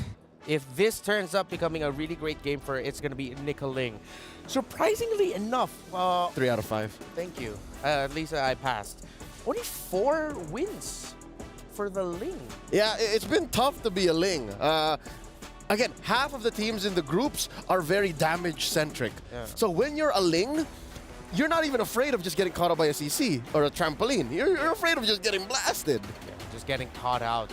VSG will match the attack type of the carry. They go for dependable basic attack, fast basic attacks. DPS. With the Claude, DPS.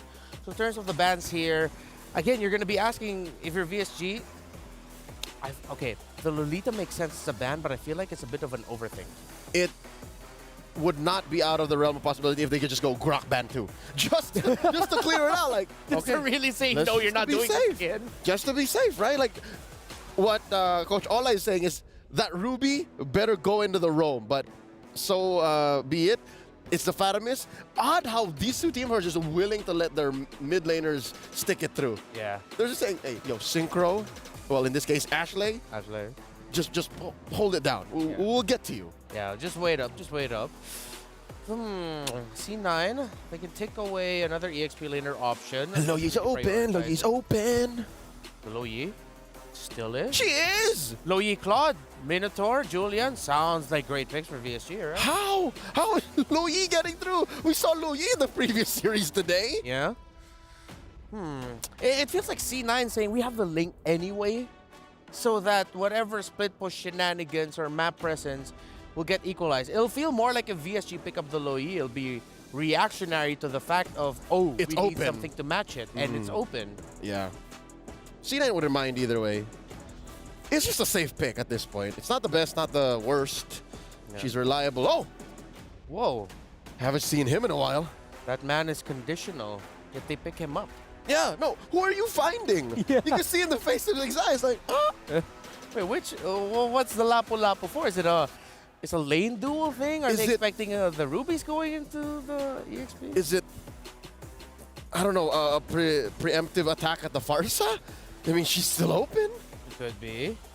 Well, with the entries, all of VSG, Farsa now would seem difficult. Yep.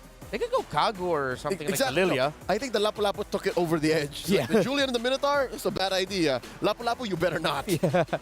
Farsa, forget about it. That's 2 picks. Lilia seems safe. Lilia's okay. Yeah. Lilia or the Kagura is what I'm vibing for. Oh, here it comes. Oh, let's go. Someone finally picked up a high loss. Put a COD and a Thunderbelt on it. Call it a day. All right, that's a DOD once more. Every day we're seeing something new. And this might actually not even be a COD Thunderbelt high loss. There's a chance it might actually just be full defense high loss. Just straight up. Straight up with how annoying he is. So with the way I'm seeing things, wait, is that a mid lane Esmeralda? It is. It is. Might even be a mid lane Ruby. I love this meta, bro. Midnight, what are you doing? Coach Midnight, here it is. Oh, and here it is again. I hate to say it, but Reptar, look, there's 3 solid targets for the Lunox again. Look at the HP pools on the Ruby, the Hylos, and the Esmeralda. Yeah, the Lunox looks, she was happy in the last one. She looks way happier this time around, too. Sword and the shield all over again. Hey, but it almost worked out for the shield prior. So Yep. Maybe. High loss, Esme, Rome, mid, EXP, we shall see. Might even be a mid lane Ruby, as you mentioned, with the swaps. Any last thing that you want to say before we go to the boys? Nothing is beyond C9 right now. My mind is blown. I just want to see some good MLBB. And good MLBB, I hope we get. That's it for us here. Casters, guys, what's going on? What y'all thinking? Wow, I'm thinking we're gonna get some good MLBB. How about you? You like the high loss pick? I like the high loss pick. I've been a fan of the horse. The horse. That's it. That's where. That's it. I've been watching a lot of White Horse recently. Okay, I thought you were gonna say yeah. All right. Well, I thought there was more to the horse, but you know what? Let's jump into the game here once again. It's a best of 3 spot for the semifinals for both these teams. Cloud9, after what happened in Game 1, they bring a very fun lineup, I'd say, with this, especially the fact that you have another debut hero pick with Xayah here on this Hylos pick. Oh, good early poke, too. I mean, they're going to have that. And, of course, too, with Ashley here on this Ruby. A Ruby, typically, we don't see in the mid lane too often, but this is just that dynamic, you know, that C9 has brought to the table for MWI. And the pressure here, though. Okay. Careful. All right, she's fine. But I think one thing, too, you have to respect this damage from this Julian. I mean, Killway's also running the Warcry emblem. And, you know, Julian already does quite a bit of damage alone. You pack in some extra percentage. Again, the knockup. Oh, the damage coming from Synchro. They might actually be going for this. She has to flicker. Decides, nah, not yet. Nicolette on the Ling, though. Trying to go for the invades already. Already ahead of Kiyoi, actually. Just in the first minute, but Kiyoi will be able to just pick up level 4 as well. But yeah, man, like Leo said, now the Lunox gets a lot of value. Same goes for game number 1, right? The Esmeralda, the Ruby, and the Hylos. I guess now Xayah has a Vengeance, so there's another way to actually turn the damage back around. In game 1, it was the Bulwark. Now it's the Vengeance.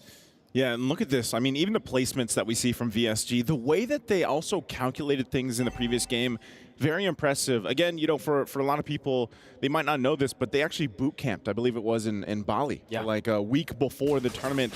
And it shows them, you know, that experience that they gained, however long that was for that week, whatever they managed to do is showing here in the tournament for MWI. And, you know, with the way that they're rotating, even with this lineup, I think, yeah, it's crucial. Oh, Jewel.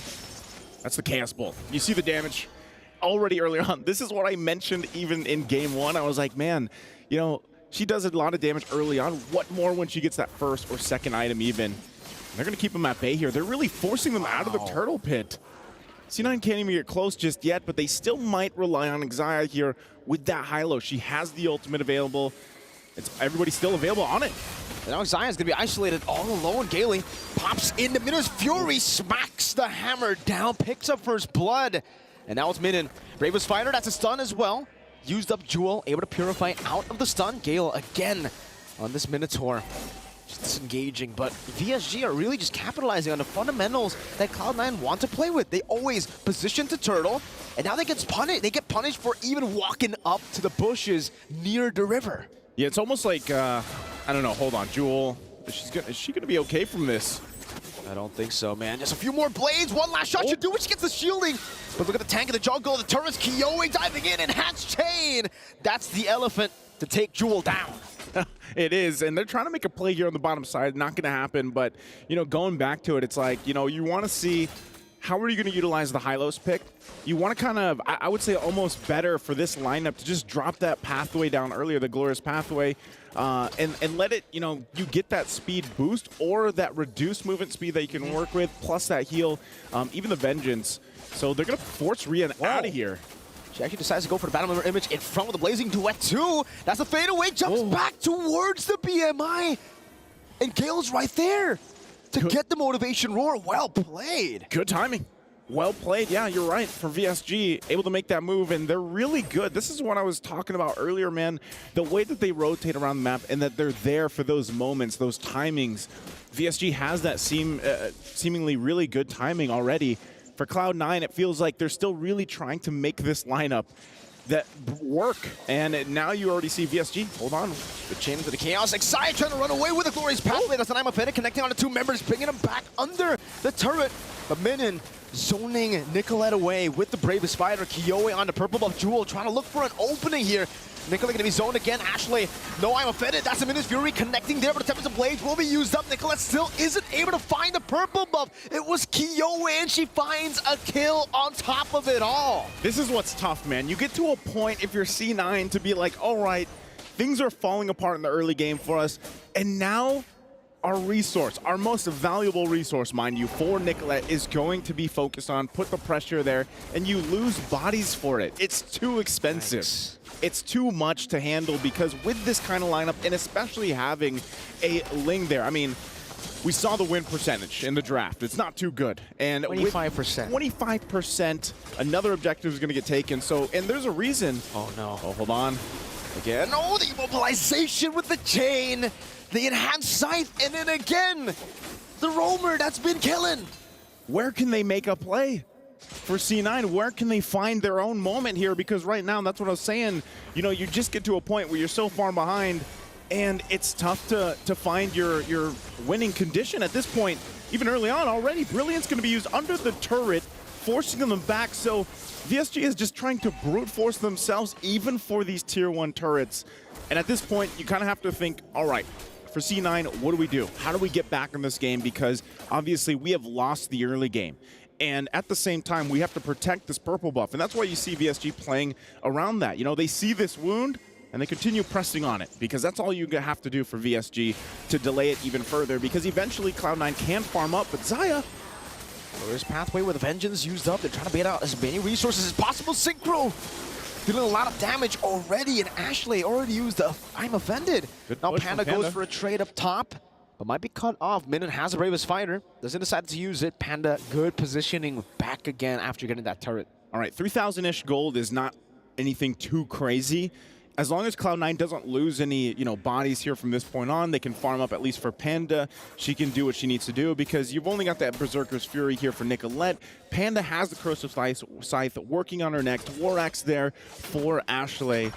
And that's the thing, man. It's just like itemization-wise, firepower-wise, it's not going to be there for a while. Even with the lineup that they already had, it wasn't going to be the case unless Nicolette had a great start, which is why we see these assassin junglers, you know, play their part so well if they get that early lead.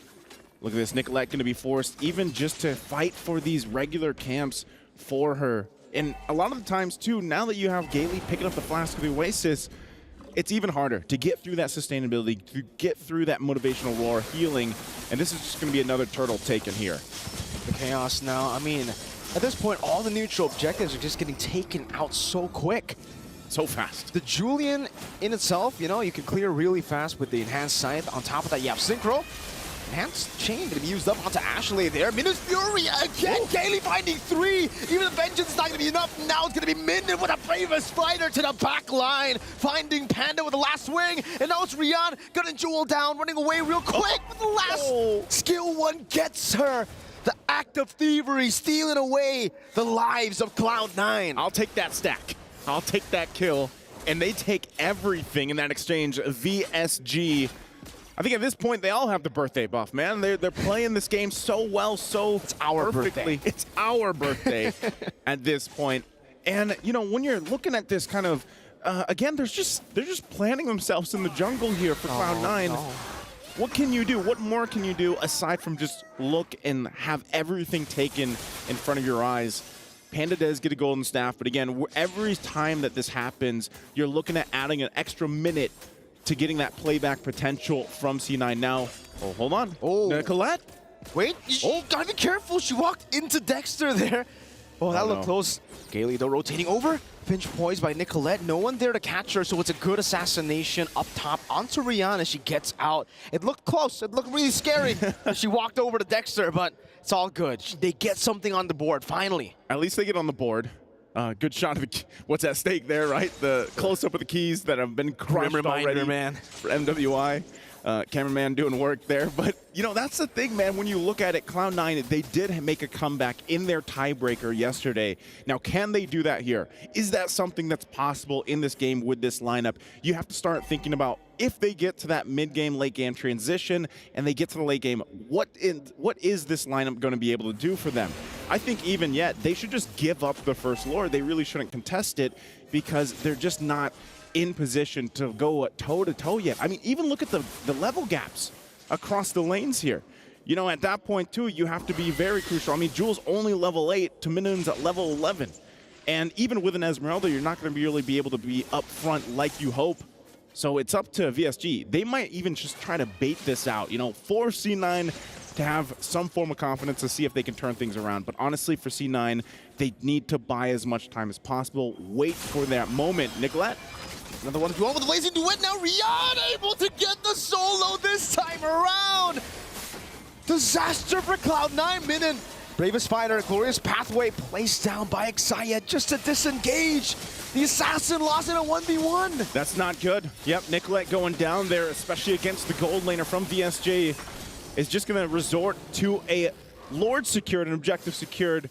You know, again, she's really just trying to do what she can. That's you can't count out the fact that Nicolette at this point, especially because she hasn't had a purple buff in a while, she's not going to have the next one either. She's just trying to push the side lanes, trying to get something because otherwise they're forced to get nothing. And for VSG, they're going to continue to put the pressure here everywhere. I mean, again, Synchro getting that purple buff is going to make things much worse. She's already got multiple items that she needs to tear through the front line. I mean, what you can call it a front line from Cloud9 here. And as they get ready, Lord, it's down on the bottom side. They're going to keep Nicolette there, but VSG eyes set here on these other lanes, especially in the mid. Nicolette sent down there without a purple buff. You can see the rest of the members already going to the mid lane, picking up the tier 2. Kiyoi wants to challenge Nicolette into a 1v1. Enhanced chain going to be used up there. Nicolette deciding to just finch poise out away from that Lord. But VSG, they've always been really impressive with how they manipulate these waves. They let the bottom lane push by itself with the Lord, and they're just going to build up a big wave together with the mid lane. Luckily, Nicolette dealt with it a bit, right? It's taken out a half HP, so it might not be able to really crack this base turret open, but it will get the holy defense before Even the next minute wave coming down. Xayah again, even with the vengeance, gets melted down. A blazing duel once again as Kiyoe jumps in forward. A good falling star moon lock them down into the turret. Minion is still able to flicker out the safety. Enhanced sword there. They only lose the Minotaur. They traded for the horse. 1 for 1. A cow for a horse. A cow for a horse. You know, good a trade. bull for a horse. A bull for a horse. Sorry, yeah, a bull for a horse. Good trade there. But you know, you're seeing it, man. And I would say, like, even for this, okay, I'm offended. Going to be used. Ashley, Brilliant. I'm offended. Synchro just says, oh, okay. I see you guys are here, right? But now still, they're actually going to still force C9 to fight for this purple buff. I don't think they're going to get it, though. They know the I'm offended's gone, and they're not going to get it. Nicolette even utilizing the Retribution. So this is a very hungry, a very starved, very 25% win rate Ling. It's so tough to be in. I mean, even looking at the damage dealt, guys, you can already see how much of a disparity there is here in terms of fighting potential for Cloud9. Best thing they can do is stall things out as long as they can. We're talking nearly 5+ minutes at this point to get the items that they need. Once they get to that point, then they can hope they can pull a defense off. I think one of the biggest problems, though, is, you know, when you're in the defense mode in your base, what's your clear speed look like? It's not that great. No. You don't have that traditional mage in the mid lane to help clear things out, especially with your marksman. And, you know, you have, it's all about time. It's all about being able to clear things out. You got to carry, but, you know, you're there to shred a little bit. You know, the best thing you can do is shred down some of the minions. Well, let's see. Cloud9 already posturing up. Trying to go for perhaps just the pick off here. Whoever wants to try to 1v1 Nicolette, maybe it's not going to be a 1v1 this time, right? Now with a Ruby down below. It does seem like for PSG, they're just going to go straight for the Lord. They don't even care about the side lane anymore. They know it's just a tier 1 there. Yeah, Synchro. They trade it. They already use the Chaos. Minute jumps in with the Bravest Fighter. They're going to be able to rush it down. Kiyoe fighting. Nicolette still jumping in. Minus Fury connecting onto 2. Panda knocked up and obliterated again by Rian with the Blazing Duet. 2 for 0. An enhanced Lord. 13 minutes in. It's looking blink. Oh. Yeah, it's grim here at this point. The STC replay, you saw they were off timing on this. They wanted to push that in the bottom lane, the tier 1, but yeah, VSG doesn't care. They would rather get the Lord. And, you know, you were almost thinking, all right, maybe Nicolette could get there in time to try to do some miraculous steal with the Retribution, but they were just too late by a second or two. And taking a look even at the items, once again, look at the difference in gold here across the lanes. Oh, no. Even for that, Nicolette, she's going to get chased down. Doesn't have a purple buff, too. So they might just leave her to it, but they still have a Lord down in the bottom side. Oh, Minun knows. She's going to go ahead and stop Nicolette. Orange buff still there, too, but she's got to get back to the base here. She's got to help the team defend this. She is there in time, but now will they be able to even hold on to the base? Rian going to be engaged upon now with Wind of Nature, able to survive just a bit. Nicolette with an amazing assassination as Panda deals with the bottom lane. Xayah pops in the pathway. Synchro baited out there. The Chaos. Good stun over the Jewel, still able to survive under the turret. They're able to defend, but they lose a base turret. Now another one in the mid lane with the Brilliance going to be used up. Again, Panda still able to evade. Now an I'm offended. Bringing Synchro all the way back for Panda to free hit. It's going to be Jewel in the midst of it all. Caught by the enhanced chain slash again.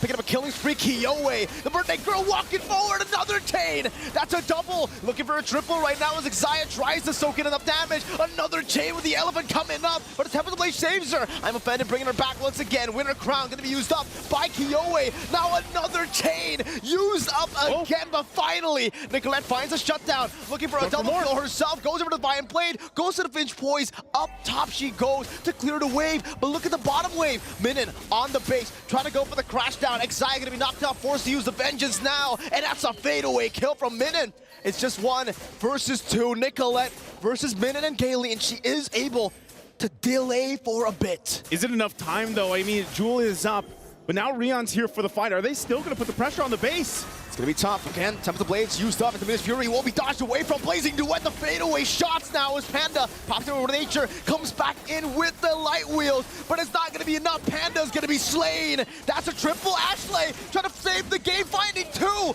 That's 1 more member. Minin on the base. The Minute Wave's still there. Play the victory song. VSG has done it again. 1 hit, 1 minion left there. But VSG, they don't care. They'll go in together. It's their birthday, and it's their victory. Again, great try there, great effort for that defense from C9. But it was just too much to get the grounds back. They were too far behind in too many places, and VSG knew how to punish them.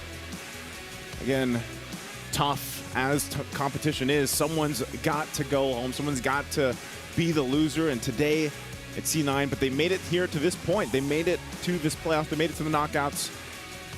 A lot there, I'm sure, to talk about, but man, the lineup that they had, it was experimental in a way, you know, to bring that to the table here, and it just, unfortunately for them, it didn't work out. Now Cloud9 have been eliminated out of MWI 2024, the Esports World Cup.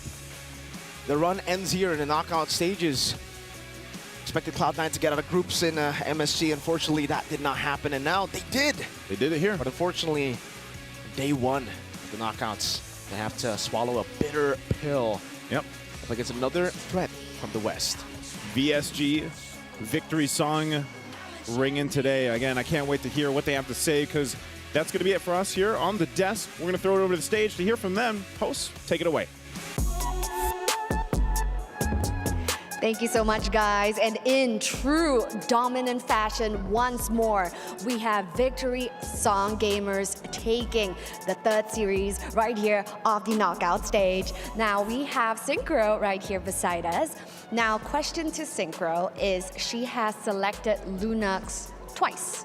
And this is a not so meta pick right now. So is Lunox a Synchro special, or tell us about it?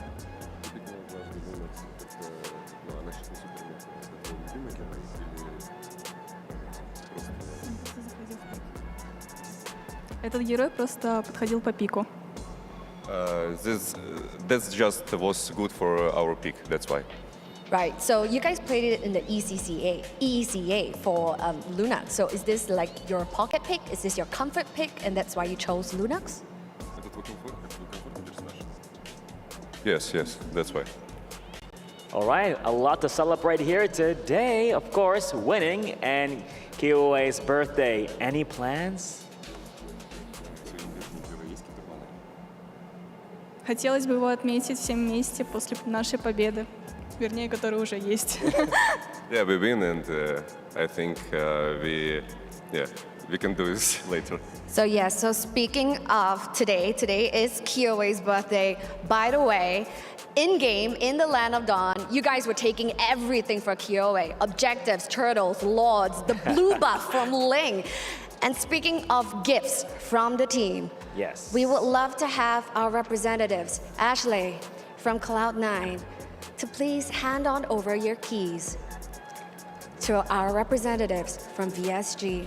Thank you, and you fought well. Perhaps you can give each other a fist bump for a game well played. You can give Ashley a fist bump for a game well played. Oh, well What a played, game. Ashley. Thank you. Amazing performance all took place. So, you got the key, you had the win. Anything you want to say to the viewers right now? Поддерживайте нас дальше, мы будем очень сильно стараться. Спасибо за вашу поддержку.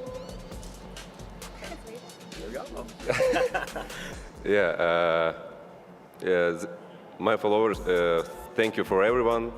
Just trust for us. We can show you later what we can do. We can win.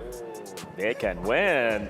So yes, guys, this is our representatives from EECA VSG. It is not just a birthday buff. They literally have gotten a birthday present for KOA right here. Go forth and celebrate. Congratulations once more. And we're gonna throw it back to the studio. Let's go.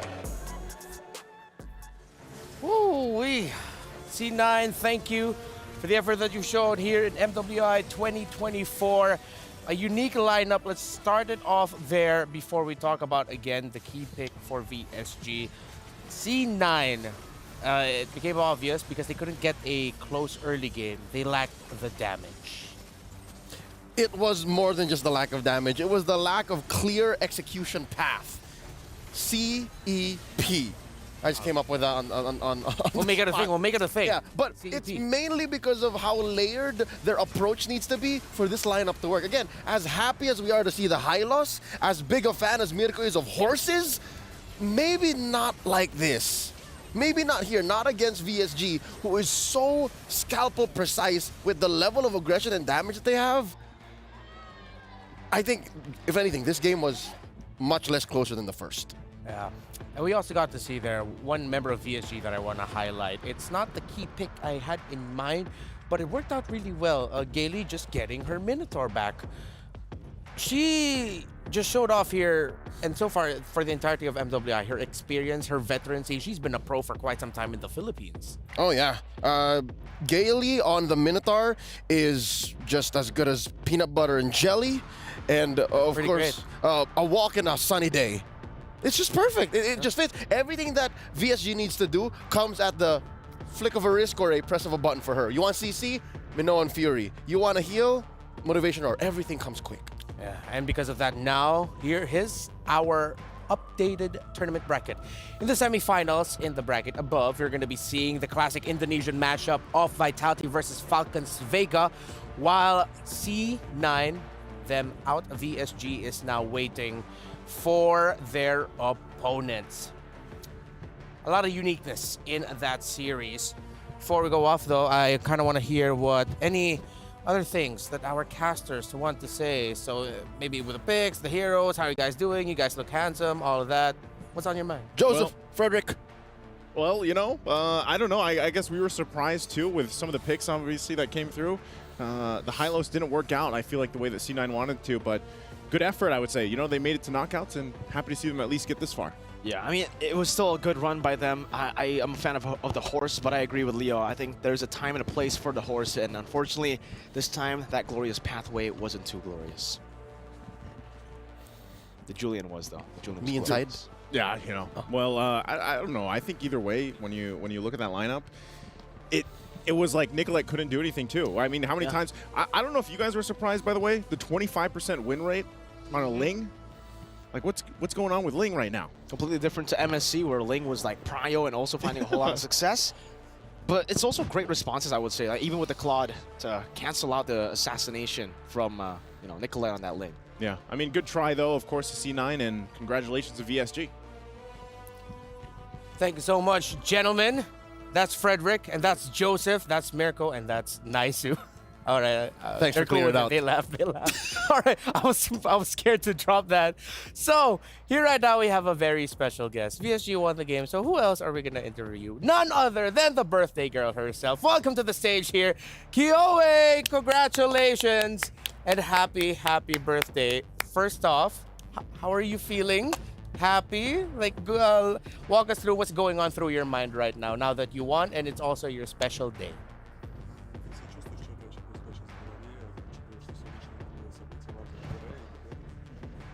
Я не знаю, у меня ощущение, как будто игр не было. Не знаю, я на релаксе. Очень. She said that she just feels nothing. It's okay for her. Like, you know, she didn't play any games. Yeah. She's relaxed now, so all right, everything is okay. Okay, so now that she's relaxed, all is good. So starting off the day, did your teammates surprise you? Did they greet you? Did they knock on your door? Well, what did they do to start off your birthday?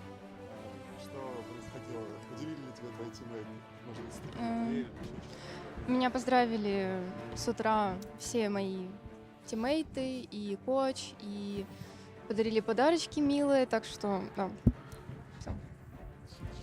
She said that everyone in our team congratulated her in the morning, our coach, every player, and gave her some good presents.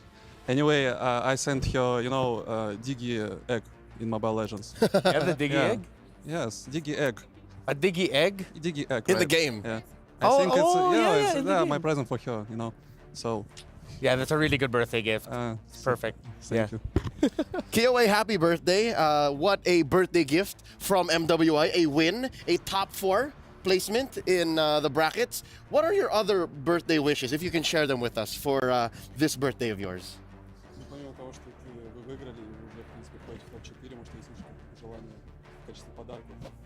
Себе? Занять первое место на турнире. Вот. И все. И вернуться скорее к своим родителям. Вот. She just wants to get the first place, and also she wants to come back to her family. Oh, so that's all. Now we're seeing your highlights here. At any point in the game, were you nervous that you might lose? Not just in game 2, but maybe even in game 1. At any point, were you nervous?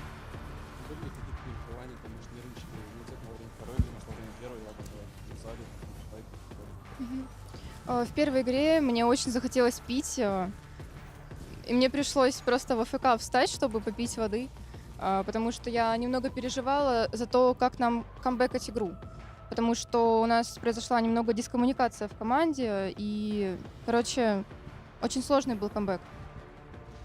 She said that at first map she wanted to drink a lot, and she had to stay AFK to drink to get the water, you know. Yeah. And also they had some problems with communication at first map, some missed calls, and she said that it was difficult to come back, but we see now that it's okay. Yeah, it worked out. But very it was well. difficult, yeah. Oh, but it was difficult in that first game. Yeah, right. KOA, I want you to be able to appreciate and enjoy your win here, but tomorrow you might be facing one of 2 opponents, that being Omega Empress or GGHG, Gadmin Gladiators Homegirls. Which of these 2 would you like to face off and why? Это я поняла, что он спросил конкретно. Я бы хотела встретиться с Омега. Oh, Omega. Want to face off against Omega. All right. Hopefully we get to see that matchup for you, and that will wrap up our interview and time with you here today. Congratulations to VSG. Once again, happy birthday, KOA. Спасибо. So much. Спасибо. You didn't teach me that, was it? Thank you. Thank you? Yeah? Thank you, yeah. Can you say it? Спасибо. Spasiba. All right. I want to be able to say it properly too. Thank you. Spasiba. Happy birthday again. And happy birthday. Congratulations. I learned a few more words from Destroyer, but I don't think they're safe for broadcast. Can you teach it to me after broadcast, though? Sure. Really? You can? We'll ask him. All right, cool. So, now, let's see what we got up next. I think, do we have our MVP? Is it your time to shine here, Leia, with the thing here? Oh, I have quite the play, honestly. You have quite the play? All right. Quite the play. I think we'll go with that. Let's go with that. All right. So, we started off the analysis with the, what was that? The CPE, the clear path for execution. Check this clip out, right? You see here, this is a post-turtle take, and already you have a fight breaking out in mid. Mind you, the gold gap of 3,000 gold at 7.5 minutes. This is 0 and 5 too. This is significant. And then you see this, the first sign of, I don't want to say weakness, but we'll call it that now, from Xia dropping the path onto the retreat for her team. So they're going backwards already, right? That said, we'll play it out, and even underneath their tier 1, C9 knows that this is a losing fight. Hence why, all the more, VSG pulls out all the stops, all of the ults, everything. Even in the back line, you see Rian has her exit path ready. And we continue. And it ends up in a free 3 for VSG. That's only because not the gold lead, not because of the point of entry, but because of how clear and easy it is for VSG to pick the fights. Again, you have the Minoan Fury, as previously mentioned. Instant knock up slow. You have KOA just needs to cast a spell 1, 2, and then she has enhanced everything. And then of course Minun, which by the way we questioned why the Lapu-Lapu came in so quick, but all she needs to do is Bravest Fighter in, flicker through, and already you're dispersing all of C9, which C9 does not like. C9 actually wants all of y'all to be under that path. Yeah. C9 wants you to go into the path, have Panda get free hits, and then have Nicolette clean up. You see how you have to get 2 or 3 things correct before you even engage? That's their lack of clear path to execution, the CPE. A little bit of a difficult lineup to utilize there for C9. I feel like in an alternate universe that definitely could have worked. I see where they were getting at, but it was just way too difficult to pull off against the lineup that VSG showed up. Our PlayStation MVP of the game showed off some really great performances all throughout this game, and it is that Lapu-Lapu pickup, the one that we questioned. Minun, I will never question you again. 12 on the KDA. I owe you an apology. I didn't know your game. I didn't know your game. An apology. To be fair, like Shaq thing. the basement for a Lapu-Lapu is just solid damage, a straight line into the back line. That's the lowest point of a Lapu-Lapu. At best, she's bullying even a Ling. She's spacing out 2 or 3 in a Lord dance. And that's what made Minun our PlayStation MVP. I am impressed. Paint me impressed. I wish we see more Lapu-Lapu, honestly. Because of how lineups are built these days, if they're not dispersing odd lineups like this, they're picking fights. So more power to Lapu-Lapu. More power to Minun. There she is. Ooh. Immortalized. Yeah. That's mean. Oh. You missed. All right, here's the STC Play audience predictions. 32% are for Cloud9, 68% for VSG. Seems like a lot of people are getting their hearts won by VSG. Kumusta Lapu-Lapu? Mabuhay ka? He's from Cebu, bro. I don't speak Bisaya, right? You don't? Oh, all right. Namit, no, that's not Bisaya. Yeah, but that's no, else. you know what? It makes sense though. Looking at the STC predictions, that is a whole region, ECA, with a few Filipinos on the back of versus NA. Well, step up. It matters. Step up. Vote for your country. Vote for your representatives. Vote for your favorite players. These ladies are modern-day gladiators. Yeah. Make it count. And we're seeing a lot of tremendous action so far here on the first day of knockouts for MWI. We have one more match today. Smart Omega Empress from the Philippines. Gaming Gladiators Homegirls from Malaysia. We talk about PH versus ID, PH versus PH. How about a good old-fashioned PH versus MY matchup? More MLBB action will come your way after a short break. Don't go anywhere. MWI 2024 at the Esports World Cup. We'll be right back.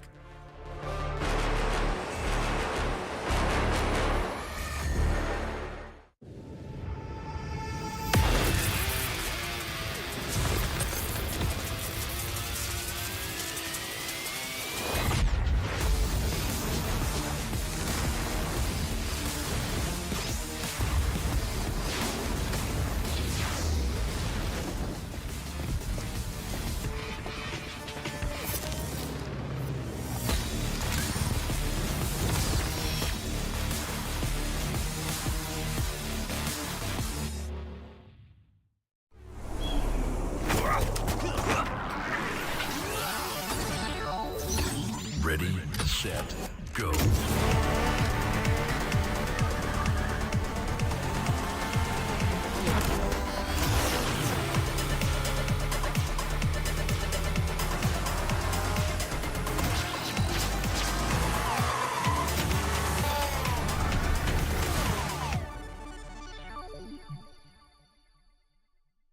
لحظات البداية عاشت معنا. كنا نحسبها وقت للتسلية بس. نحسبها بس ذكريات. عبود أعطي أختك اليد يا ولد. ابتكرنا فيها ابتكارات، وإذا بغينا قلبناها خرافات. كنا نحسبها بس لمة وصحبة وسهرات. انتبه نوب ترى نوب. لكن كنا نشوف عالم ما حد يشوفه. ليت يشغل وقته بشيء يفيده. الله عليك على اليد صوت. عالم كبر وعاش فينا. عالم الحماس فيه يوصلك كل مرة لحلم أصعب، بس ما يصعب عليك. بارد معك وين ما تروح.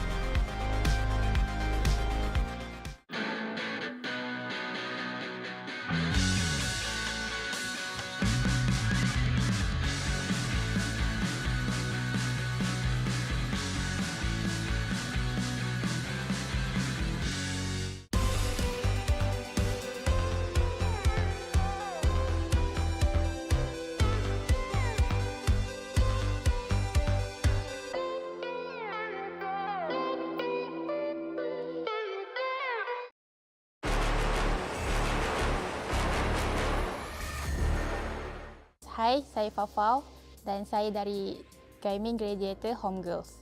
Saya bermain di role Gold Lane. Saya dah bermain kompetitif scene selama 3 tahun. Sewaktu training, tak selalu kami akan sentiasa serius.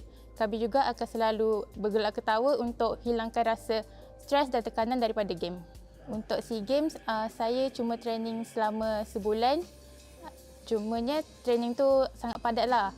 And training tu membuatkan kami improve lebih banyak dan and resultnya seperti yang kami mampu. And bergantung dengan kami punya training lah. Sangat terkejut sebab selama yang saya tahu, Malaysia tak pernah lagi menang dalam semua tournament yang besar. So bila pertama kali Malaysia buat sejarah yang baru, Malaysia menang. So saya pun jadi membara untuk tunjukkan yang scene Malaysia perempuan pun boleh menang. Kami rasa sangat teruja dan sangat rasa bersemangat untuk kalahkan tim Vitality. Biggest rival saya, Chell daripada Vitality sebab tim dia tak pernah lagi kalah semua tournament. Untuk semua penyokong GGHG, jangan lupa support dan doakan kami supaya kami boleh pergi lebih jauh dan insyaAllah champion untuk kami. Thank you.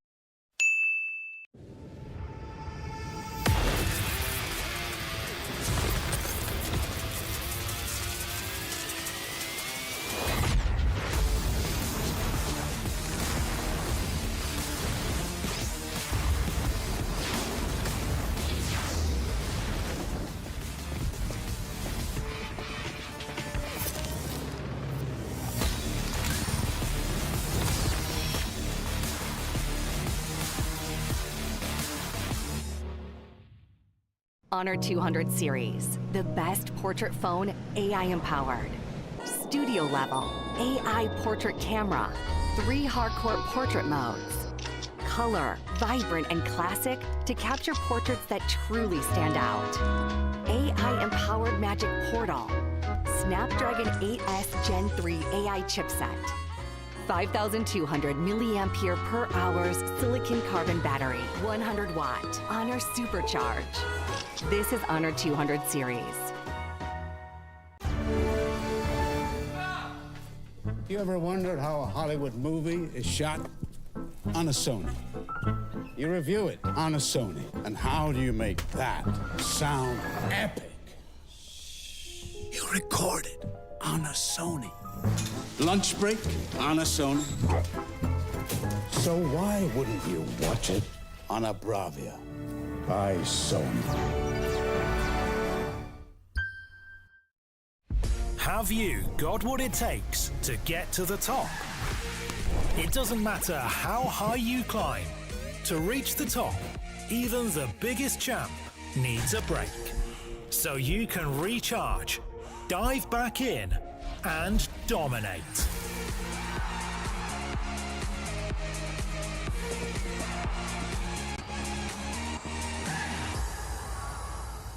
Have a break. Have a Kit Kat.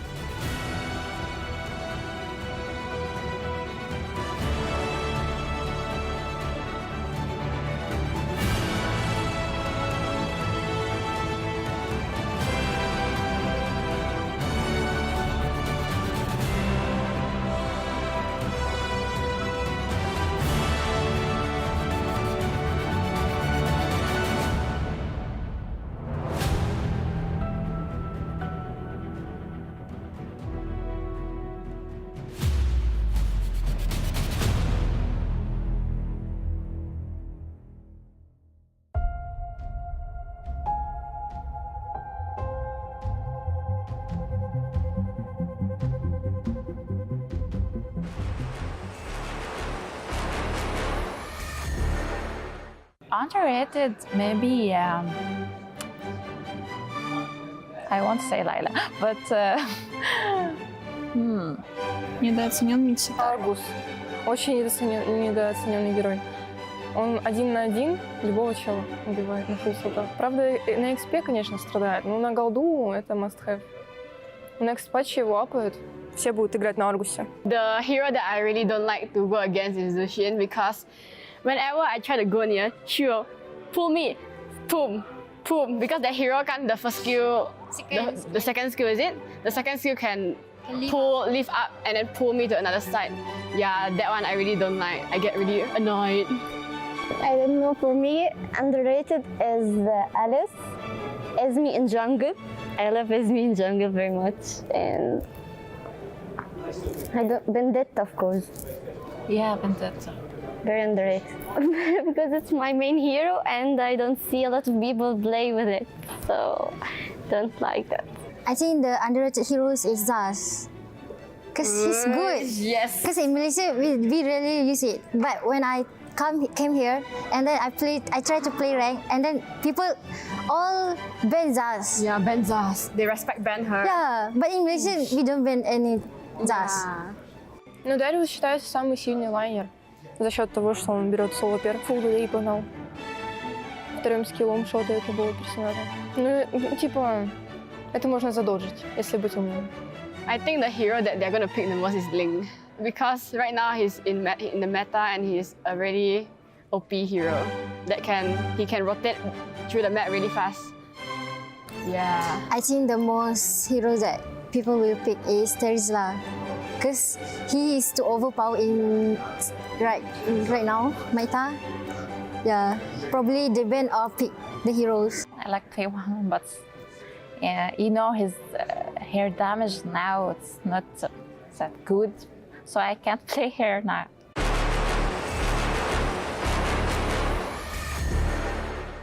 There was an event where they show us the hours that we played, and I think I has more than 4,000 hours.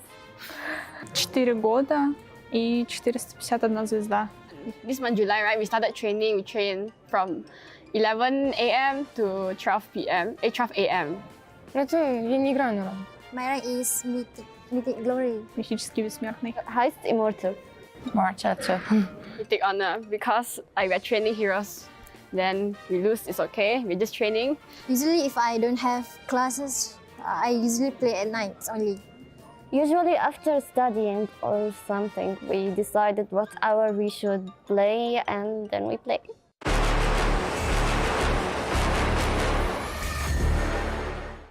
Mia. First Mia. Mia. That's Xavier's ulti. no, that's Mia's Oh, Mia. first skill. Second skill. It's an item. The blood wings. Blood wing. Это крылья королевы. Lines. Крылья королевы. Крылья королевы. Blood wings. Yes, blood wings. Atlas second skill or first skill? First, Lalo second skill. Atlas. It's второй скилл Атласа. Второй скилл Атласа, да. What is this? Yeah. Atlas ultimate.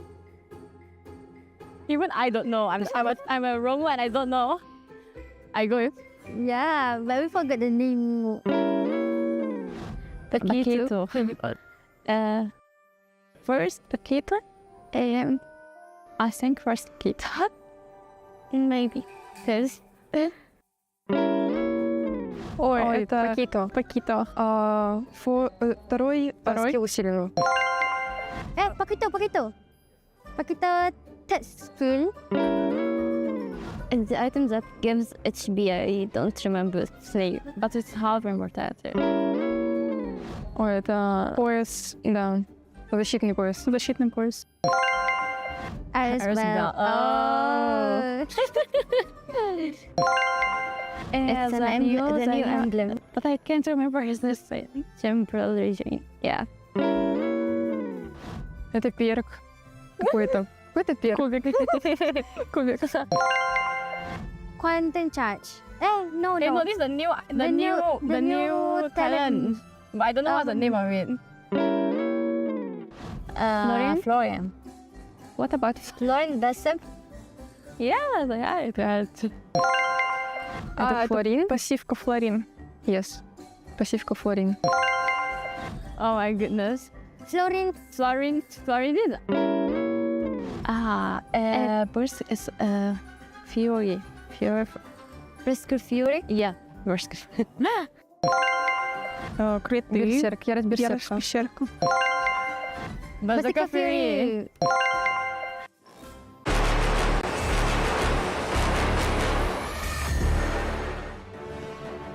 Hey there.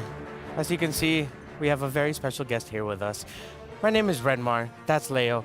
And here with us right now, all the way from the Philippines, is Miss Danica Suazo. Hi, everyone. Welcome. Hello. Welcome. It's good to have another, what we call a kabayan here kabayan. in the English broadcast. And if I'm not mistaken, a multi-time correspondent of the season. Wow. Yeah. That's what's now Thank you. two or three? Two. All right. Yes. But 3 on the way. Oh. Yeah. I don't think so. Nah, you're too humble. Pero I have to remind myself we're in the English broadcast here. Okay. It works. Yeah, it works. How are you? What's been your experience like so far here in Riyadh with the Esports World Cup and MWI? Well, for now, I'm really having a great time here in Riyadh, especially being here, watching live on different teams and countries. It's really a great experience for me. Good to hear.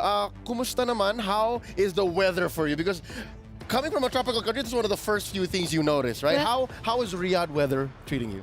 Sobrang init. It's really hot, Yeah. but it's tolerable. Yeah. As long as you have water Yes. and lip balm. Yeah. It's good. It's You're a good. beautiful city, right? Yes, super. So far, have you been able to go around and check out the other spots around Riyadh? Because there's some historical places. You can go to a place where you can like ride camels, go to the desert. Have you experienced anything like that yet? Not yet, but I'm planning to go to the Red Sands. I want to take a photo with the camel. Hopefully. Me too. Hopefully you can. Can you bring us? Can we Sama? just go on Yeah, our let's just last go. day? All right, that's it for us here. We're gonna go ride camels. No, I'm kidding. We're not actually gonna do. We can't. We're contracted. What? Yeah. No, Leo. No. Get back. Get back. Get back. All right. All right. But then, anyways, Okay. you're here to experience the EWC. Of Yep. course, you're here to experience MWI. Have you met any of the teams? Yes, I met a lot of teams like Homegirls, Team Vitality, of course, Omega Empress, our Philippine team, and yeah, some of them. Okay, having seen the matches so far and having spoken to our representatives, Smart Omega Empress, what do you think of the chances? What does it look like? Who do you see winning the whole thing? Whew. Well, last time I watched the Homegirls and they won against Team Vitality. Oh, wait. But I watched the Omega Empress yesterday. Yeah. And they're really good. And I think, wait. We fell short last MSC, right? We fell short. But I think this time, we can get the victory.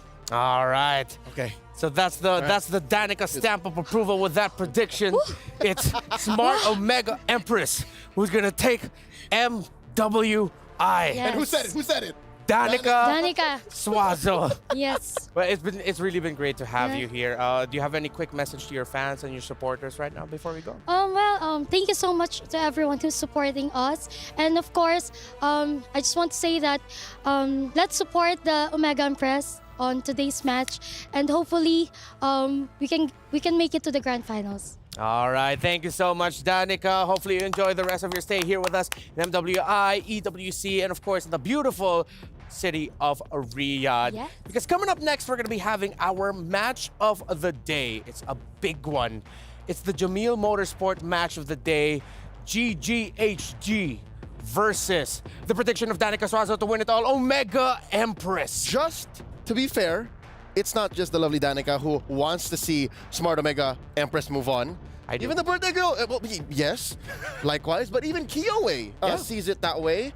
I wish that we were able to ask her more about that. But hey, let's never count out GGHG. They started out rocky in their groups and then eventually cleaned house. So I think in this case, without having to jinx it and just to, cut it down the middle, keep everything fair, Malaysia Bole. Yeah, Malaysia Bole. GGHG has a special place in my heart, I will admit, because there was a day during the media day I got to do interviews with them, and all I can say about GGHG is that they are an absolute vibe. They're fun to be with. The Romer, G-Boy specifically, and Fafao together. That's why you saw them in those contests that we had.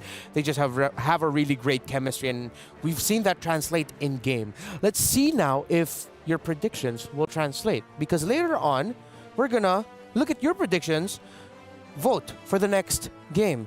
GGHG, Smart Omega Empress, Philippines, Malaysia. Well, Philippines for Smart Omega Empress, but y'all already know that. stcplay.gg. Don't forget to predict there, because you get to see the reaction of the players when they get to see your predictions. All right, special mention for the Kabayans, whether you're back at home watching, it being currently almost 9 o'clock. Yeah. And to everyone watching, whether you're of a Filipino blood or supporting Smart Omega Empress, and I'm saying this specifically for them, because GGHG, they're good. Again, Malaysia is on a high right now. They just won MSC. But to the Filipinos, so far, it's been a disappointment. Nobody's predicting for Omega Empress. What's going on? What's going on here? We it's gotta, always like 20%, 30%. We gotta know. We gotta know. But before that, let's see the players, the ladies, roll up. The Jamil Motorsports are rivals. And you're seeing here right now, that is the great jersey. I love it in pink and green. I never knew, I thought would be a colorway that I would love. Froy is making it happen. This young man in front, his name is Froy. I went to high school with him, believe it or not. And he's making it work. And of course, the lovely ladies, Miss Rian and their players, and Coach King Salman. Coach King Salman. Coach King Salman. Never thought I'd be saying that. Shout out to all the Cebuanos. That is your Smart Omega Empress that you saw just now, rolling in the Gaming Gladiators Homegirls. All right, even when they're not in game or like with a live mic, they're a vibe. Chiboy just walk right on frame. She's in a rush. She wants to get in there and dig deep into that player desk. Yeah, with Chiboy, like one of the things that I remember about Chiboy, other than just her great personality, is that she has this really funny clip for the players, like the hype packages that we show off in the screens that you'll see later on. She's just showing off like her jawline. Oh, like, she's looks maxing. She's looks maxing, bro. She's mewing too. Like I never she's knew rizzing. I'd see anything like that. But I didn't expect. I apologize. I'd say it again. I'm sorry. Gaming Gladiators, Homegirls, wasn't familiar with your game.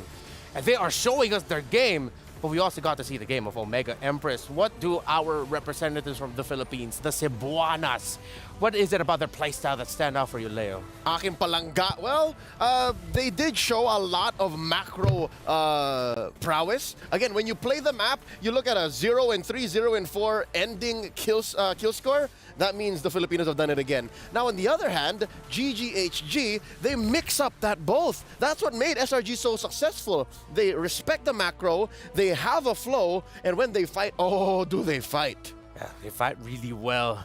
Omega Empress, those are their strengths. Again, they come from a region that is oftentimes underrepresented within the Philippines itself. But here they are, all of them, a group of friends from Cebu in the Philippines, flying off to a country so far away to hope to raise up that trophy in glory of the Philippines and in glory of their region, MWI. Up against them, though, another pride of Malaysia in Gaming Gladiators homegirls. This should be a really great one.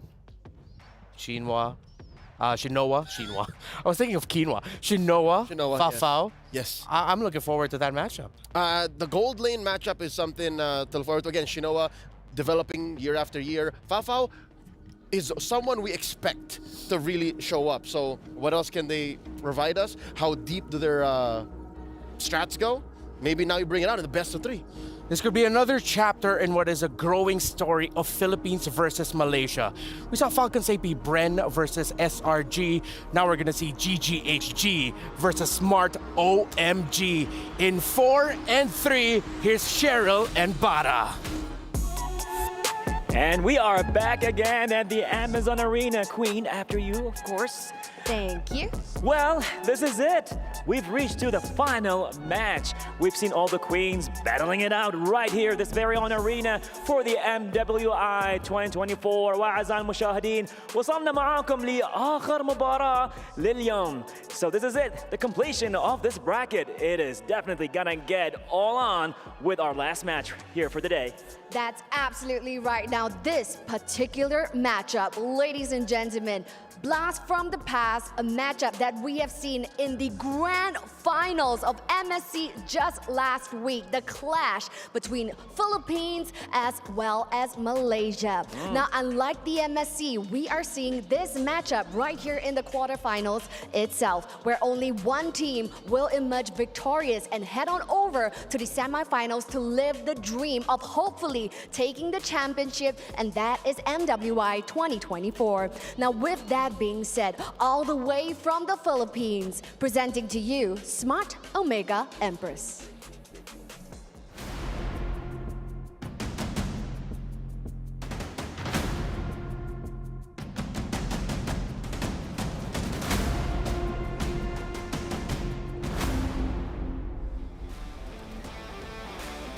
So that's right, ladies and gents, the beautiful faces of Smart Omega Empress. Now, even though they have dropped one game in the group stages, the ladies right here for Smart Omega Empress has bounced back hard and doubled down. 3 consecutive wins right here for Smart Omega Empress. Can they continue this win streak? Can they continue to take this match and ascend further into the competition to meet the EECA representatives? And that is VSG. And now for their opponent taking place right here, let's go with Gaming Gladiators Homegirls.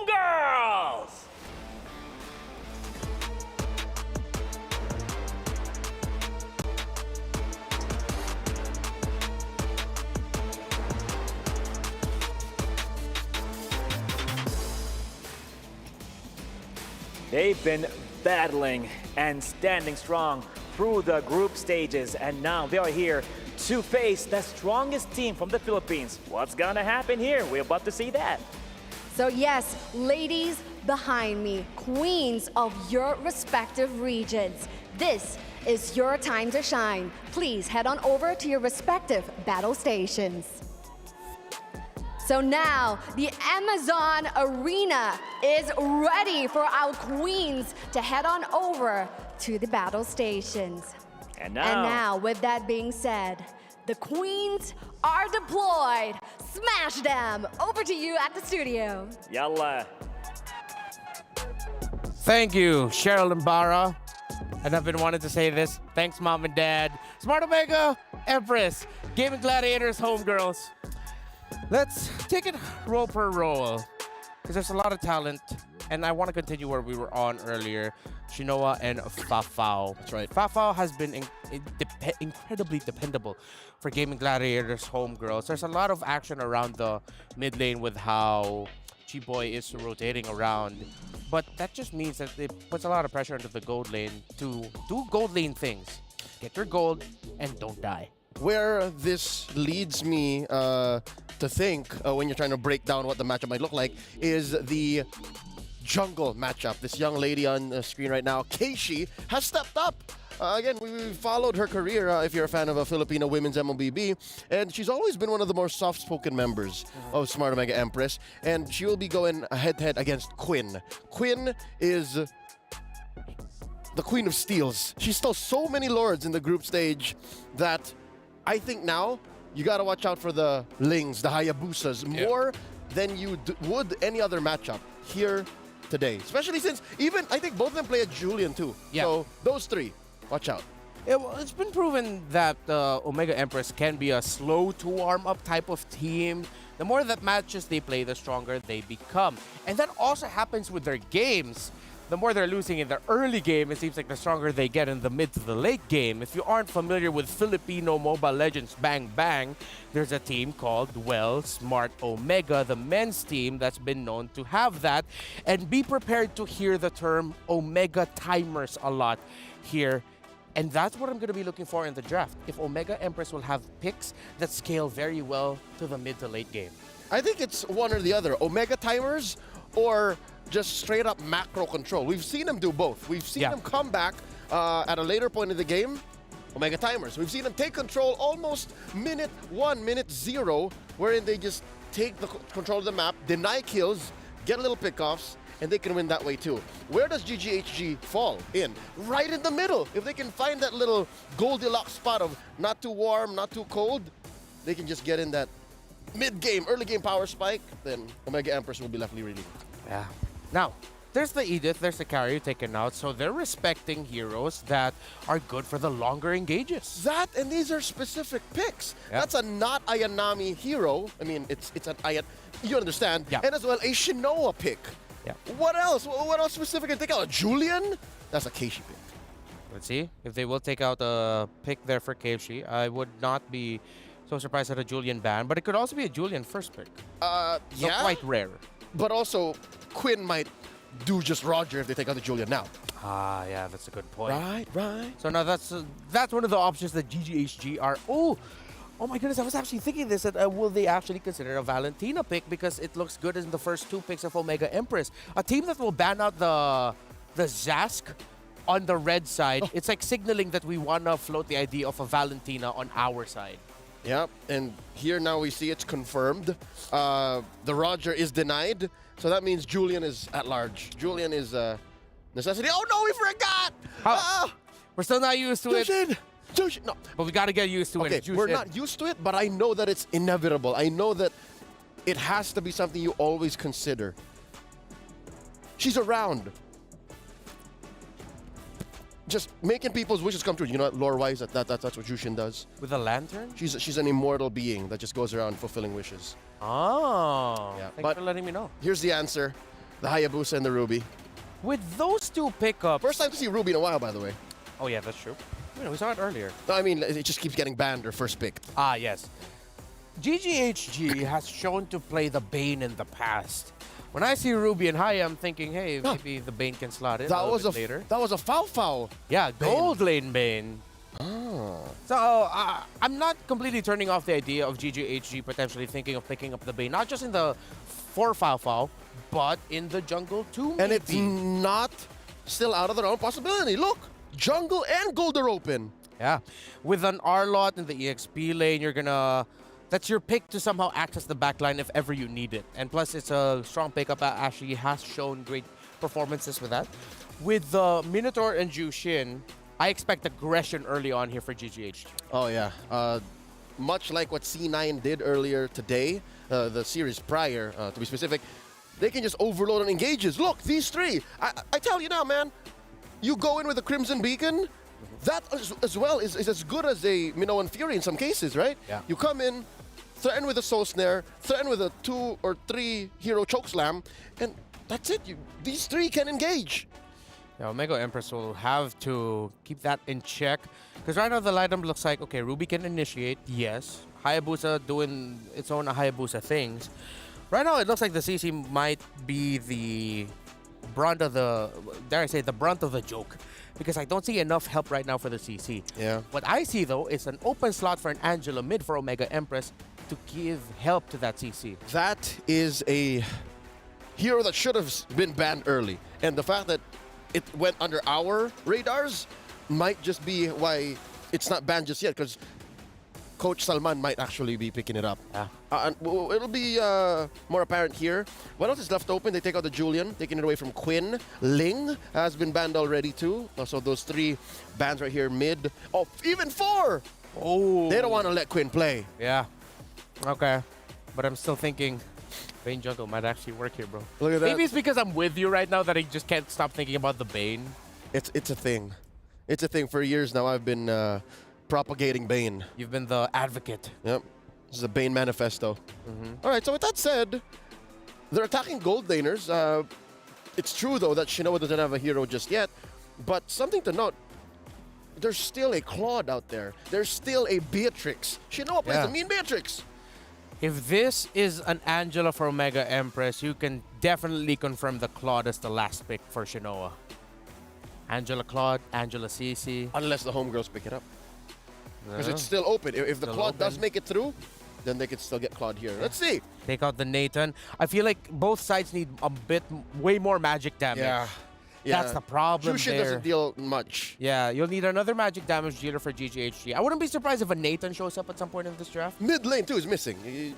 Yeah, and mid lane for Omega Empress. I don't think Angela. Angela's not the answer. Yeah, I'm going to have to agree with you. So Nathan Angela? Nathan, we don't see that enough. Nathan Angela? It's going to be an Angela for the CC. And the Nathan will just do Nathan. And the Rubes. And the Ruby, too. And I also, all right, never mind. No Angela here. Yeah, no Angela. I did some work in the lab. You put Haya and an Angela together, it works. It works? Even during the shadow kill. Oh, she won't disappear? Because nope, she won't pop out. There? Ooh. Won't pop out. All right, okay, thanks for that. Credits to Herbert Trex Wagner. We went to the lab for that. Thank you, Trex. Now, GGHG, still the aforementioned Claude open. Nathan Beatrix. Yeah. Didn't notice the Harith was left out. Oh, what? I'm glad that you're mentioning the Beatrix, by the way, because you need a lot of those quick basic attack lockdown. Yeah, she's the, again, the straight line. She's the point A to B. Yeah. Simple solution. And there's a Claude, of course. And what's in mid? Oh no, what's in the jungle, rather? I wonder if this is going to be something unique. Come on, just pick the Bane. No. Oh, no. That's a little... No. Folks, this seems like a little too much utility and appeal for GGHG. That's just to my taste. Although it does look like this lineup, for the side of GGHG, I will stand by the idea that this could be a lineup that scales very quickly if they get an aggressive early to mid going. Jushin, Baksha, Minnow, that's a lineup that screams, we're going to mess up the mid rotations of our opponents so that our Claude is free to farm. Yeah, they're going to try to go through the power spike on OMGE and quick and win fights decisively. But there it is, the aforementioned Nathan. Yep, they needed magic damage. So, the scaling for Omega Empress, they have a chance to scale surprisingly at early to mid, but it's not as easy compared to what GGHG can do with their early rotation. GGHG basically confirms fights. Yeah. They can win decisively, especially with the amount of CC. There better be a couple of purifies. I'm expecting that much from Omega Empress. We know the conditions. We've seen the picks. Game number 1, Omega Empress versus Gaming Gladiators. Homegirls, let's take you over to our casters. And now you guys are here. And you know what? I actually agree with Leo. Looking at the Homegirls lineup, a lot of utility. Is there going to be a lot of damage? My name is Rafael. Alongside with me is Naisu. And now we're jumping straight into the Land of Dawn. Let's get to it. You know, last match here for the day. I mean, I feel like we're just flying through the knockout stage, obviously, you know, because this is the next one to decide who gets to the semifinals between these two teams here. And already, you know, I think a lot of people, I know Renmar mentioned the whole audience predictions. I feel like a lot of people might even be split amongst this because of what's happened with Malaysia lately. Like even for MSC, like Leo mentioned, they are on a rise here. And we'll see if the female team can replicate that success going forward. Because if they do beat Smart Omega Empress in this best of 3, that'd be great for them. That'd be great for the region and the story here.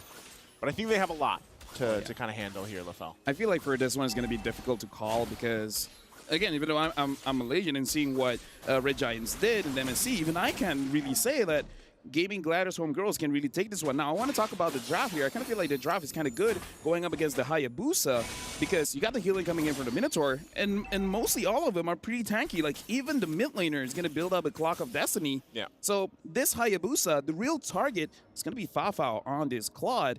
And as long as Fafao is able to take care of herself, or Chiboy is able to hover around her to make sure that whenever she does get Ogi Shadow killed, she'll get healed up. Once the Flash of the Oasis is done, it's going to be difficult for this Hayabusa to really do anything. Yeah, I think Minotaur has just been, he's been the pick. Yeah. He's been the guy. I was going to say the guy, but he's been the animal, you know, to bring to the table. He's the, well, as Griffin said, he's the bull. He's the bull. He's the bull to go, and he fits in so many different team compositions. I think that's what makes him so good, but also the healing, like you mentioned. Even pre-Flask of the Oasis, like you still can't count it out. We've seen it so many times actually save, you know, members that were running away, especially when it comes to these first objectives, the first turtle even. But yeah, once that Flask of the Oasis comes online, it's very helpful for the overall sustain of a team.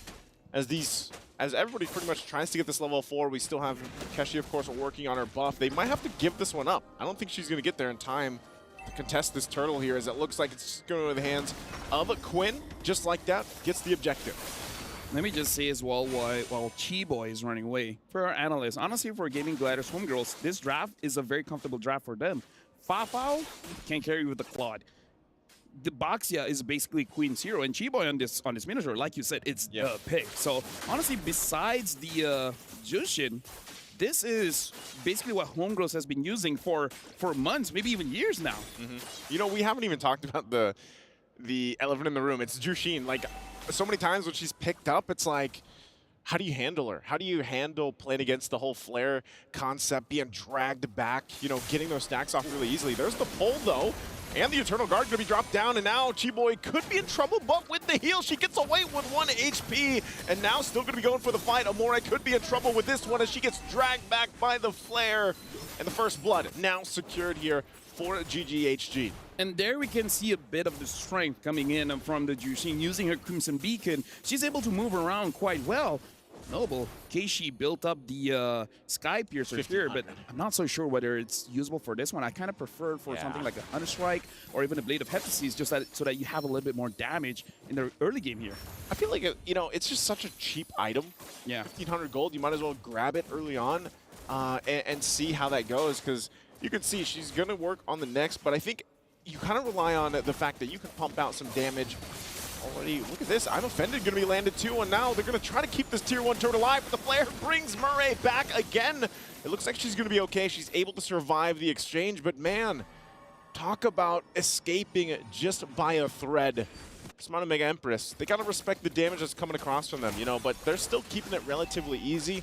Going back to the point, even with Keshi picking up the Sky Piercer first item, they should have relatively good capabilities of managing the damage, you know, early on, especially with Amore. She died earlier on. She was the first blood, but you can't count out, too, the Eternal Guard utility. And that's why they're going to go ahead and start up this turtle. Second objective for Smart Omega Empress. They'll go ahead and try to cap this one out, even it out, but the fight is going to go. But Keshi will already secure the turtle. I'm not sure if they still want to fight this out. Eternal Guard going to be dropped down. Look at the damage and the knockups. Quinn able to get a kill, but Chiboy also on Amore.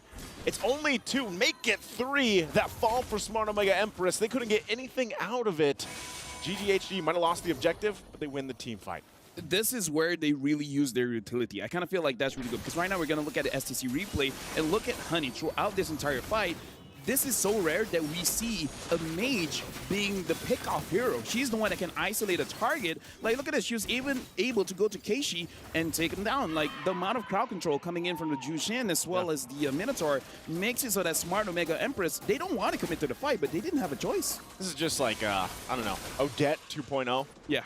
You know, a different kind of Odette. Odette deals damage. This one deals stacks. Yeah. And utility. Utility, yeah. Like, I mean, the way that you play kind it, of chow. it is. And the fact that you can even flicker forward and then, you know, get those stacks faster and then drag them in, because you can drag multiple targets. Multiple targets, yeah. As long as they're in that little radius of the flare. And also Flask of the Oasis was just picked up by Chiboy here, so she's got that now. A little more extra sustain that we talked about leading into this. You can see, I mean, a good kind of gold lead that they built up, all just based in the last couple seconds or last couple minutes. Gotta say as well, despite having a Hayabusa, honestly, Fafao has been having an amazing time in the lead. I wouldn't necessarily say it's a gold lane experience because I kind of feel like she didn't really have the time of her life, but still, not yet. Good. Not yet, no. She's getting there, you know, but turret is going to go down. First one there for Smart Omega Empress to get. There's the drag with the flare. This is what we're talking about. Not Ayanami could be in trouble. She pops the Vengeance, though, returning a lot of that damage back. She's trying to escape. She's going to get dragged again. What do you do against that? Time and time again. And now bring it to the mid lane. Not sure if they're still going to re-engage this, but yes, you're seeing this, the power of the Jushin pick. It makes it so that you don't have a choice. Where do you go? That makes it unfair. It's like, legit, I don't want to. No, Mom, no. No more. No.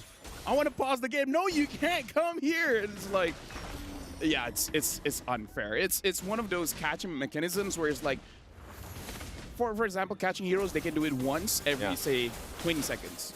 This is like, what, 3-5 seconds? Okay, pull back then. Okay, pull back then. Pull back then. There's probably going to be a change on that. There's got to be. It's probably going to be a nerf. Yeah, maybe a little bit longer until you can activate it again. I'm not sure because it's just more mana usage. That might help. Yeah. That might help. Because, I mean, how many times have we seen whatever team does have to play against the Jushin, them trying to escape from it? I mean, looking at the items, hold on. The fight, though, for this purple buff territory, GGHG could have forced them back. Smart Omega Empress on the retreat a little bit, already using that Eternal Guard as well. She's even going to throw the Eternal Guard around, but they're low enough. They have to back off. Chiboy with the heals for the motivational roar, and that's going to be it there. So again, as we were saying, you know, the power of that pick is showing here. The thing is, I feel like the Hayabusa can deal with it. It's just the Minotaur. The minute, like, having this this Jushin alone, you have answers for it. Maybe something like a Yuzong, a Ling, a Hayabusa, but when you have this roamer that is pretty tanky and give sustain towards the mid lane, and then eventually Honey will build up more defense. So yeah, this just feels like a double roam setup, honestly. What is the answer for the Jushin? Honestly, for me, I think it's the EXP. A diving kind of EXP that can tank a lot of damage and actually deal a lot of damage, especially an EXP laner that has a War Cry or a Hunter Strike. I kind of feel like you can deal with the Jushin that way. The only thing is that it has to be able to move around, because if you're just in her face too long, she's going to pull you anyway. So it's kind of like once you use everything in your kit, you just kind of have to accept the fact that you're going to be thrown around. Exactly. Like, you're not going to be able to run away from it unless you have a flicker, unless you have a dash or something that you can gain some space, you know, or distance between you and the Jushin. But so far, it seems like Smart Omega Empress hasn't been able to handle that, hasn't been able to solve it just yet. Honestly, the CC, I feel like if have maximum stacks on the War Cry, she could try. Not sure if she will succeed, but maximum stacks on War Axe might be enough to do with the Jushin. Okay, well, right now she's going to be the focus here under this tier 2 turret. You know, trying her best to keep it under wraps, and now the rest of the team, there's the Shadow Kill going to be used already. Gets a couple health bars down there, but nothing too much. Smart Omega Empress, I feel like they just really need more time to get the items. You know, Shinoa, she's been farming up. She hasn't died, at least in her case, but at what point does the Natan start to shine? Because it looks like they might have to give up this Lord here. I'm offended going to be used. There's the pull. The Eternal Guard going to be dropped down, but Lord already secured by Quinn. And I'm not sure if they want to fight more. They know they don't have the firepower here to contest against GGHG. Nice. So while nothing is going on here, I actually have a quote here coming in from King Salman. Our big problem is that our first game is always down. Yeah. And they said for this knockout stage, they got to work on that. And this could be good, could be bad. Maybe this is part of the script where... At least it's a best of 3. Yeah, first game not looking good, but then game number 2, game number 3. But again, the first game is not over. Just going to give you the quote there where looks like even Smart Omega Empress, they realize usually game number 1, not their hottest game. Yeah. I think, you know, Renmar even pointed it out. Smart Omega in general Even the men's teams that we have over there in the Philippines, they're known for like a certain timer. They call it the Omega timers. Now, even for the female team here, for the Empresses, you know, they have their own timer. And I think in a case, it's like, yeah, their first game, for some reason, it's kind of like they're downloading the script. They're downloading the play here against their team they're facing. And right now, that's been happening because they're going to lose these turrets as the Lord approaches the base. And look at this, Murray just continuously getting dragged in. I'm going to be used into the Eternal Guard, forcing them back a little bit further. And still down in the mid lane, Quinn's going to be able to get away, but they hold on to the base turrets for now. Honestly, that's probably the best thing Smarterback Empress can hope for. You know, when you're down like this, at least get that defense. Hold on to your base turrets. How you deal with the Minotaur is isolate him away from his team and then kill him first. The thing is, they don't have a way to do that here, especially when you look at the lineup. You have an Arla, you have the Minotaur as well as the Jushin. They can actually protect the Minotaur. Looking at the itemization here, his full item is just the Flask of the Oasis. The rest are just the second-tier items, just to have a little bit of stats. It's like a Chop Suey.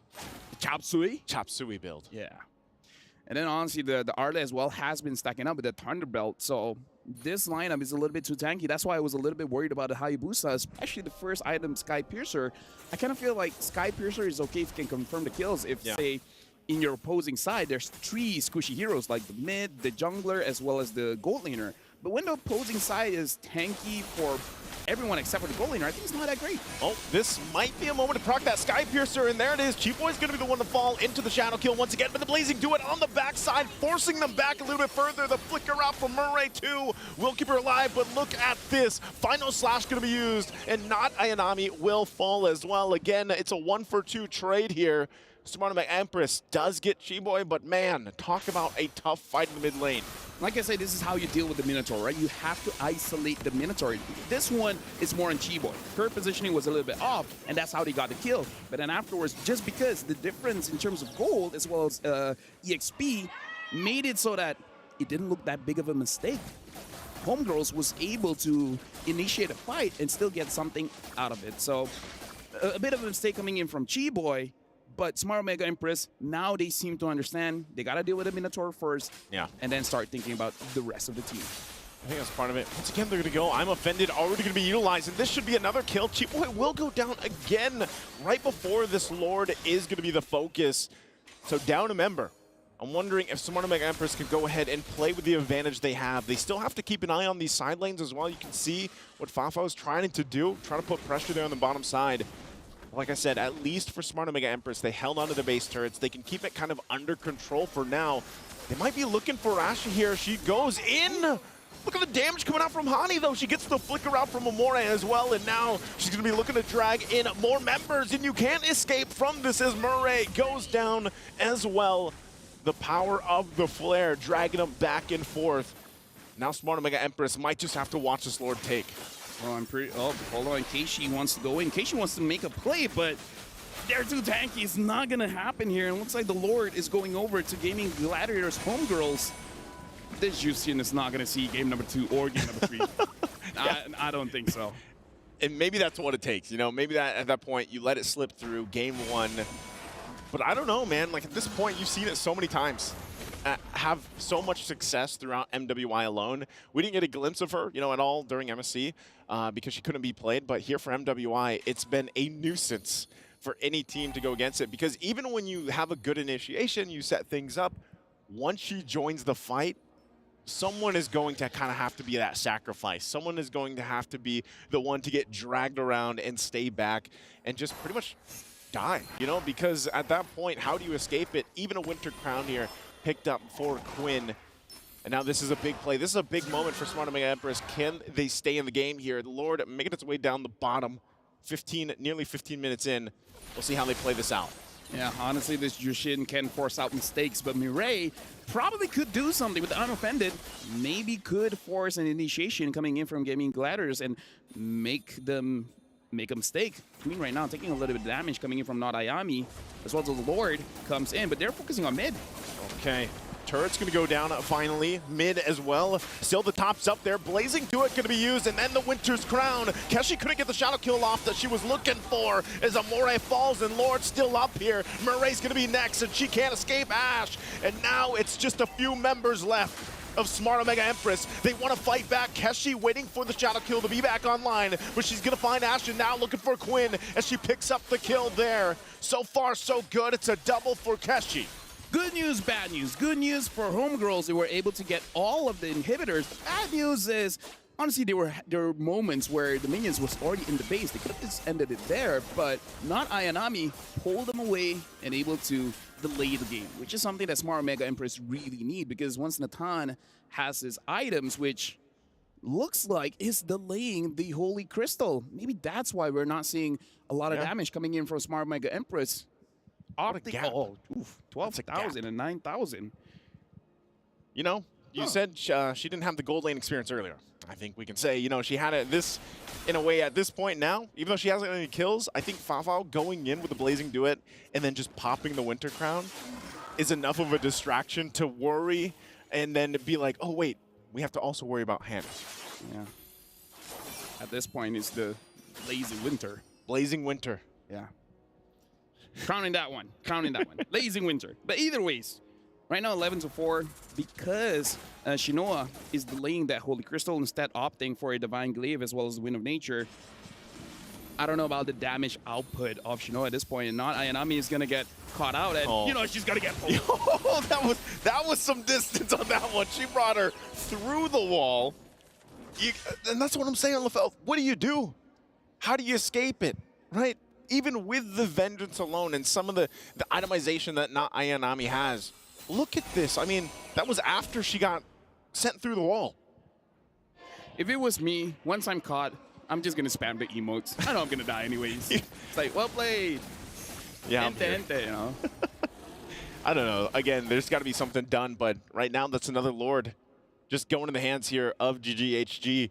And with a fully exposed base, this is going to be even more difficult for Smart Omega Empress. How do they do this? How do they approach this defense here, LaFell? Okay, try to imagine this. I'm imagining. Right? 5 men, I'm offended, right? That's first step. Wait, why are you starting there? I thought it started with mindset. Mindset. This is where the real game happens, all right? 5 men, what did I say again? I'm offended. And then 5 men, Eternal Guard. And then at that point, Shinoa uses her ult, and then first kill, and then bam, bam, boom, bam, bing, Savage. That's okay. That's how you do it.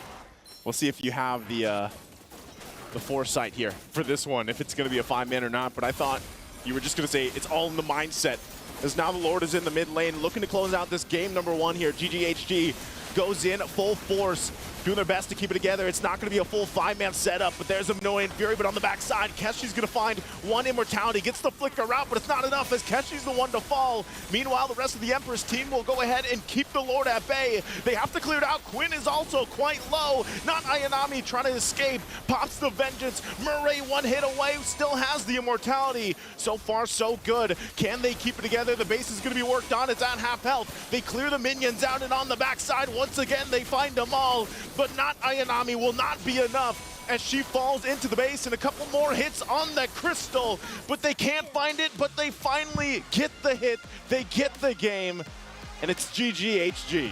Well, Honey looks pretty happy with that one, but I gotta say, if I got a Jushin and I had that kind of protection, I'll be pretty happy too. I mean, like, in that game, she's pretty much untouched, and the moment she is, it's like, I got Clock of Destiny. Get me down below 50%. I'm regenning back up. Yeah. It's it was a good, valiant effort, I would say, to go ahead and defend at that point, almost the 20-minute mark. You know, almost 19 minutes in for that one. But it just, again, 6-0-9 for Hanny. There was no answer for this Jushin. The answer is going to be next game, just ban her out.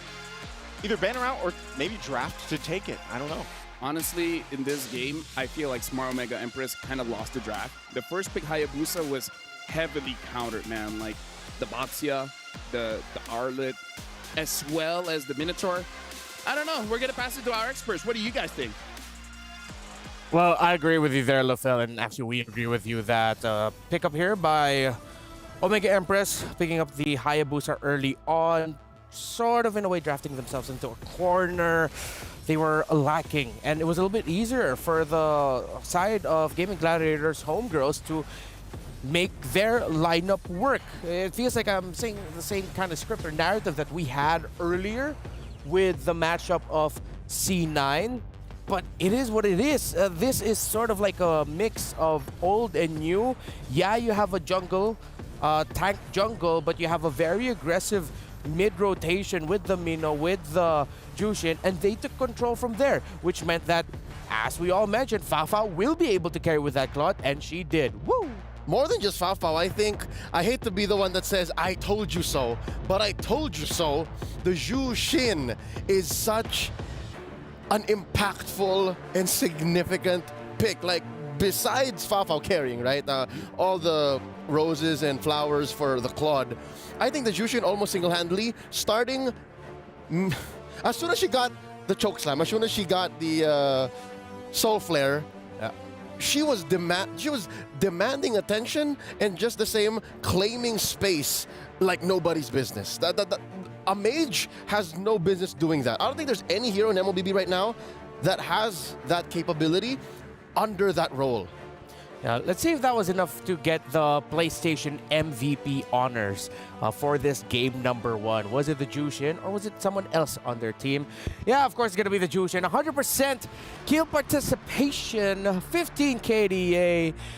There's a reason why this hero, once she came out, it took some time, but just like her kit, it takes time until you feel it, but then people realize you don't need time. Just be aggressive early on and make sure you maximize Lantern Flare. You know what the time is? What? About 3.5 seconds. That is from 0 to a choke slam. That's what it takes. Like if you have no stacks and then you get that Lantern Flare on, not even using Crimson Beacon, without the ult, it's 3.5 seconds. And looking at the draft of Omega Empress, picking into the CC eventually felt like their attempt at a response at the Jushin. But based off that highlight that we saw, I will go down with the hill of CC needs Angela. It's not always the case, but CC needs an enabler for herself. In this lineup, with Hani getting the MVP, CC trying to get the Jushin alone, even with a Vengeance up, not going to be enough. It's a non-starter already. Jushin wants you around. CC wants to be around to have Yo-Yo deal the damage and get stacks. You're asking to get chokeslammed, and you are going to get chokeslammed. Yeah. And that hero right there, oh, those butterflies are huge. Oof. In just a bit, we're going to be seeing a glimpse as to what happened earlier. We just saw Smart Omega Empress and GGHG Game 1, but of course, behind the scenes, we saw VSG get to crush the keys of Cloud9 earlier today. Is that Minun? That's Minun. Oh, Minun's such a sweetheart. She can't... it's a mixer of excitement and sadness that she has to be at the hands of the, what do you call it? Yasi? What, yes? The name of the press. The press, Yasi. She had to be the one to press that button. Yeah. Oh, yeah, she was. Right? She's the one in front. Yeah, so a fun fact, the players that you see in front of Yasi, the Preston. hydraulic press, they're the ones who actually press the button to engage the process. And now you're seeing here the reactions of the players, of course. Homegirls very happy. Fafao, when asked about Malaysia winning MSC, she said, I'm shocked because Malaysia has never won any big tournament, but SRG finally did it. Because of that, I feel hyped and I want to prove that Malaysia can excel or can win in the female scene too. And so far, they've been impressing all throughout MWI. Not the perfect performances that... They're not perfect performances. They're not, you could say, like complete stomps. They have dropped games and all that. But they're really showing that they can play with the best of the best here in MWI. Real quick though, I want to change the narrative now to Omega Empress. Yes. What do they got to do? What are your expert recommendations for what they need to do to secure this game number 2 and force a game number 3? All right, number 1, get that draft down. Already based on the quote from Coach Salman, game 1 always seems to be rough. Always. All throughout MWI 2024 for Smart Omega Empress. So I think now we've gotten that out of the way. You know how aggressive and you know how well GGHG is able to use utility. Address that. Respect the Jushin. If you're going to draft a dead lane, make sure that the other lane is active.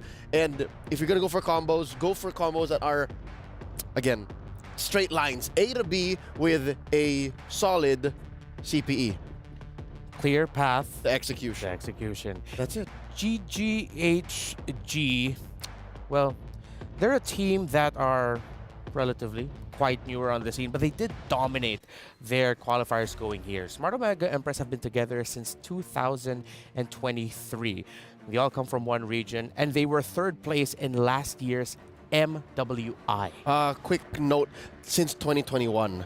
Since 2021, even this specific roster. This specific roster, 2023, a majority of them since 2021. Not Ayanami came in late 2022. There we go. So, the Smart Omega Empresses, the veteran scene, the experience is here, you know. So, if there's a team that can come back from a situation like this, I mean, you expect veterans to go for it. Again, Coach King Salman did mention that they are a team that when it comes to game ones, it's just not their cup of tea. There's just something up with game ones as Smart Omega Empress that just doesn't work well for them. So I'm more excited now to see the adjustments that they'll bring.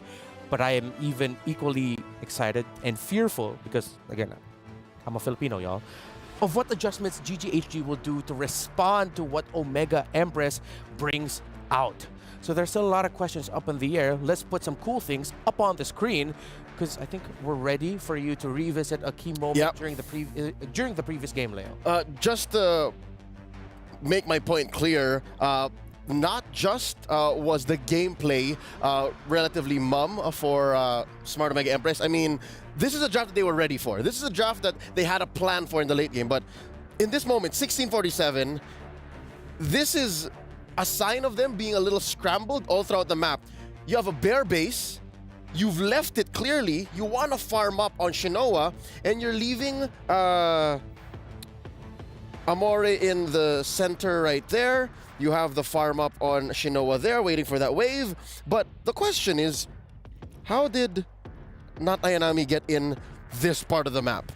How far was she? I'm sure they had a shot call for this. I'm sure they had a play.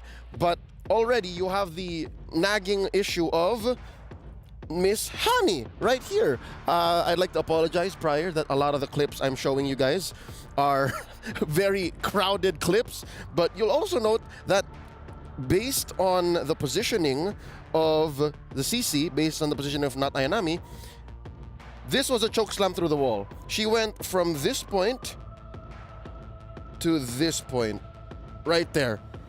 Is that not maximum range? Is that not a ridiculous range? Even a heavy spin could not take you from that point to that point. That is one of the strengths of the Jushin. She could have done it through here, but if that is what happened, I think Keishi would have a better exit plan. See? Keishi would be able to respond. But instead, put her there, just shows you the mastery of Hani on that hero. There you go. That's just but one of the moments that was, I'd say, the nail in the coffin. It wasn't the decisive blow. It wasn't what ended the game. Yeah. But I think it was one of the signs that showed us, yeah, no, maybe Omega Empress are just really trying to scrap throughout what's left on the map. And sadly, not Ayanami was the fall gal. You know, like just buy time. We need Shinoa to farm. Yeah, and Naisu did mention it in the game itself. During the cast, he pointed out, well, you don't expect that range, like with how far it went. And even LaFell pointed it out. So it seems like everyone here is really just in agreement with the impact that the Jushin brings to the table. The fact that it's diagonal makes it worse. Yeah, it wasn't a direct line, it was a diagonal line. And again, we go back to that point of CC. Yes, CC is expected to go to places like that if she has help. The CC, if you want to make it work in a draft, needs help. We've seen it before. We've seen it in MSC. We've seen it in MWI. I feel like it would have been risky. I don't know.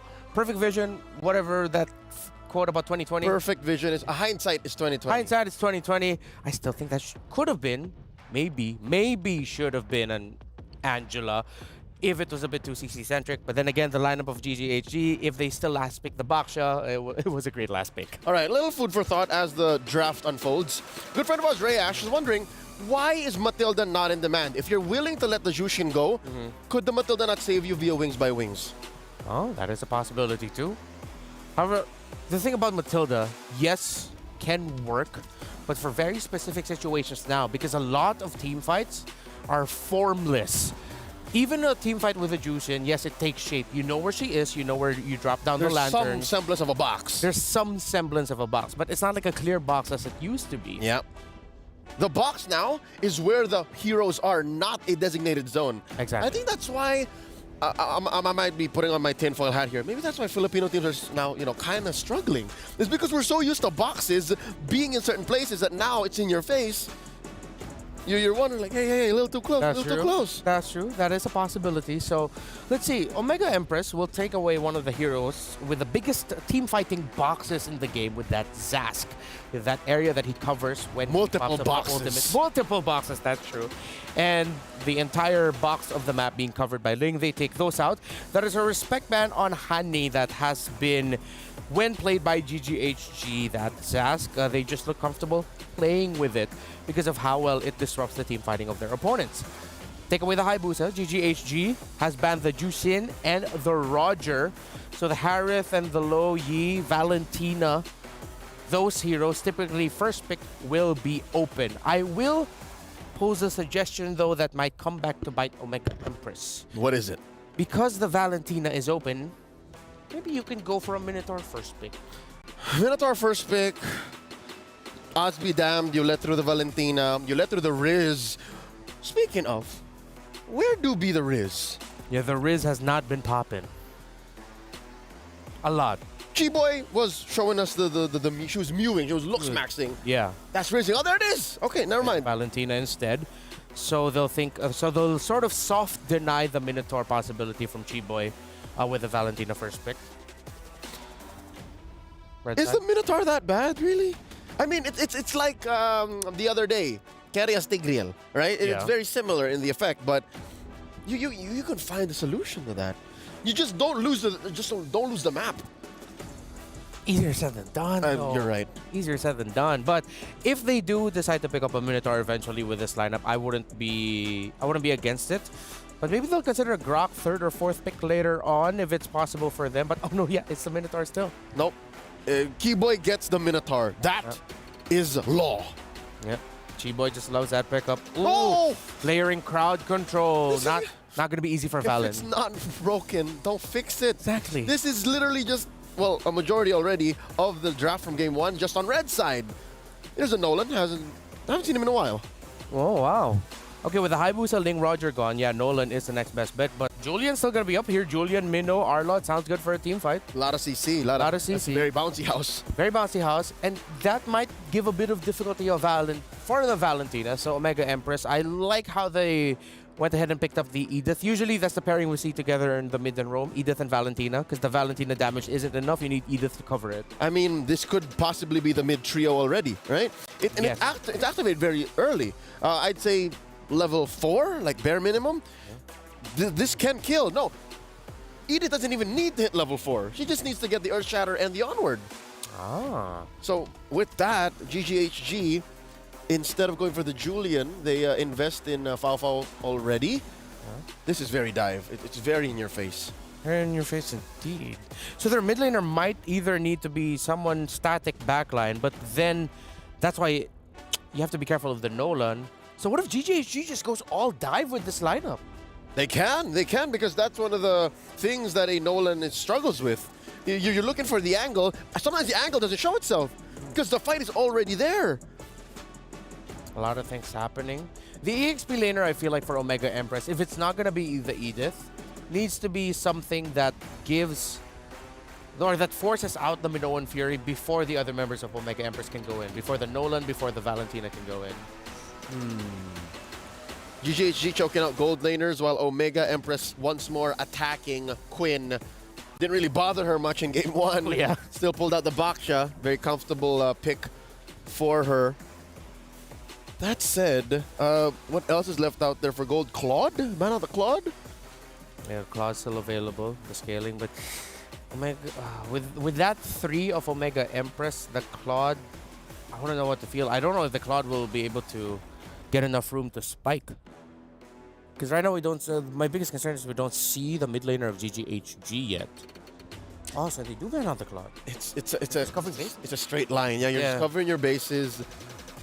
It's one of the better tools in the meta right now. You're right, yeah. Omega Empress, what else is left to ban out? I mean, those are the big three already. No assassins left.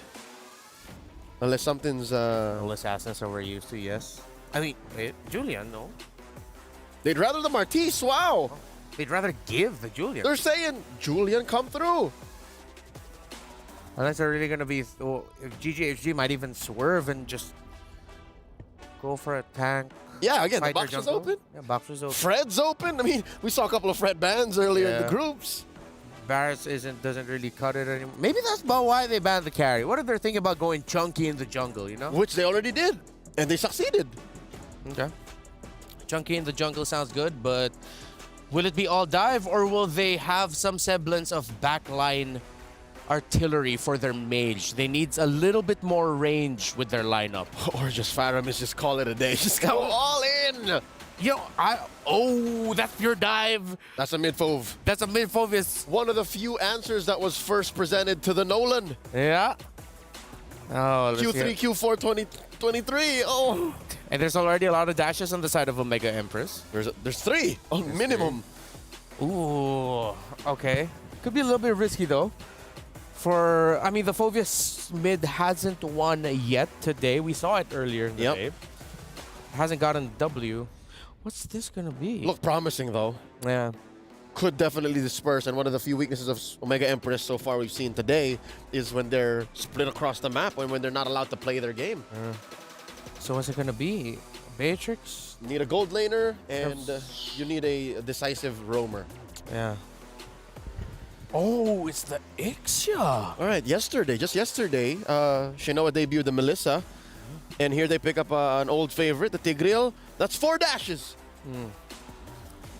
At the same time, the lineup of Omega Empress, by putting the Tigreal in the roam, I appreciate the lineup. With all the dive, one well-timed implosion can ruin the team fighting. Yep. GGHG. But just the same, it's very all-in on Shinoa. Yeah, this is a lineup for Ixia, you're right. It's very Shinoa-centric, and you have Keishi just to either clean up or act as a scrambler. And here, wait, hold up. Bennett jungle. Quinn is pulling the page out of the Ice Queen's book. Yeah. We have the Ice Queen on VSG. It's Ice Quinn. The Ice Quinn. I see a world though wherein she shows us a different flavor. Oh yeah. She's very elusive. She's very slippery. Okay. Come through the jungle, especially lore dances. So I'm with it. I like it. Yeah, there's a lot of the Phoveus I'm thinking of right now. It's not a direct pick, but it feels like it covers so many bases. They're two very different lineups. Yeah. Neither going all in one, save for the Ixia for Smart Omega. That's it for me and Leo here. GGHG is at match point. They can eliminate and end Smart Omega Empress's run now, or will Omega Empress force game number 3? LaFell, nice. What do you guys think? Well, I think GGHG, they have so much dive. If someone tries to run away, Phoveus will chase as well. But for Omega Empress, you got to look at that Tigreal, man. Yep. That Tigreal could be the game changer. Welcome back to the game. Welcome to the Land of Dawn. My name is LaFell. Alongside with me is Naisu. And yes, like our experts say, this is going to be a game decider. Either it will end here or we're going to game 3, which today there's been no game 3 so far, Naisu. This could be the one, right? Especially when you look at the lineup. I'm on you with that, LaFell. I think this Tigreal from Murray could be a game changer. We've seen this so much, you know, such a valuable pick for any of the lineups that do go with the Tigreal. And even on that note, the Ixia, come on. Like, this is the most glass cannon, gold lane, Hail Mary pick that you can pick up for that. Again, going back to the draft, so many gold lane options were banned out. Speaking of, Shinoa going to take quite a bit of damage, but here comes Kashi looking for that first blood kill and will be able to find it on Falfao, and now gets the flicker route from Chiboy.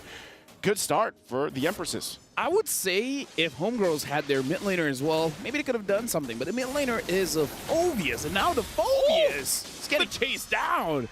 1 HP left. Keishi not going to go for it. Okay. I didn't know if she would be able to get away, but she does. So you can tell, definitely this early on, LaFell, Smart Omega Empress wants that game 3. They want to take this lineup, start fast, start strong, and then get to the next one. You're the one that mentioned, you know, that quote from King Solomon, their coach, that, yeah, the first game, they kind of use that as an, I don't know if it's an opportunity for them to just learn their opponents or what, but always by the second game, they come out swinging like this. Well, we got to remember as well, in an interview, they said that they know that they're very strong in the early game, right? So why don't we just play for that and then just end the game as fast as possible? And it looks like game number 2, they're already starting well with that kind of mindset. And then you're right. It's all about the mindset. There it is. It's all about the mindset. I've literally heard you say this for days now. At this point, for a month. Actually, yeah. Yeah, for a month. It started a month ago. And, you know? And Eterna's the one's like, yeah, no, positive mindset doesn't work. That's not the mindset you want to have. She's always so negative, man. She's like, oh my God, I'm so worried about these people. That's how she sounds like. Oh, that's why she's not playing here like these women are, because, man, they have to have the mindset to win this matchup. And Amore, you know, she's got the Minoan Fury. She's holding on to it herself. She could actually find the setup. Final Slash going to be used right on target, trying to keep it from happening. Amore jumps out of the fight, but they're still going to go. Fracture already used from Keshi, too. They get forced back. Looks like they wanted more with that. Ash going in, but I think with that, GGHG just gets control over the turtle pit. Yeah, it looks like they were able to sustain way more than Smart Omega Empress expected. And again, I kind of feel like it's a combination between the heals as well as all of the dodging, because you got to remember that when the Fulvia is jumping up and down, I don't think it's a full iframe. It's like a semi iframe where there are instances where you avoid the damage, and I don't know if it's real. I just felt like it. And first item C Halberd for the Ixia. Probably for the Minotaur. Probably, you know, for the Minotaur, it even helps a little bit with dealing with the Harith. Yeah. And even some of the sustainability that you're going to get just from, I mean, even the Brave Smite, right, for the Arlott there, the emblem. But I think it's funny because the last time I saw Ixia was in a different tournament, similar setup. You have a Tigreal and an Ixia. You're hoping that at some point, too, Shinoa gets the Sky Piercer, and you just hope to see that crazy slow motion setup of an implosion with a full barrage with Sky Piercer procs. If they can make that work, that would be closer to what you were talking about earlier in the previous game. 5-man implosion, 5-man full barrage, 5-man Sky Piercer proc. Oh, hold on. Quinn gonna get tossed over right into the jungle. You know, just taken care of real quickly. And now for the orange buff, she's gonna lose that. Keshi working on it. Ash might be able to help stall that out a little bit longer. Looks like the rotation's going to come up. They get the information. They at least save the buff. Yeah. Again, looking at the goal difference here, we got to talk about this, how even though Gaming Gladiators Homegirls, they were able to secure the first turtle, 2 kills over to Smart Omega Empress, where in terms of the goal difference, about 900, 1,000 gold, which is okay. But now Ayanami taking a lot of damage, but Ash having to use the flicker is to make sure that she doesn't get taken down there. Whole lot of ankles getting broken there. A lot of flickers being used, obviously, for that exchange. But yeah, I think that's part of it, too. If you want to look at also the power spikes or the timings here for both of the teams, who has it faster here? In terms of the power spike, I actually do feel like Smart Omega Empress, Shinoa takes time, but everyone else, like Amor, Keishi, and Mirik just needs level 4, same as not Ayanami. So I kind of feel like they have the power spike advantage. To be fair, Honey only needs the Clock of Destiny, but it's about your opponent something. There it is. Once again, the damage is going to come through. Demonic Force already popped. Getting the airtime that she needs, but still staying strong. And now they're going to force Smart Omega Empress back. Demonic Force being too much. Not Ayanami trying to get out, scoots out, but not enough as she goes down to Quinn.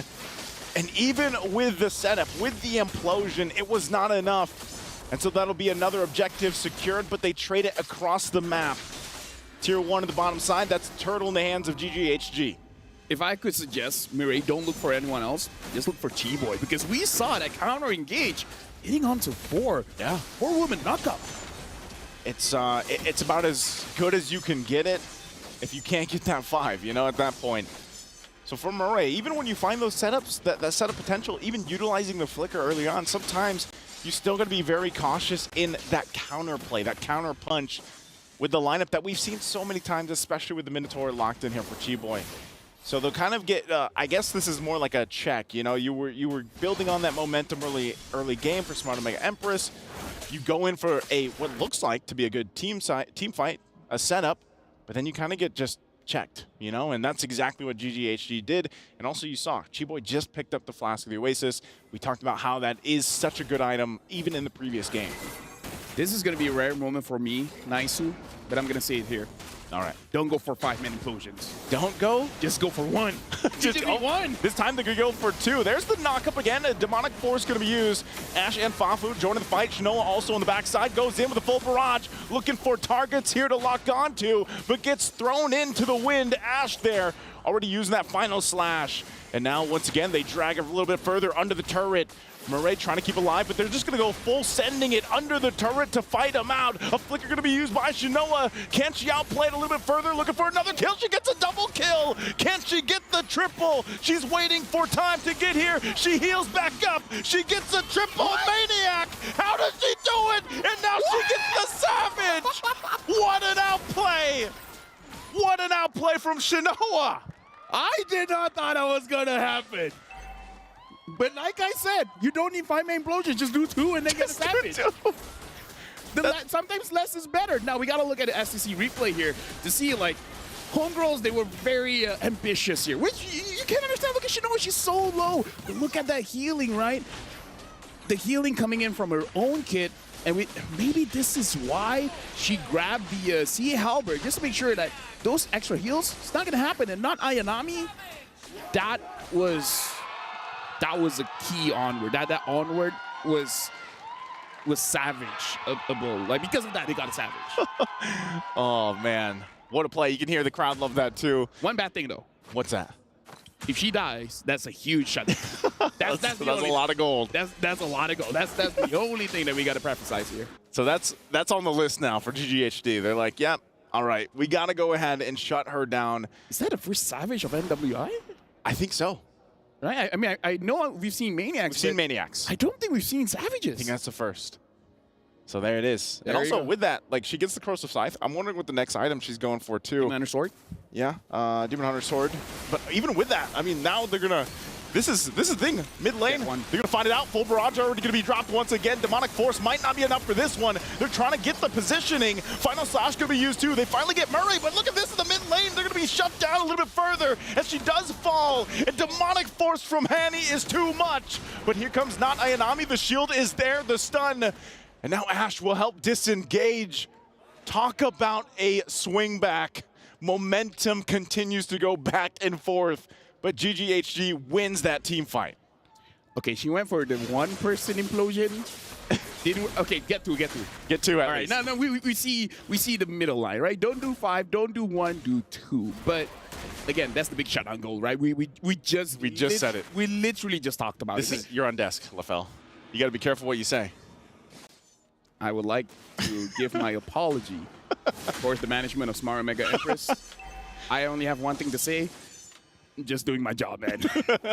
Hey, you're stating the facts. That's what they had to do. They knew after the Savage, we got to get the kill. They got it. Now the gold's there. Obviously, also Skypiercer being picked up here by Kashi. So all this leads into a relatively even take for the Lord. You know, itemization-wise, it's pretty evenly distributed. They're pretty much neck and neck in terms of economy, but right now, who's going to get the advantage, the upper hand? And I would still say something that GGHG has to be careful of is that full barrage. Once they see that laid down, someone has to put the pressure on Shinoa and hopefully cancel it out early because it's a lot of damage that can be pumped out. But as we're seeing, man, Hani on this Phoveus mid that pops up. Hold on. Speaking of, Demonic Force going to be used once again. Quite tanky herself, and also in the bottom line, Shinoa going to be the one in trouble under the turret. They're going to dive in. Ash goes in, takes a ton of damage, but will go and trade it out. And it's a 1-for-1 trade. A 1-for-2 trade, actually. Conceal going to be used as well, pushing them back a little bit further. GGHG on the run here. This might be the opportunity for Smart Omega Empress to take the Lord. I see what you did there. Yeah? You talked about Honey, and then Honey died. Sorry, I threw it back to you. Yeah. This really is Malaysia against Philippines. More than one way. With that being said, now we're kind of going back to equal here. Every member is alive, and now they're fighting around the Lord. I would say slight advantage to Homegirls just because they have the healing coming in from the Minotaur.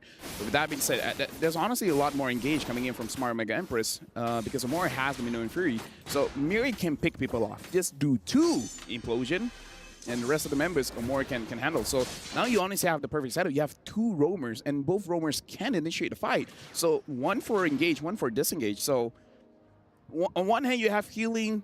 The other hand, you got a lot of good ults. Oh, plus the Edith. That's oh yeah, part the of it Edith too. as well, yeah. And Edith not only provides a lot of that CC available, but even damage once the Primal Wrath form is popped.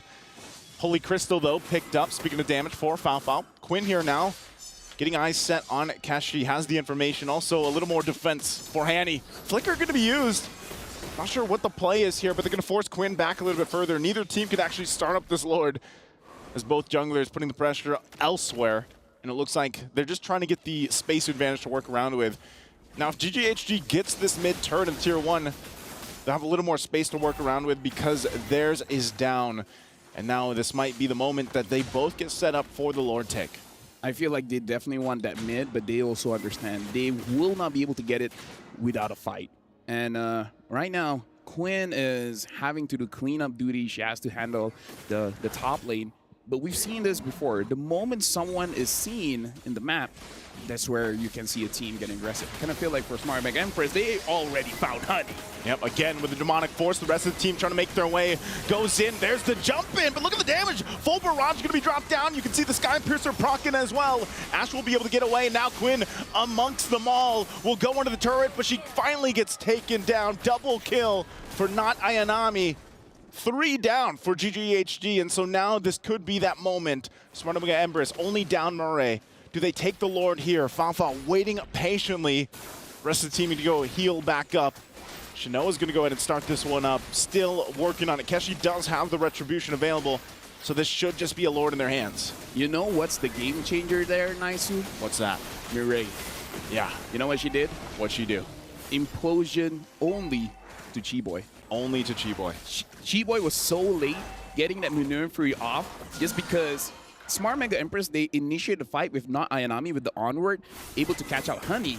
And then Chi-Boy, of course, she wanted to help the mid laner, right? But because the implosion was there, she couldn't do anything. And by the time she engaged, it was a little bit too late. Honey was not there anymore. And then at that moment, Homegirls went in a disadvantage because all the timings were not right. Yeah. So shout outs to Mireille. That was an amazing play coming from her, making sure that Chi-Boy didn't impact the fight as she wanted to.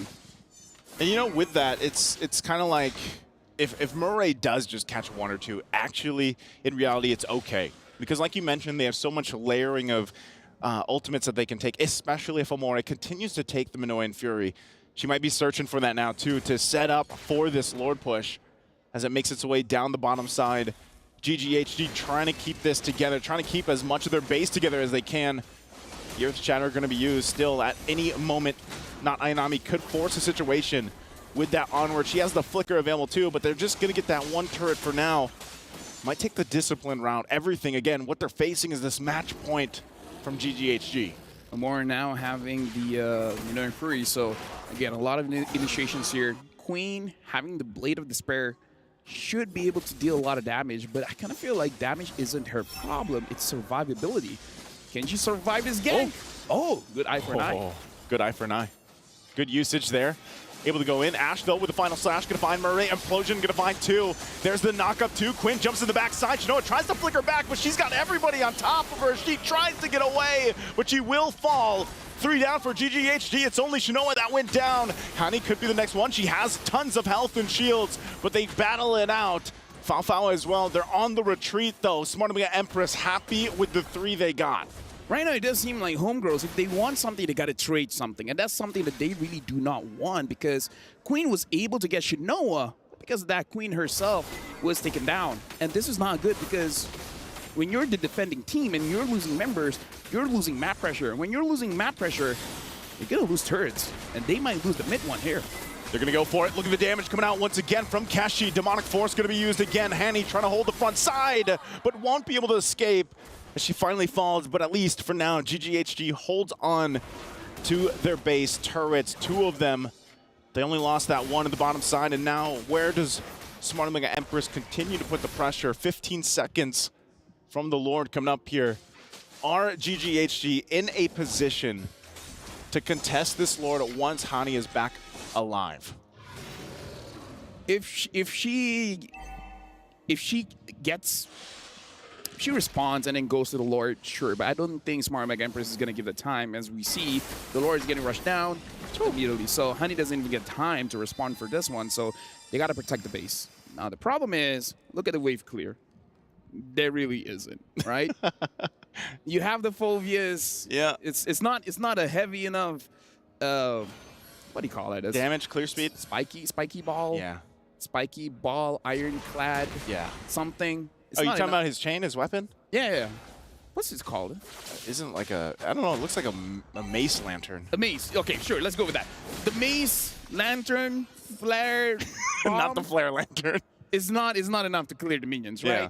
The one that can really clear is Fafao, but Fafao needs to be in the Zaman Force to actually clear it, but... Quinn could, kind of. She will die for it. Maybe use the Electro Final Blow. Yeah, she can, but she will die for it, right? Because the moment Ayanami sees Quinn, Quinn is going to get taken down, so it's very risky. See how they kind of go with that risk. Mid lane turret's going to fall here. Lord makes his way to the base. G-Boy also picks up an Immortality. She knows she's going to have to play that front side, especially into Amore. And there's the onward. They're going to find Ashe. They get the flicker out. Still Lord going to be worked on. Primal Wrath going to be used. They have to fight for it. Going to force a situation. A full barrage going to find multiple members. The knockups too. Multiple Immortalities will be popped. The final slash going to be used. But it's Cheap Boy that falls. Keshi looking for another. Multiple people so low here. But so far they can't find Shinoa. And she'll be able to pop off once again, looking for another, looking for the cleanup here. As Smart Omega Empress stays in the base. They approach to Shinoa, full health, full locked in, goes in, tries to clear the wave, and that's Ashe gonna fall, and Quinn's gonna be next. But the tower lock is there as Quinn takes a couple shots, but it won't be enough. And we are going to game 3 as Smart Omega Empress takes game 2. And again, Mirai is, I would say, the disruptor here. But we gotta talk about not Ayanami on the Edith. Honestly, that Edith looks like the control to make sure that homegirls, they don't move around. Yeah. Like in this game, Quinn did not have a good game. Chi-Boy in the early, sure, doing quite well, but the moment they, shut down the Minotaur is all good, is GG. And speaking of that, we're gonna throw it over to our experts. Isa pa para sa Pinas. For the sake of fairness, lagi satu untuk rakyat Malaysia. One more for both. It's down to a BO1 in this best of 3. And yeah, it comes on the back of a savage 5K for Shinoa. I'm gonna get her name right now. Shinoa. That Ixia. I didn't expect it would be an Ixia. That would be the salvation of Omega. So far, Shinoa has debuted successfully most out-of-meta heroes in MWI. And I understand why Chi-Boy is responding this way. Yeah. It's because she was still in the mindset of game number 1. She was still the same Minotaur that was always putting herself up front. And Omega Empress has successfully downloaded that fact. They know that, okay, whoever we find, Hani, Chi-Boy, sure, whoever it is, let's burst them down. And key to that is to maintain their resources. They held on to their battle spells. They held on to their core damage dealers, and they deployed successfully. It took a while, again, 18 minutes, 30 seconds, but eventually they got there. What do I mean by their core damage dealers, right? It's not Amore. It's not even Ayanami. Sometimes it's Ayanami, but it's not Ayanami. Yeah. It's mainly Shinoa and Keishi, which, by the way, makes it such a lethal back and forth for GGHG. The aforementioned Savage, yes, but also the fact that Keishi is such an inevitable force. Nolan gets to places much faster than you expect. Yeah. She can go through walls much faster than a Hayabusa can with the Quad Shadow. So if you're smart in your placement, which I think Keishi is, because she's so disciplined in controlling the map, then you end up with this kind of formula. Again, it's not just a one-woman show, not just Shinoa. Keishi did amazing as well. Battle spell conservation, that's one thing that you mentioned there that stood out for me. And maybe it's because she was able to conserve her flicker at the right time that the PlayStation MVP is Shinoa. You needed that flicker for this Ixia, and you needed to maximize it. The draft that GGHG had with the Phoveus, the Minotaur, the Arlott, and the Benedetta, I really thought that would be it for this Ixia, but it wasn't. Yep, this is once more a replay for, honestly, a nomination for Play of the Day. I'll say it now, a savage for Sheen Perez. Shinoa here. We'll break it down later, all right? We'll break it down on a more cerebral level, but she used her kit so well, and I think, Kira, that was, I don't know if you agree with me, but her first item, Sea Halberd, it allowed for that fight to be much shorter, and that's what they needed to do. They needed to shorten the time that the members of GGHG would fall so that Ayanami could follow through, and there would be windows of doubt for GGHG for the Savage to eventually unfold. Yeah. And one thing that... Oh, hey there, Ixia. How you doing? Hello. Hey. One thing that Lafel mentioned was the play of Mirai on that Tigreal, where eventually she readjusted her priorities of who she would be catching with her ultimate, with that implosion. And there was a moment we saw early on where the first major play that GGHG countered was the implosion strictly just for the Phoveus that has Purify. Eventually that was adjusted, that Mirai said, all right, I'm really gonna conserve my implosion and make the most out of it. Once those Purifies are gone, once that Nolan has bursted this Phoveus, I will be able to use my implosion. And it helps that there are literally 4 sources of CC that could pull out the Purifies. Again, battle spell, conservation. If you're able to force out the Purify from Hani early, so that she can continue demonic forcing, then all the more Keishi and Shino's job becomes easier. If not, then that's when you force out the implosion, and then it comes through, and then you layer it with maybe another Earth Shatter, another Onward, because I think some people forget there is a stun in Shinoa's kit. There's a stun in the Ixia. So if you're able to get that through while you're in full barrage mode, then even a Zaman forced Harith, even a Harith hopped up on time magic will have to lay down and take a dirt nap. And that is it. One more game to decide the fate of these two teams. Omega Empress and GGHG have taken each other to the limit. But before we continue the story of these two squads from the Philippines and Malaysia, let's go on over to Eterna, who's with Maria. Hey everyone, it's Eterna here with Maria once again. We're backstage. It's nice to see you. Nice to see you again. Rachel Malati. Rachel I Malati. love her name. Yeah. Beautiful. Yeah. Yeah, that's my real name, guys, for those of you who don't know. Surprise. Anyway, yeah. I think earlier on you mentioned that you met GGHG before, Yes, and yeah. you had a small talk with them. Do you know what the overall vibe is right now with them? Anything that we should know on the broadcast? You know, after they won against, draw against Team Vitality, at least they scored 1 game. It feels like they win this tournament. It feels like they are really confident they can go through anything. But when I asked them, during the post-game press conference, okay, how to avoid this overconfident thingy, because you just scored 1-1 against the best of the world, the best team in the world.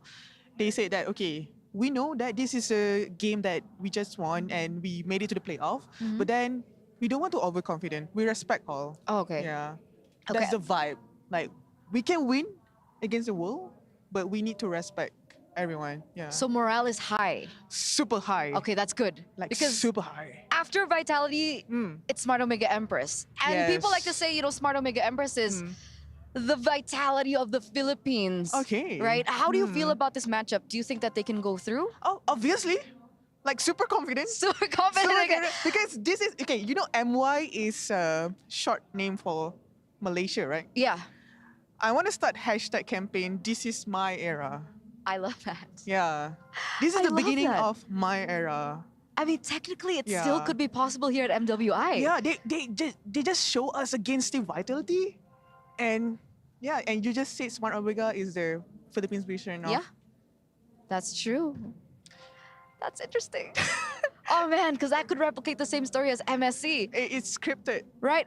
Guys, it's not scripted. She's joking. Just to clarify. She's joking. No, you're joking, right? No, I'm joking. Yeah. Yes, so yes, I'm she's joking. Anyway, do you have a Hmm. message for GGHG for their next upcoming battle? just do your best, believe in yourself. Like all the Malaysians supporting you, even right now because of your recent winning. The government also stated that they gonna give all supports to the MLB team. So just be yourself with boundaries, not like Lafel, and yeah, just have fun. Just be like you, homegirls, and this is our era. This is my era, and thank you so much for the hard work. Yeah. Okay, and thank you so much, Maria, for this interview. As we're heading over back to the studio, hashtag this is MY my era. Wow, thank you. You know, I really love that Maria there put the Lafell on glass. I didn't expect that. Thank you so much. Out of pocket. Kind of out of pocket. Thank you so much, Rachel Jasmine, excuse me, Eterna, for the lovely interview with the lovely Maria. It's looking like, I mean, this could be the potential my era or the MY era, but there is still one more game for the Malaysians. They have to play up against Omega Empress. Looking back at what we saw here, the Fovius in the mid made sense. But it was responded to well by Omega Empress. Still, I really feel like Fovius mid is so risky. It's a acquired taste. Your lineup has to have agreed. Your team has to have agreed from a player to player and even to a coach level that, hey, this is not your traditional artillery mage, not even your utility or support mage. Yeah. So there was some semblance of promise here, right? Like you almost saw its full potential, and I may or may not be putting Reptar on blast here, but at some point he had his hands in his head, his hands in his head in his hands. It was miserable because there was a 3-for-1 trade, if I'm not mistaken, mid-game. Even after that Savage by Shinoa, which hopefully we can break down very soon, and that's when it could go well. That's when you can time out the stolen ult, you can time out the stolen the stolen angles, and if that works out, then yeah, the Fovius mid is beautiful. I think we can go back at that moment specifically. Will we be able to go back to revisit the Savage that Shinoa was able to show off? Again, these are the members of Smart Omega Empress behind me. The Keys woman on the of line. the hour. Keys on the line. That's her right there. Shinoa. Get the name right, Renmar. It's not Shinwa. Yeah. We also did sing the praises of Keishi. And again, you always have to consider the fact that Chiboy is a force to be reckoned with. She will always be in the front line, whether that be for better or for worse. And Quinn is not afraid, and she's not above getting her hands dirty. When you need her to steal a lord, she'll be there. When you need her to assassinate a soft gold lane marksman, she's there as well. And of course, Hani. Hani can pick up a Fovius and still show up. Again, a gold lane Fovius isn't for everyone. Or rather, a mid lane Fovius isn't for everyone. I think I can count in my hands, I don't want to say in one hand, but in my hands, how many times a mid lane Fovius was picked across many different leagues and regions that here now, even Hani, I gotta tip my hat off to her. There were times where I really was feeling like looking at that Fovius, wow, Omega Empress has to spend so much just to take one pick down. But okay, going from Shinwa, let's go on over to another player I'd want to focus on the side of Shinoa. Sorry about that. Shinoa. Continue. Look at Keishi this time. In person, when you get to meet her, she's quite very low-key. Soft-spoken. Soft-spoken. And her playstyle is somewhat similar. Excuse me? Drafts up. I don't think this is what we should be seeing. Yes. We'll be repairing this. Yeah, it we're will repairing this. This might be a... It will be amended. It will be amended. That isn't the actual draft, but we can go back to Keishi. Yes, sir. Talk to me about Keishi. What she I'm a does, big fan. I'm a big fan of Keishi too. Like when I got to interview her, she really is the type that she just goes with the flow. Literally, I asked her, who are you looking forward to face? It's like, I'm looking forward to face anyone. I thought they would mention everyone. I thought she would mention Vitality, Vega, of course, but she didn't put a lot of focus on the Indonesian teams, and she just said, you know what, just give me anyone. I'm ready for anyone. Truth be told, anyone includes GGHG. Yeah. And currently, they are who stand in the way of Smart Omega Empress from breaking through third place. But take this as well. Talk about GGHG. What if they snap into a different mode? What if they get a brand new laser focus and they show us something else, because it's one thing to take the to have the momentum taken away from you, right, after winning game 1, oh so dominantly, and then suddenly, losing to a Savage. So I hope and pray that GGHG have something left in the tank. I'm sure they do. I mean, a pick that can rock Jushin really well, a pick, team, excuse me, that can rock a gold lane Bane, that has excelled with Zask, tells me they are a team that is ready for this current meta.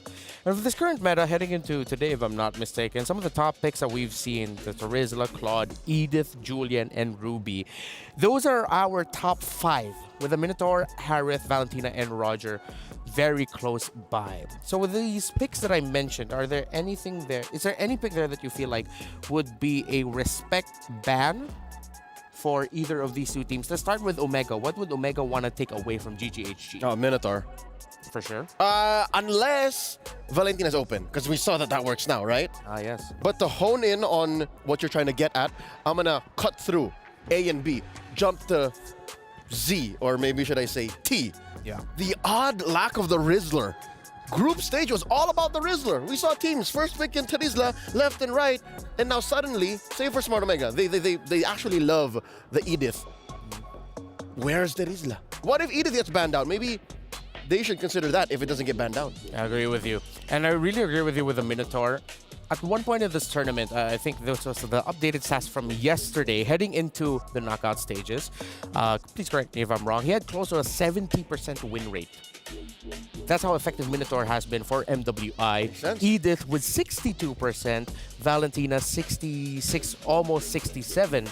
Terizla, because with how much he's been used, is teetering around 47-48%. But then again, it's just because he's been used so much. Yeah, the sample size will do the stats dirty, especially if you pick it high enough.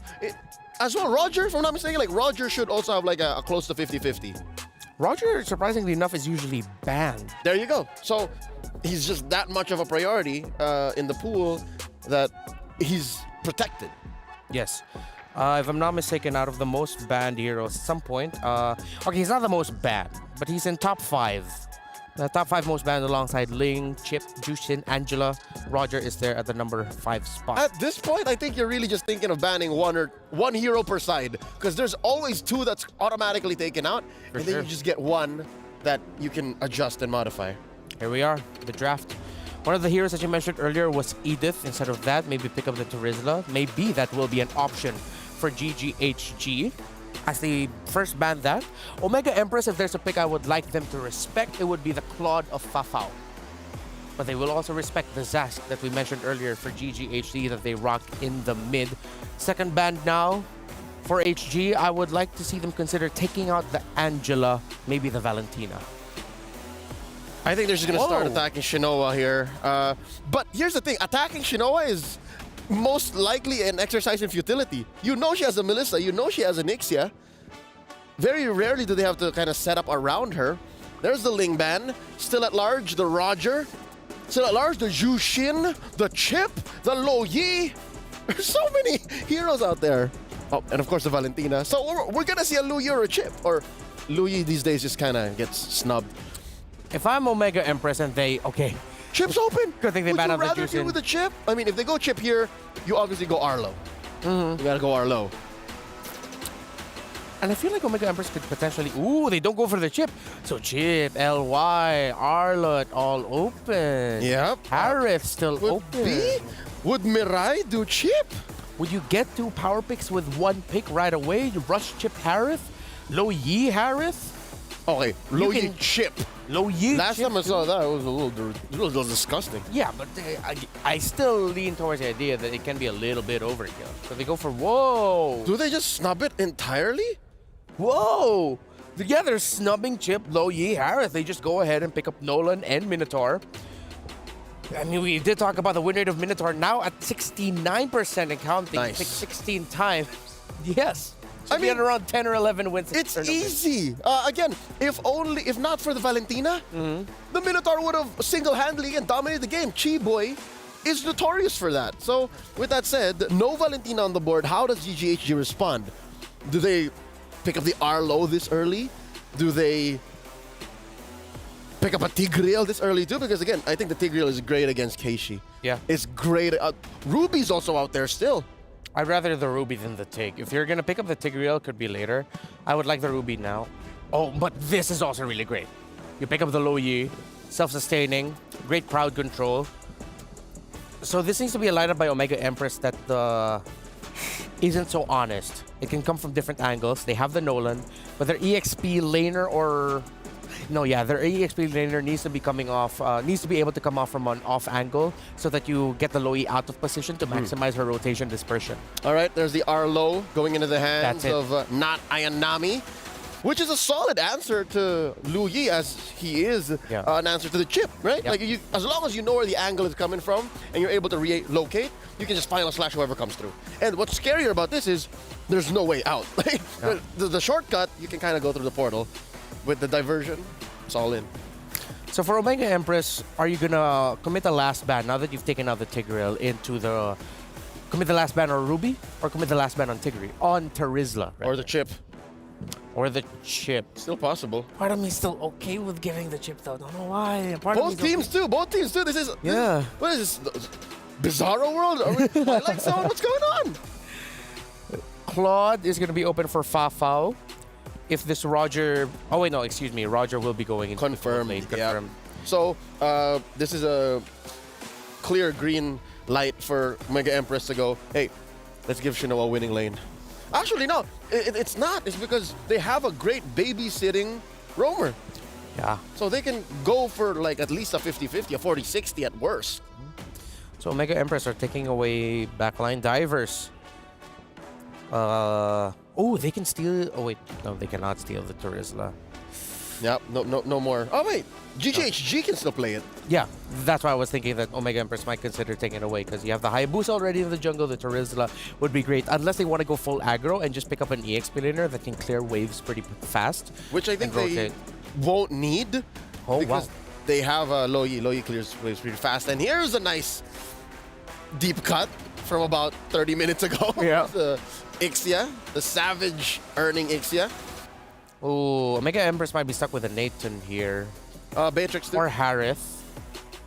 But up against a Lo Yi. Yeah. Might be tough for a Harith, yeah? Up against you can just Purify. Just pick up the Purify. Okay. As long as you... I think mid lane is going to matter too. You want to have a vision enabling mid lane. Like, you want to make sure bushes are clear. So what, Nova? Huh? Nova? Or Faramis. Oh, okay, yeah. Or Nova. That is a Nova. They go for the long range instead. Gold laner here. Excuse me. EXP laner for GGHG. Terizla making sense? Rizzler's still open, yeah. Yuzhong, oh no! Oh, Yuzhong, Lo Yi, Haya. Hunt down the Nova. Come through with a diversion from an odd angle. Oh. Yeah. So if it's going to be a Yuzhong, what's the roamer for GGH3 then? It's a Crouching Roger Hidden Dragon. I like that. I'm here till Saturday. We're here till Sunday, technically. Well, I mean, on the broadcast, okay. Okay. You're welcome. I got scared. I thought my flight was scheduled a different time. All right. Roamer, what would it pair with? What's on Chi-Boy? Chi-Boy is such an impact player for GGHG, and it looks like they're taking their time. 5 seconds left on the clock. He's thinking. Don't tell me she's gonna Kufa or something. Atlas? Nah. Kaj! And the Rizzler. Oh, right. How could I forget to mention this? A classic combination of Kaja and Lo Yi a la Rebellion Esports in MPL Indonesia. All right. Crouching Roger Hidden Garuda, I guess. What's it gonna be now for the gold lane? No, Carrie was taken out early. Tough. I don't think you want a Bea here. No. All the more it's dangerous. Claude entries will be difficult. You need a bit more magic damage. It just can't be the Nova. You're both burst. You need a lot of sustained DPS. Is Harith that sustained DPS? Not in the traditional way that I would consider it. He's still skill-based because he'll use his basic attack after a skill. Yeah. Oh! This works. This works. This works. Get away. This works. This works. But again, still, you have to get it in the practice. And if I'm not mistaken, if you time the getaway well, Shadow Kill can't even get to you. The melee mains right now are very happy. Representation for them. Miracle's going wild. Miracle's going wild. There's a caster named Vei as well who'd be very happy about this game. But let's see if those melee mains will be happy being represented. Will this be the pick that sends Omega Empress to the next round? Or is GGHG's lineup enough to give this melee hell? This has been me, Reptar, here with Leo. We'll be back later, but now we'll send you off to Lasu. Lafel Naisu, how you? Lesu? There's an actual Malay word that Lesu means. Yeah. It means tired. It means tired or tiring. But yeah, welcome to the lineup done with Lesu. I mean, let's just roll with it. And welcome to the final game of the day. It's the final game of the day. Hey, we got to see a Savage earlier, and now it comes down to this. When I was looking at all the series today, I was like, you know what?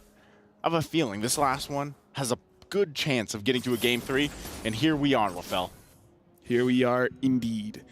And honestly, looking at the whole composition here, really, I gotta say, MWI has its own pocket meta. Like, this time we are seeing the Louis against the Louis alongside the Kaja. It's gonna be pretty interesting here. But again, the thing about Kaja is that sometimes you can make a mistake when you're trying to force and engage. So, I don't know. Going up, basically what Chi-Boy has to do now is do a Murray. You have to catch the roamer, actually. You can't, I was gonna say. And then kill the roamer as fast as you can. Because if not, the Minotaur is gonna be like, you want to engage? Who decided that? Yeah. And, you know, the thing about it is, I guess when you look at the Kaja, because this is a pick that it's always there, kind of like in the back pocket of a lot of teams, but it's very specific situations where they bring it out. And I think in this case, the Kaja is going to help. You're really just trying to get the numbers advantage early on, but you have to make it happen fast. And I think part of that is utilizing the fact that this is a Luo Yi. You can go in with a diversion, make some surprise picks happen. But if it doesn't happen, then you have a response, especially from Murray, especially with the final sash. And I think it was a great pick, a genius pick to pick up the Novaria, a hero that has been slept on through MWI a little bit because you're just playing for vision. You know, you're looking to get at least a vision, at least a sense of where the rest of GGHG is. And even for Shanoa, I think the experts handled it really well about the whole go away, the way that you can actually time that correctly to even deal with Quinn in a sense here. So we'll see how it works. We've seen Melissa at least a couple times. I've been hit by a go away once. Have you? It was not pleasant. I did not see that coming. And I gotta say, I was hurt. What were you playing? Oh, not MLBB. But anyways, now not Ayanami as well as more. Taking a bit of damage. Chi-Boy gets taken down. That's a good final slash from not Ayanami. We'll see if she's able to get away, and now Murray there to help him out. There's the Minoan Fury, gets the knock up into the air. Quinn goes, and Quinn will fall 2 down. Omega Empress gonna get everything in this exchange. 2 kills plus the objective. Well, we saw quite a bit of mistakes coming in from Homegirls there where essentially the abilities are not hitting anyone. And you don't want to see those kind of mistakes in the final game of the day because, again, Smart Mega Empress, they're good at the early game. And after game number 1, they're going to make sure that they hold on to their lead. Looking at the goalie here, Fawa is not having a good time. Ooh, yeah, not having a good time. Also, not Ayanami going to go ahead and pick up. Oh, hold on. Gets the Thunderbelt already, but look at this. Oh, they know. They know. They have an idea, and that's why the Novaria is so good. And now they might actually press the situation. Murray going to jump in. They forced Chi-Boy back. They couldn't get the kill they were looking for, so at least stopped in their tracks for now. Now Quinn going to join the fight. The shadow kill going to be used. It's all on Murray. Go away is going to be dropped down, but it's not going to be enough as Murray falls. Good response from GGHG. Yeah, at least they get something here. Excuse me, the crab is still there. Quinn. Oh, yeah, there you go. It looked like both jumpers were like, I mean, there's no way I'm going to get that, right? Even the crab is like, hey, what's going on? Excuse-moi. Hola, mi amigo. I'm here. Well, you know, either way, like, even Hani. I don't know what the crab's... That's the language that Yeah, Gold Crab speaks. I heard Crab say "Hola, mi amigo." All right. Yeah. You know, you might want to download a different language pack. Maybe that's probably it. Yeah. Either way, right now looking at the items here, the Arlet very fast on the belt here and gonna make sure that he's gonna be able to stay in quite a while. And the Hunter Strike on the Nolan is gonna provide quite a lot of trouble. Quinn opts for a Sky Piercer, and you know how I feel about Sky Piercer on a Hayabusa against the Minotaur. If they can pick up the Minotaur, it's gonna be good. But if they don't do it, then they're kind of wasting an item slot. I think it's part of playing the part. The whole fact that you have the Kaja, you know, you want to get that pull in, you want to be able to get that Sky Piercer proc off. I almost also would have liked to see maybe if Chiboy picked up the focusing mark instead to go with this, you know, to get that burst potential down and get that numbers advantage. But this is what they're going to go with, Quantum Charge. And now the fight for this turtle. Final Slash going to be used. They get a couple flickers out too, but it's going to be Quinn that gets the turtle. And now Murray in trouble. That's the Sky Piercer procking right there. And she's still going to be going, forcing them back a little bit further. Turret is going to be grabbed down in the bottom side. That's the trade. But they might still go for more. Not Ayanami, going to be all by herself. Multiple members here from GGHD on top. And now in the mid lane, they'll keep control of it, but I'm not sure. Do they still push this in? Not Ayanami, gonna have to watch the turret just go down here.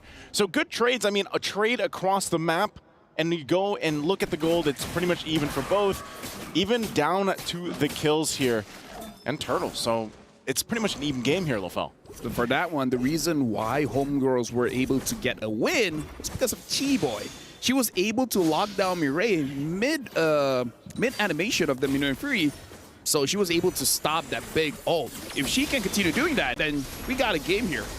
Well, shower kill going to be used just to put a little bit of pressure. Not much going to happen there. Quinn might as well just go ahead and use it once she has it available. And if they can get a, you know, pick off at this point in the game, it's going to be great. But you can see, you know, obviously Quinn still needs a lot more damage. Hunter Strike's already available here, of course, for Keshi. She's working on the next. And like you said, you have some defensive items too locked in, but nothing just yet for Murray. What would be the right item for Murray to take first item here against this lineup? Honestly, I would even rush the Flash of the Oasis just because you're facing against a bursty kind of lineup with the Roger as well as Hayabusa. Might as well just make sure that your teammates will get, you know, extra shielding as well as heal. So personally for me, I would rush that, because if not, then you can build the small item of the what you call it? Which one? It's an armor item that reduces the damage. Steel plates? Yeah. Oh, no. Hold on. Still going to be more. Wow. Talk about clearing that up. Oh, and she's going to flicker out, avoiding getting set up there, but they are going to have to trade the objective. So the turret's going to go down here. And so they'll go ahead, go for the trade. A more. Is going to be used? Yeah, she's going to be fine. But this is the turtle. That's what they're going for. Ash going to go in. Flickers on in, forward, but fighting for it once again. Murray not going to find the connection she's looking for, and Quinn will somehow get the turtle. Ash going to be the one to drop. Murray going to be next. She goes down there. The rest of the team on the back end, and they'll get zoned out, but there it is again. GGHG somehow getting that turtle, getting in the exchange. Do they get more? Not Ayanami jumps in to keep the turret alive. I'm going to say that was overextending. Personally, for me, that was a bit more aggressive than I wanted it to, but they made it work. You know, like, they trusted Ash. Ash went in. Oh, now Honey still survives. Honey still survives. Good try there with the final slash, but not Ayanami, not going to be able to get that one. They trust Ash. They trust her. Even I was like, okay, Ash, you already missed your ult. You're still moving forward. You're taking a lot of damage. And still, she says to Quinn, is like, trust me. You need the right mindset. If you think you can get the turtle, you can. You can. And she did. And that gives them this, I mean, it's a very minor advantage to work around. Nothing too crazy. And I think Smart Omega Empress, you know, knowing this, it's kind of like they're just waiting for Shinoa, obviously, to get the item she needs. She did lock in the DHS now, so she's got 2. But even on the flip side, so does Falfal. So when it comes to it, it's utilizing the setup potential or even the disengage potential of the lineups that they have here. Minoan's Fury is great for that. Even a final slash But they go in once again, looking for the engage. Go away, are we going to be dropped? And now Ash can't get in range. And now still fighting for it. Not Ayanami going to pick up a kill. Gets the stun with the Vengeance, with the shadow kill on the backside. Looking for the right target, and Quinn won't be able to find it. Not Ayanami giving the call, going in once again. The Vengeances are going to be there. Murray jumps in, and she gets away, but not Ayanami going to be the one to fall. And they go back again, not wanting to overextend. But I don't know, man. Would you say Smart Omega Empress comes out with that win? They initiated and they got good targets.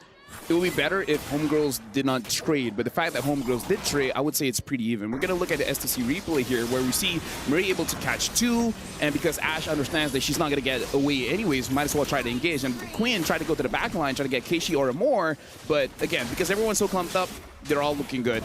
Not Ayanami tried her best. Fao, I feel like she wanted at least 2 kills there, but again, there was not enough damage just yet. Endless Battle is great, but it's not enough just yet. Right now, what could be great and enough, more than enough, is whatever team gets this Lord here. This is where you always start to see the Novaria especially start to shine. Once you get those shots in, the damage is going to be there. There's Ash jumping in with a flicker, forcing Shinoa back a little bit further. Could be a trouble. Is Ash going to be the fall, but also not Ayanami will be going down in the exchange. Murray could be the next target, goes in with a quad kill. The quad Shadow won't be able to go in any further. Once again, fighting for this space, fighting for the Lord here. G-Boy in the front of the fight, but it's going to be a reset. Yeah, definitely, because Homegirls, they got to be careful because the Minotaur is still there. The Minotaur is still healing. Shinoa as well as Keishi can deal a lot of damage. So I feel like for Homegirls here, you don't want to overextend. You got your advantage. You get away. If you get a catch, that's amazing. Looking at G-Boy, still having the ult, you can pull someone in, preferably pulling in the Mireille. The thing is, do they have enough damage? Fao just completed her... Okay, looking at items here, having Wind Talker, Endless Battle, as well as the Malefic Roar, you have enough damage to take down Mireille, especially when Mireille does not have any armor at all. So it's a good time if you want to catch her out. So it's really on both roamers at this point. Whoever engaged first has a higher probability of winning. Yeah. Quinn also doing top of the damage here. You know, she's doing work on this Hayabusa, and I think anytime you see the Hayabusa drafted for these lineups, for these compositions, it's such a...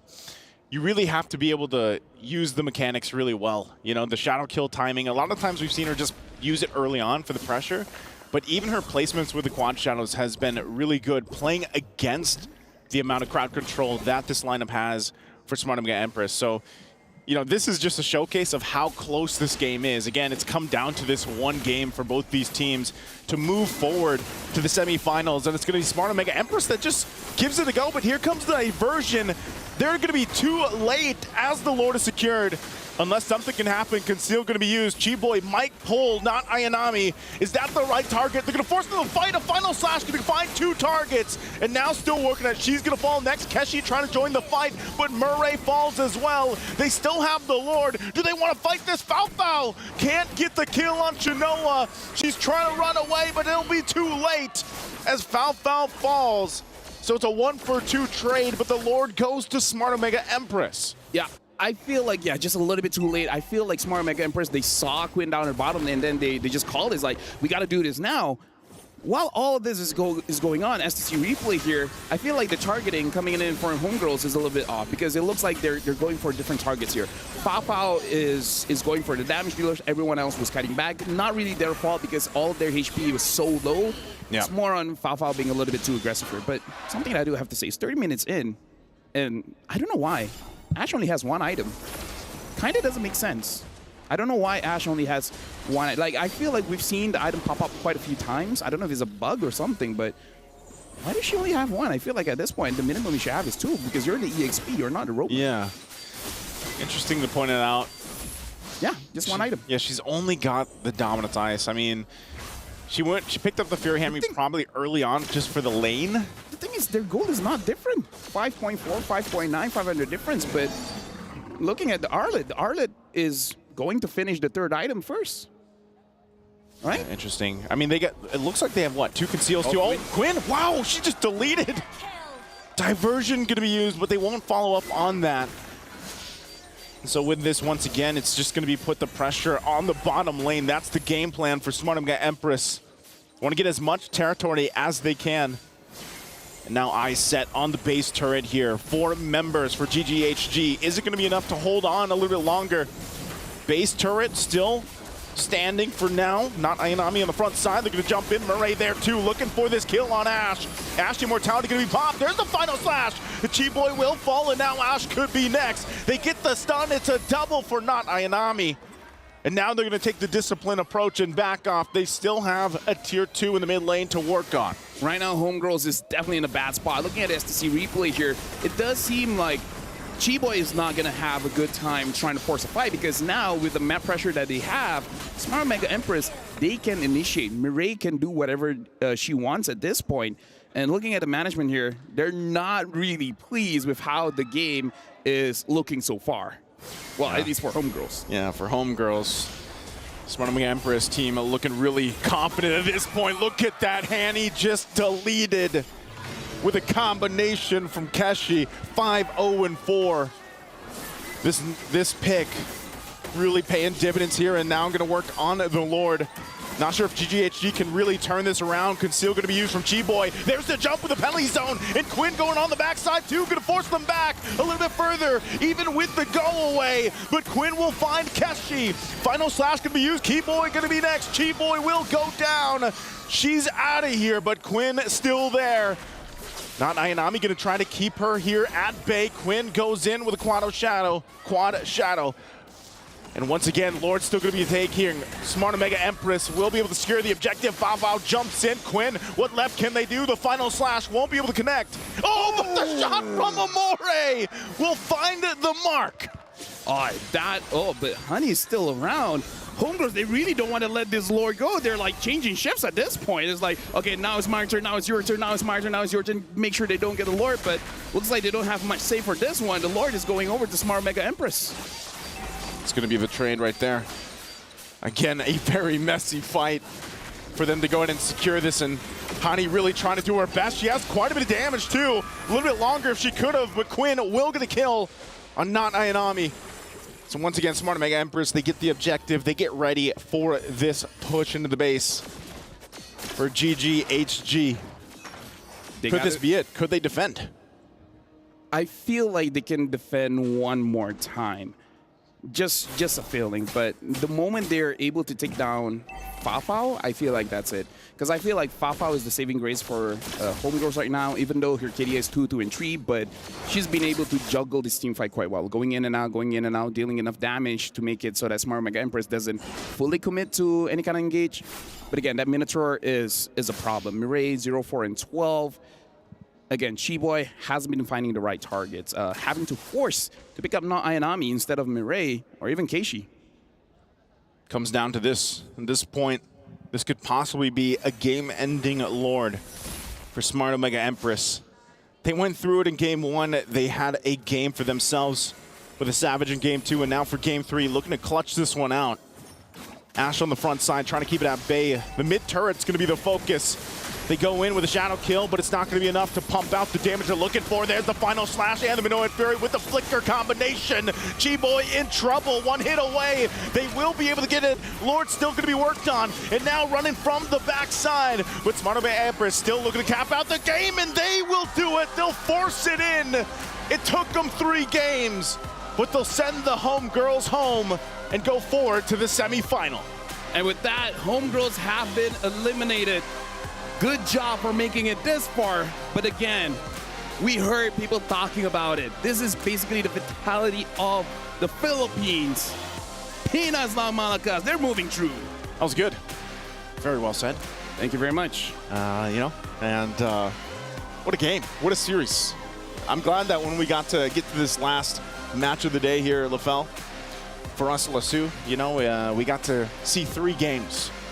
Because with everything at stake, of course, this is how you want it. You want it to go to the distance. You want to see these girls put their best showing on, and that's exactly what they did. Even for GGHG, man, they held up a good game. This was a relatively close Game 3 even. Oh, yeah. And Smart Mega Empress just comes out on top of it. Again, there's no other way to end the knockout stage. And we got to put this into, just think about this. Tomorrow is the very last day of MWI. this is the second last day. By tomorrow, we have 3 best-of-5s. And tomorrow, we'll find the real queens of MWI. So, honestly, thank you very much, Naisu.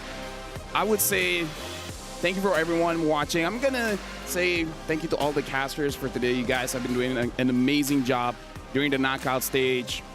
All the winners you guys have seen are all going to play for tomorrow, and it's going to be intense. Tomorrow we'll find, for this year, the queen of MWI. With that being said, thank you very much, and we're throwing it over to stage with Cheryl Yao as well as Bara. It's on you guys right now for the interview.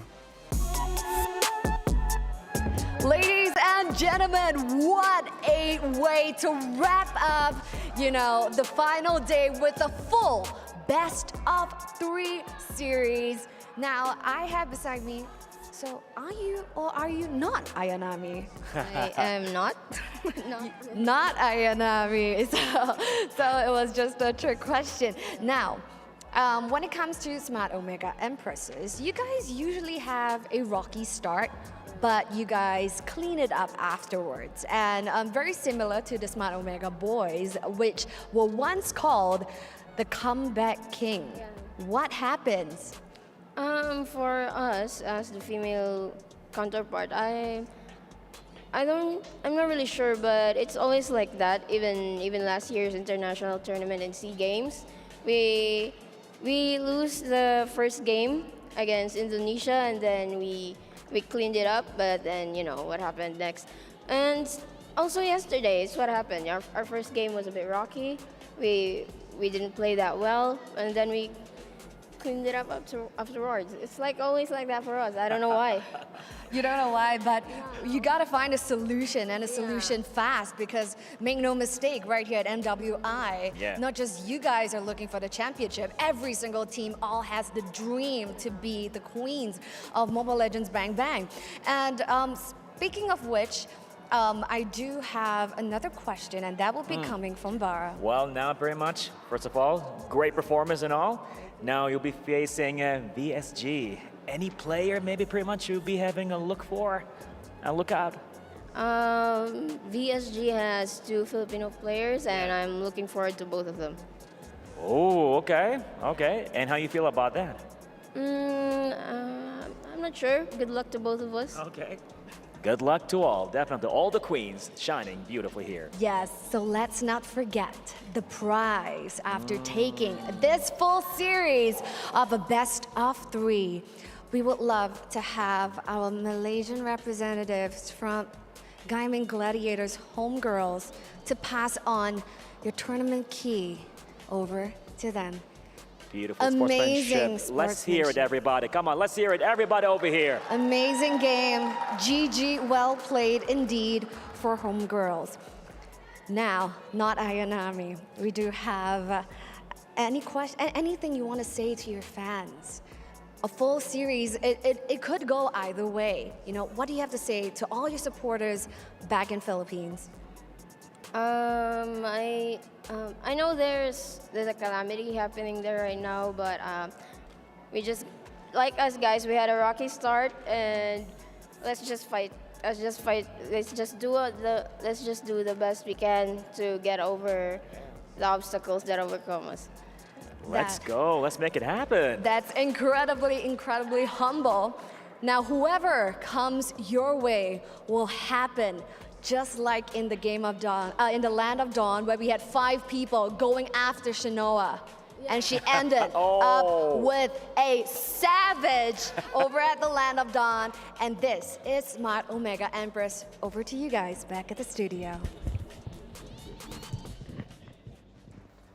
Thank you so much, Cheryl, Bara, and of course, not Ayanami, but she... Not. Confirmed. Ayanami. Tremendous showing here by Smart Omega Empress, and before anything else, I would just like to call back to a mention there by not Ayanami. Currently back home in the Philippines, there is a calamity going on, and so yeah, it's glad that Smart Omega Empress was able to give a small light of hope, a small light of joy for the Filipinos watching. So let's head back here into the game. Well, at any point, was there anything about the performance of HG that, let's begin with that, made you feel like, this looks quite dire for Omega Empress? Anytime and all the time. all 3 drafts throughout the series were legit threats. They could eliminate Smart Omega Empress throughout each one. But here in Game 3 very specifically, all the Filipinos are going wild in the Amazon Arena. Here in Game 3, it was a very singular draft. It was, we're going to pick off, we're going to win fights, and if we can't do that,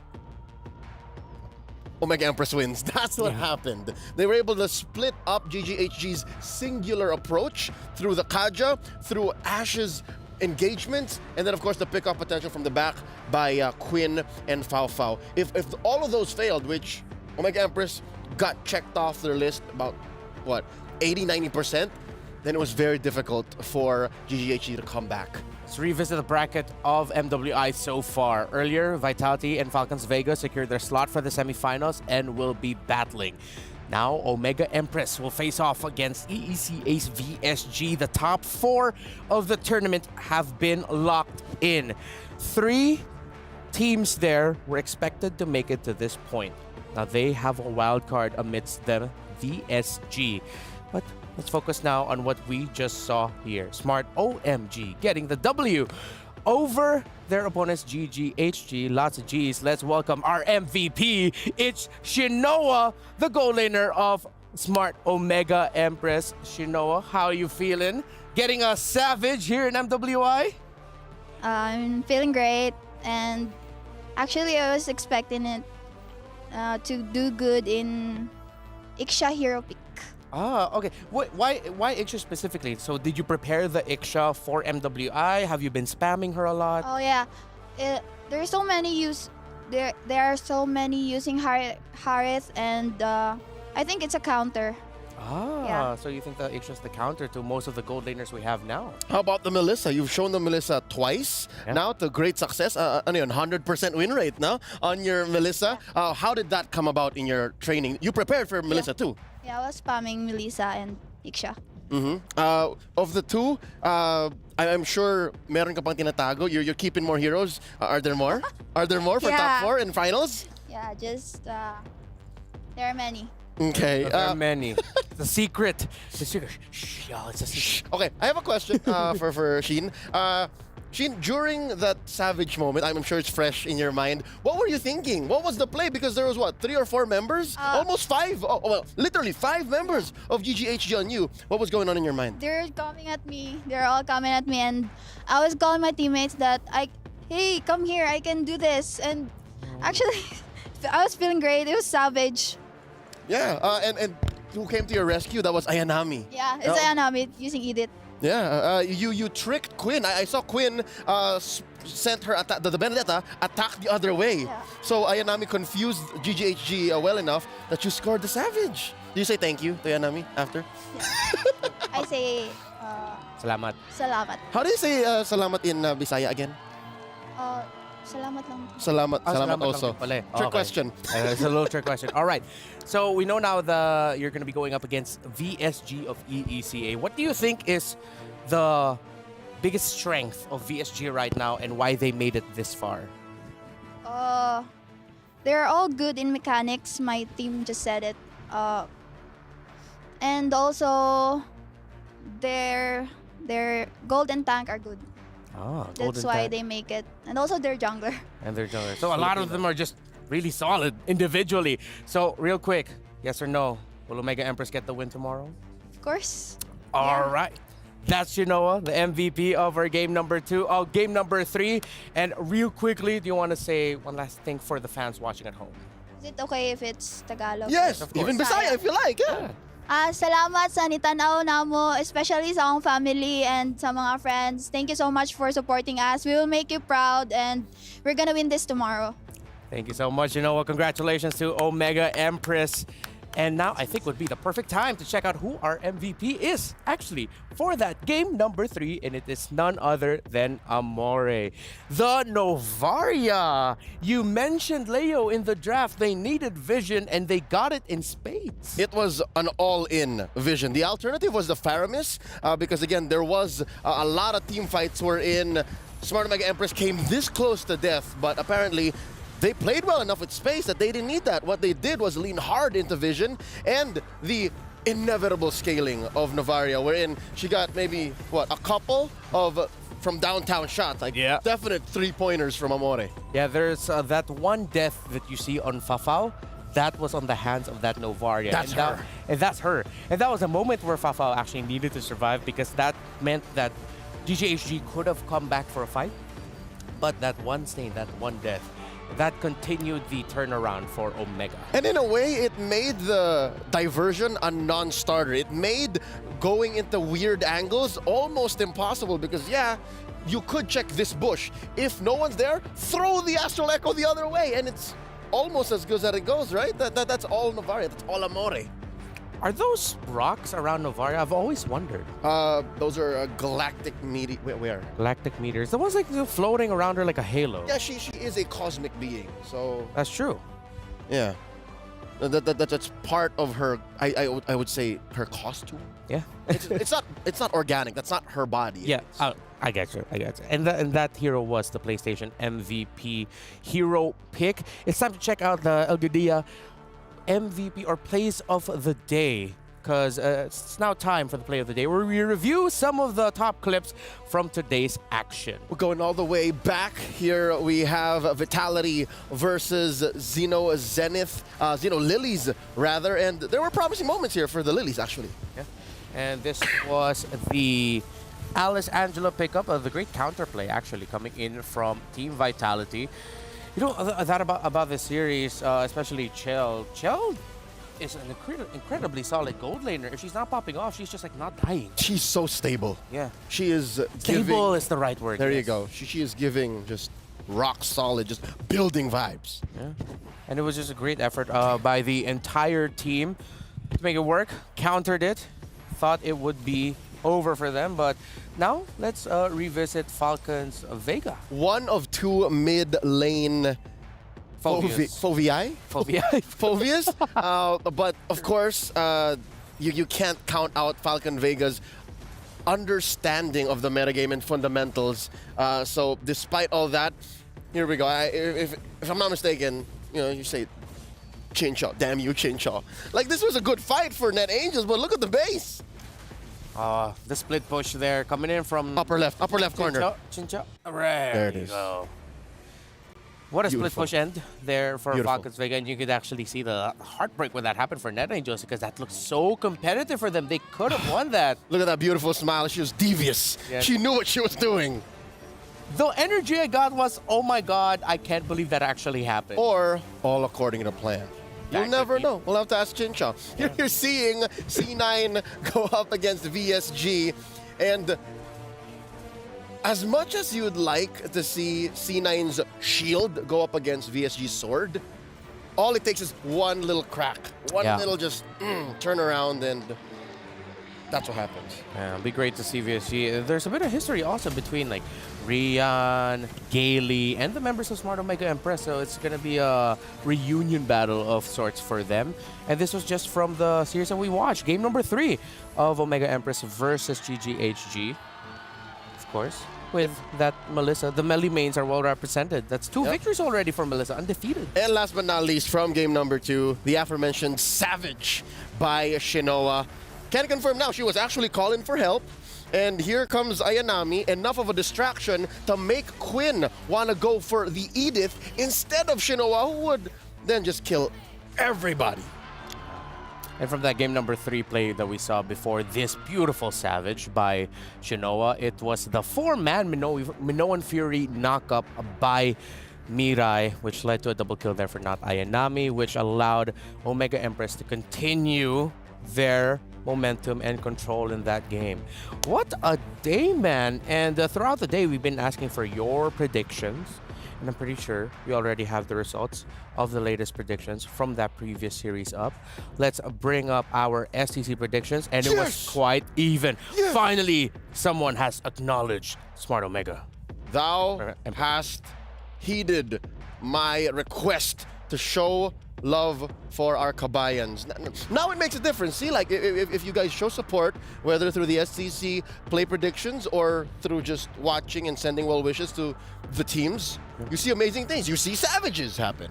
Yeah, but what I also feel like is with those predictions, this is a perfect time to acknowledge the rising star that is Malaysian MLBB Esports, not just on the men's side, but on the women's side as well. Of course. GGHG's roster don't have the same amount of playing time and experience as the roster of Smart Omega Empress does. Some of them has been doing this for so long, and they've been doing this as this entire group for a whole year now. Yet they take it to the wire. Yet we see a Game 3 that really could have gone either way. So kudos to GGHG, to the homegirls, the Gaming Gladiators. We hope to see you guys very, very soon.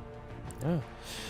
Now, I know that in the game right now, there's a lot of skins. There's a bit of a fair for the youth. The youth fair is here with incredible bonuses and exciting events. You can grab multiple permanent skins for free, just like Sylvana's Classroom Charm and its painted skins Classroom Glam. Both skins I do not have, and I'm jealous of anyone who does. More exciting events will be revealed, so watch out. Do you have those skins? Yes. You do? Dude, I've been spamming Bane and Jushin. How can I not have the skin? All right, you go. Pretty, by the way. For a skin you get for free, you feel like, hey, I should be paying diamonds for this, but thanks, Moonton. All right. Thanks. Okay, yeah, you have the skin. You have the skin. Do you want to say the thing? The next thing is scheduled. You know, you be the one. You have the skin, so you be the one to say the Yeah, thing. you sulk over there, Reptar. Ladies and gentlemen, folks around the world, do tune in. Tomorrow we are coming to a conclusion. MWI 2024 ends through a back-to-back-to-back best of 5. That's right, starting off with Vitality versus Falcons Vega. It's civil war here for the Indonesian queens, the uncrowned queens versus the de facto dominant force in women's MLBB, and of course VSU versus OMGE, and then in the grand final, whoever wins those first two. Yeah, we'll be seeing the semifinals and the grand finals tomorrow. It's packed. Potentially 15 games of MLBB. Woo! 3 BO5s. Before we go off, Leo, is there anything else you want to say? Thanks to everyone who tuned in. Thank you to the Filipino fans, the Malaysians, those from ECA, from Indonesia, from Myanmar as well. None of this would happen if you did not show so much love for the ladies competing here on the grand stage. I'll see you guys tomorrow. Thanks again. It's been an honor to be at your service. On behalf of Lafel, Naisu, Eterna, and of course the other casters, everyone who has graced the stage, your ears, and your screens today, our production team, we thank you. Our journey here in MWI is about to end, but we have one more day of action ahead of you tomorrow. Tomorrow, we will crown the new, or maybe still reigning and defending, Queens of the World. If you want to find out who it will be, then watch us. That's it for the second day, or not second day, first day of playoffs. Everything will culminate tomorrow. Join us. We will see you here at the Amazon Arena. Stay safe, good night, and good fight.